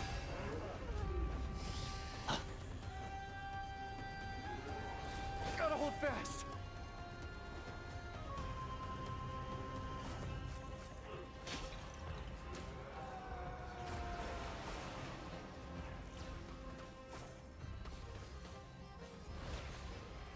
Target acquired.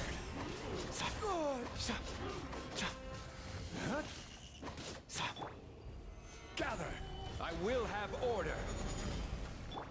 Let the show begin.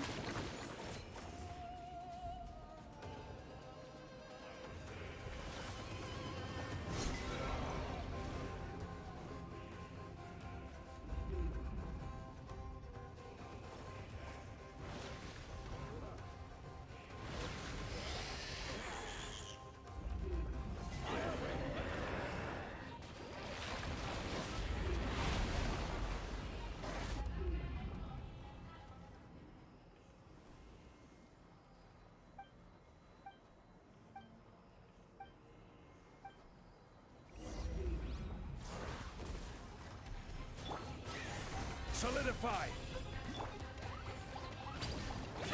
No touching! All hail! Sparks and flash! Ooh, ooh! Hi-ya, ooh! Ooh! Ah! Yeah! Ooh! Yeah! Stabilize! This is order!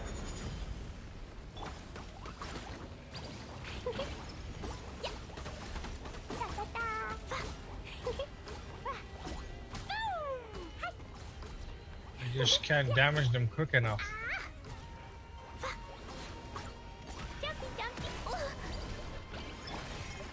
Solidify! Blazing delight! Hi-ya! Boom! Boom! Let's dance! Yeah!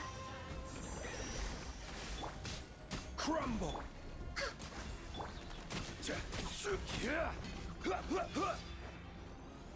Gather! Press the advantage. Be gone, shadow of darkness!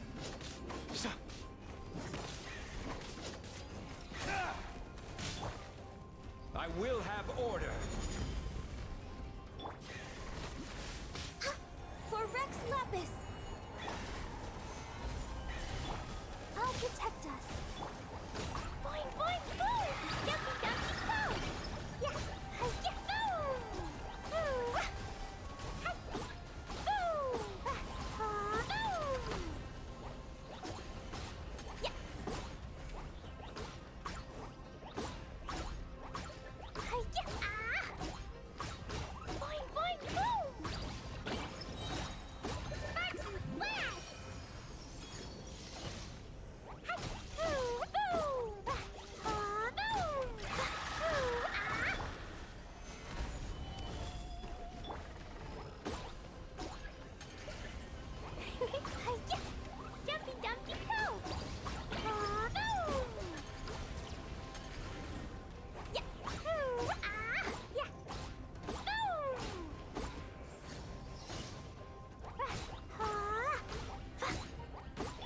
Target acquired. Light compels you! Stabilize! This is order!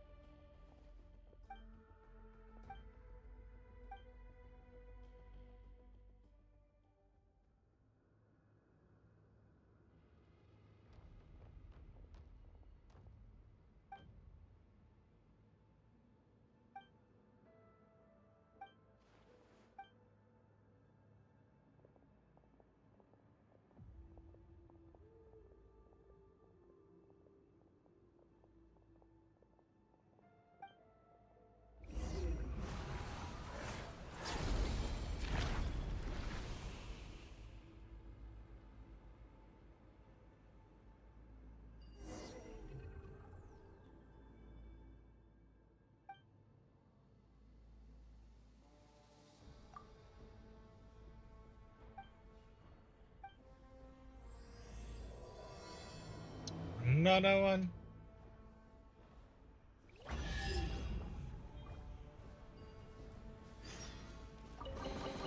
More treasure, more treasure!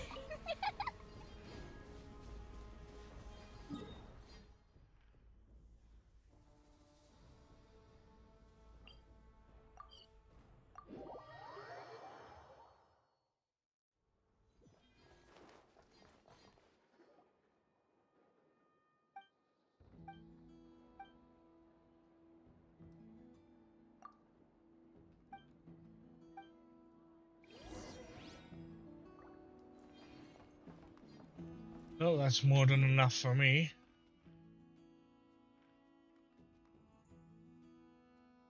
Oh, Flint is there.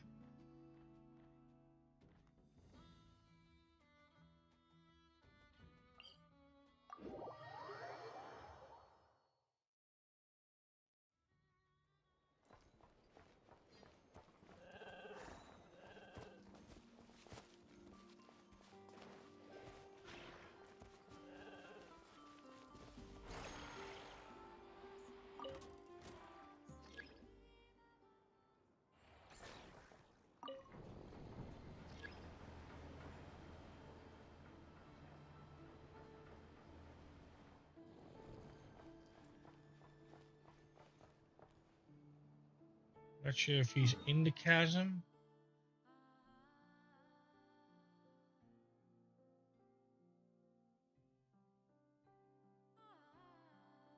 Above it.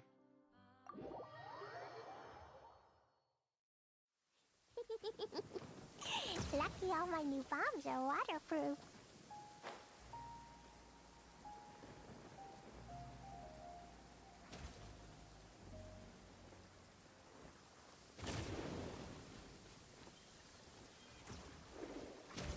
Da, da, da.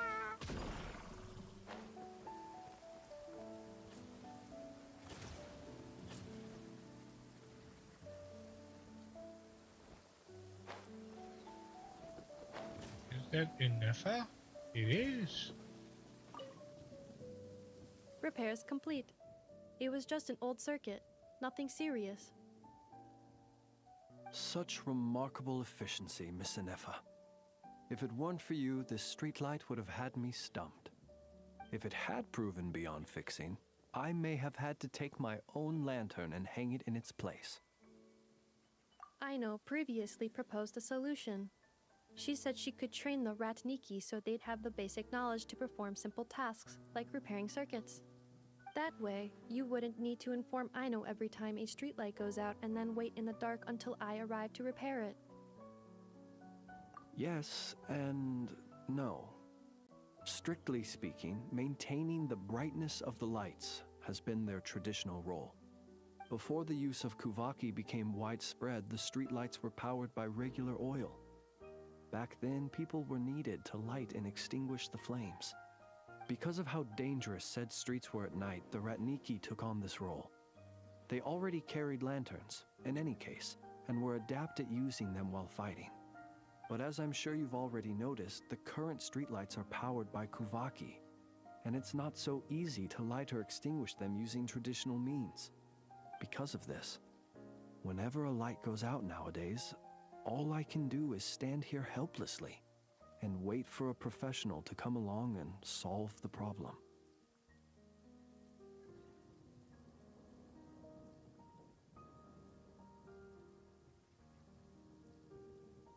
Oh, God.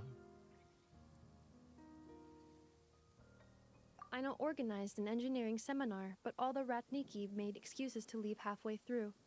They said things like, I have an urgent task, or I need to go on patrol, or it's time for me to make a report.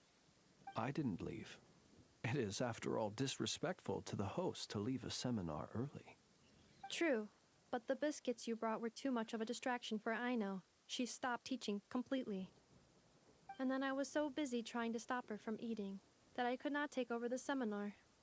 So please, the next time you attend a class of any kind, don't bring anything sweet that might attract Aino's attention. And don't bring any toys either. Ah, I promise I won't.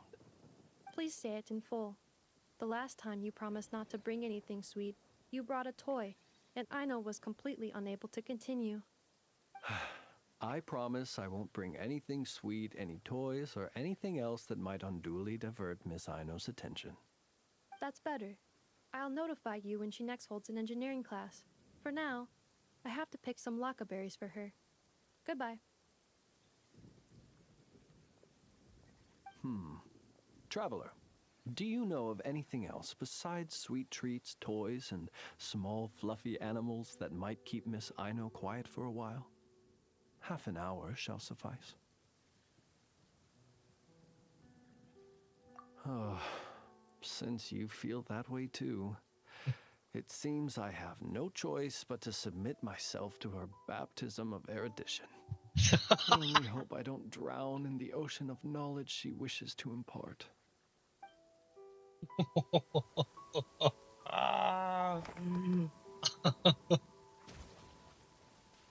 Oh, he did it on purpose.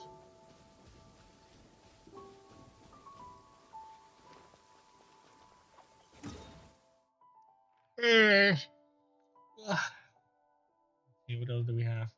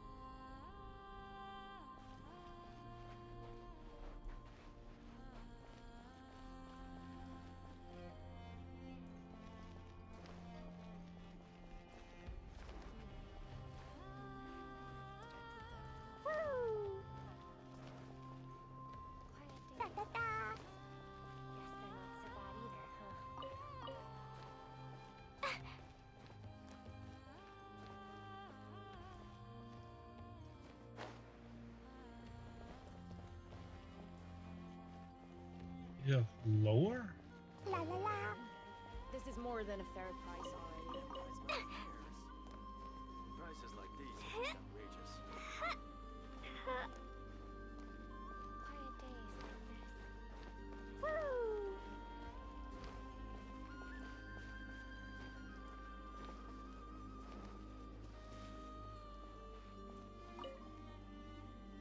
Finally, some progress at last. Now, to somehow put all these things back where they belong. I know.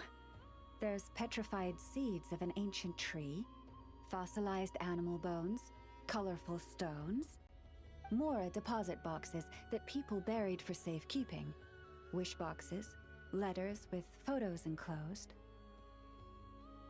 Well, weasel thieves have a different perspective on value from us. It seems like this one just bagged anything and everything that grabbed its attention. The seeds and rocks will be easy enough to deal with, but those storage boxes and wish boxes will have been buried with the express purpose of digging them up at a later date. Thanks for the kind offer, but I've already engaged another slightly more mature weasel thief to handle this. It will be in charge of moving all the items back to their original spots. After all, the kid's heart was in the right place. Making it put everything back where it found it would break its poor little heart. But won't the other weasel thief you hired tell the first one everything? Hopefully not. The little one prefers to live on its own and act solo, so they're unlikely to meet. It also has a short attention span. Give it half a month, and I'd be very surprised if it still remembers anything it dug up. I speak their language, and I've had the privilege of their company for a long time. It's only natural that I've come to understand them, no different from making friends. By contrast, other people can't understand what animals are saying, so they're bound to make mistakes when trying to understand them. That's why, in a lot of literature on the topic, phrases like bestial nature are rife with negative connotations, while human nature is seen in a more rounded light. You're right. I'm sure those books would have turned out quite differently if they were written by a wolf or a rhyme-horned deer. In any case, to me, human nature and bestial nature are both simply nature. Whether human or beast, all have moments of courage and of cowardice, times of both greed and rage. We all rejoice in our successes and mourn our failures. These experiences are neither inherently human nor inherently animal. They are a part of our shared nature, a nature bestowed upon all living things by Mother Nature herself. I do sometimes wonder whether the world around us might have turned out for the better if humans and animals could communicate with each other. But I know it is but a fantastical idea that can never be. Then there are those who reject nature and turn their back on the natural way. They are the wayward ones who do not hesitate to pull the trigger, even when they speak the same language as the object of their slaughter. Yes, child. I know you can protect yourself, and that you are far fleeter of foot than they. Do not worry. No one shall harm you again.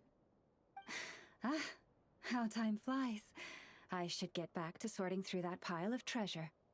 I should have enough time to get everything in order before the weasel thief arrives.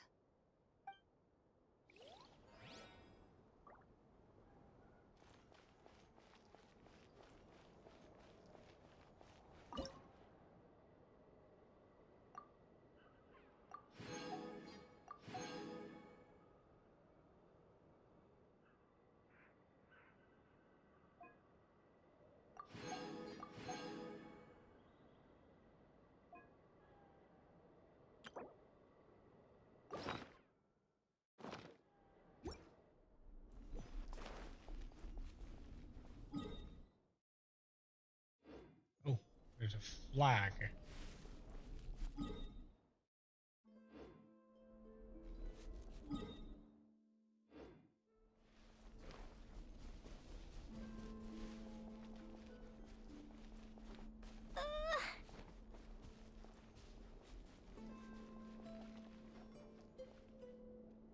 Wait. Is it a challenge?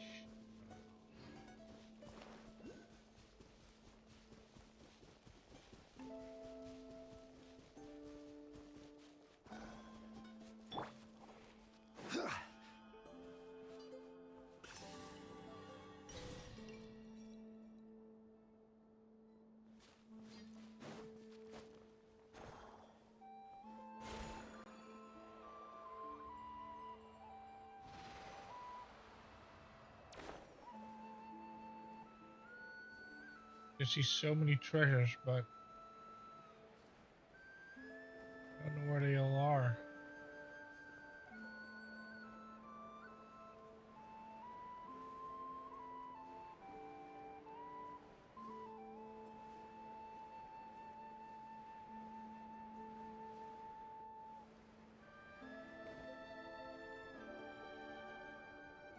Nope.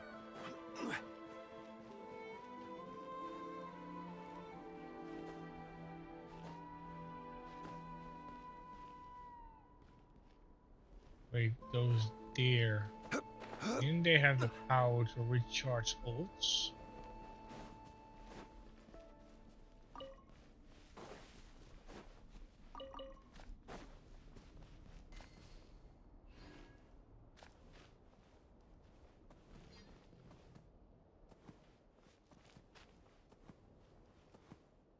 Not letting me know. Was it only a few?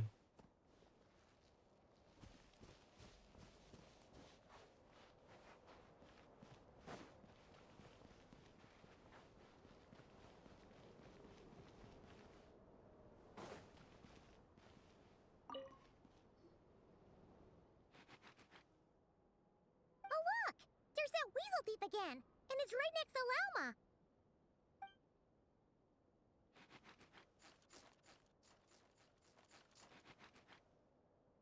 Huh? It took off.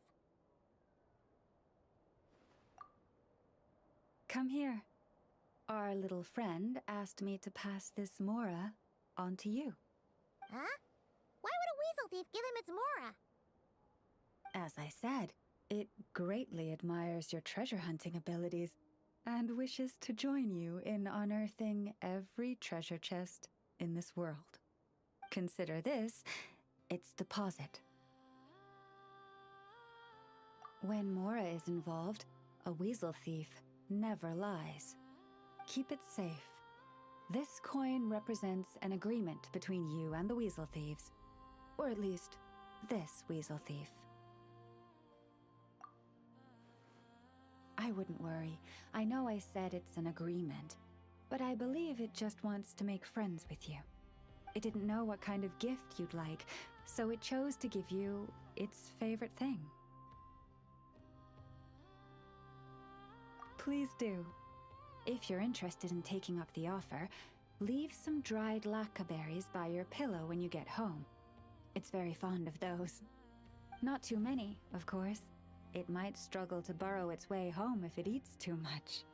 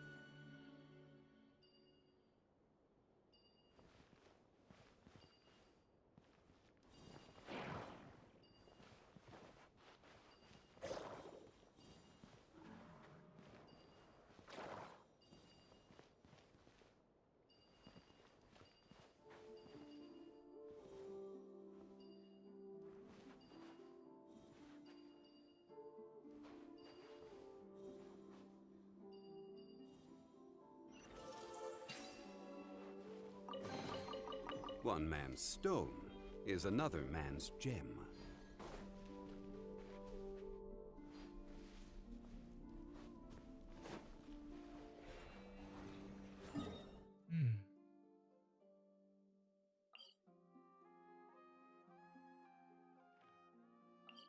See if Columbina has anything new to say.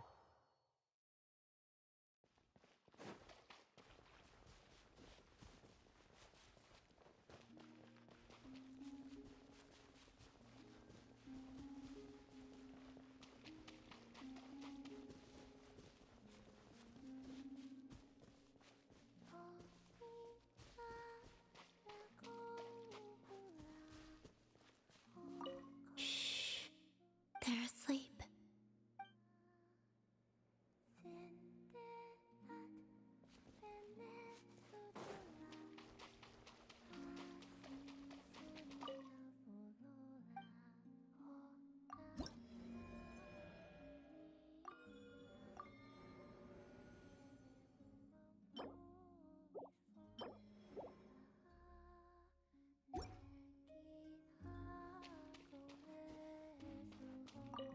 So, is that like an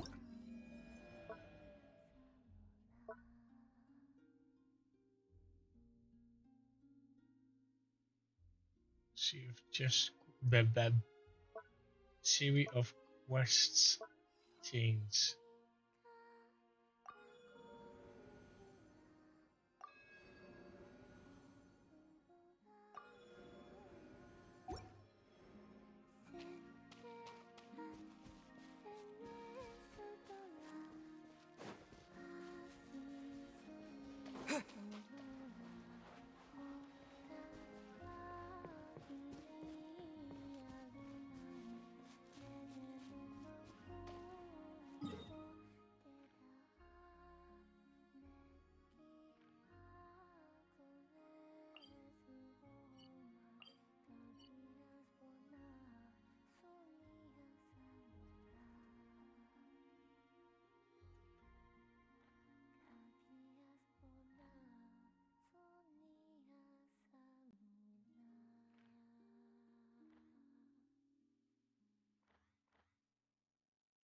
Is that event over?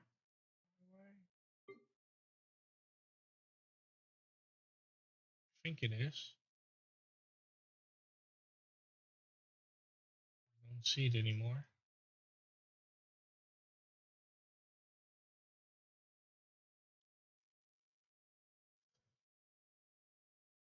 Ugh.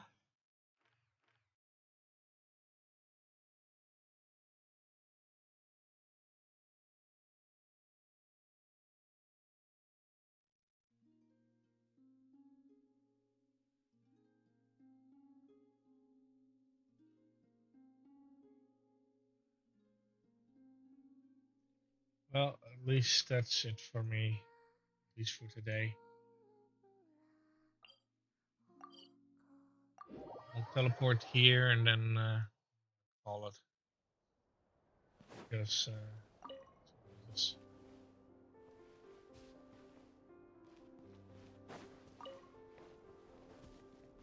it's a little bit more challenging to do all of these stuff when I'm tired. It's like really early in the morning too, and I'm hungry.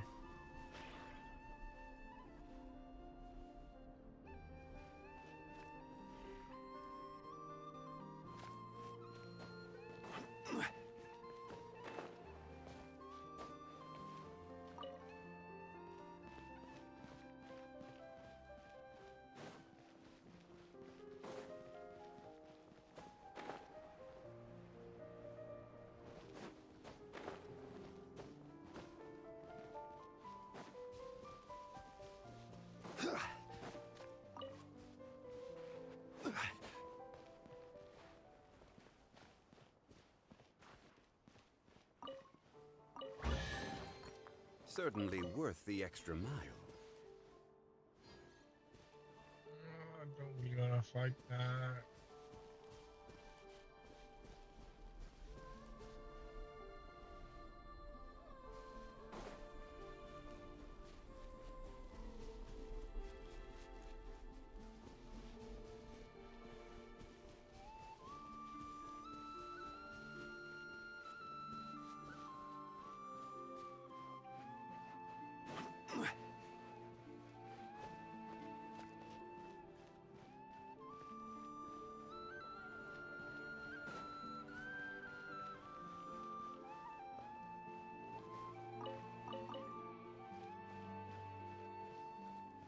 Yep, well, that's it.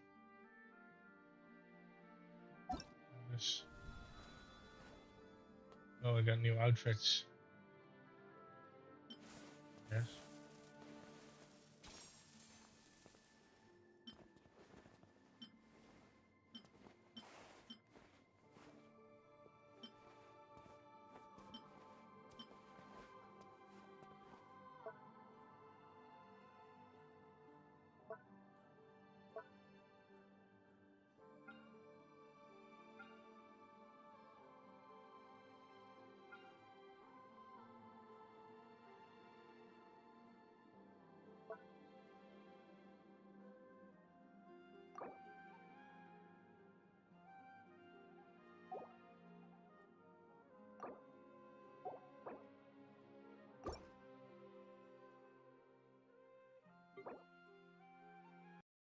Well, thanks for watching and see you all later.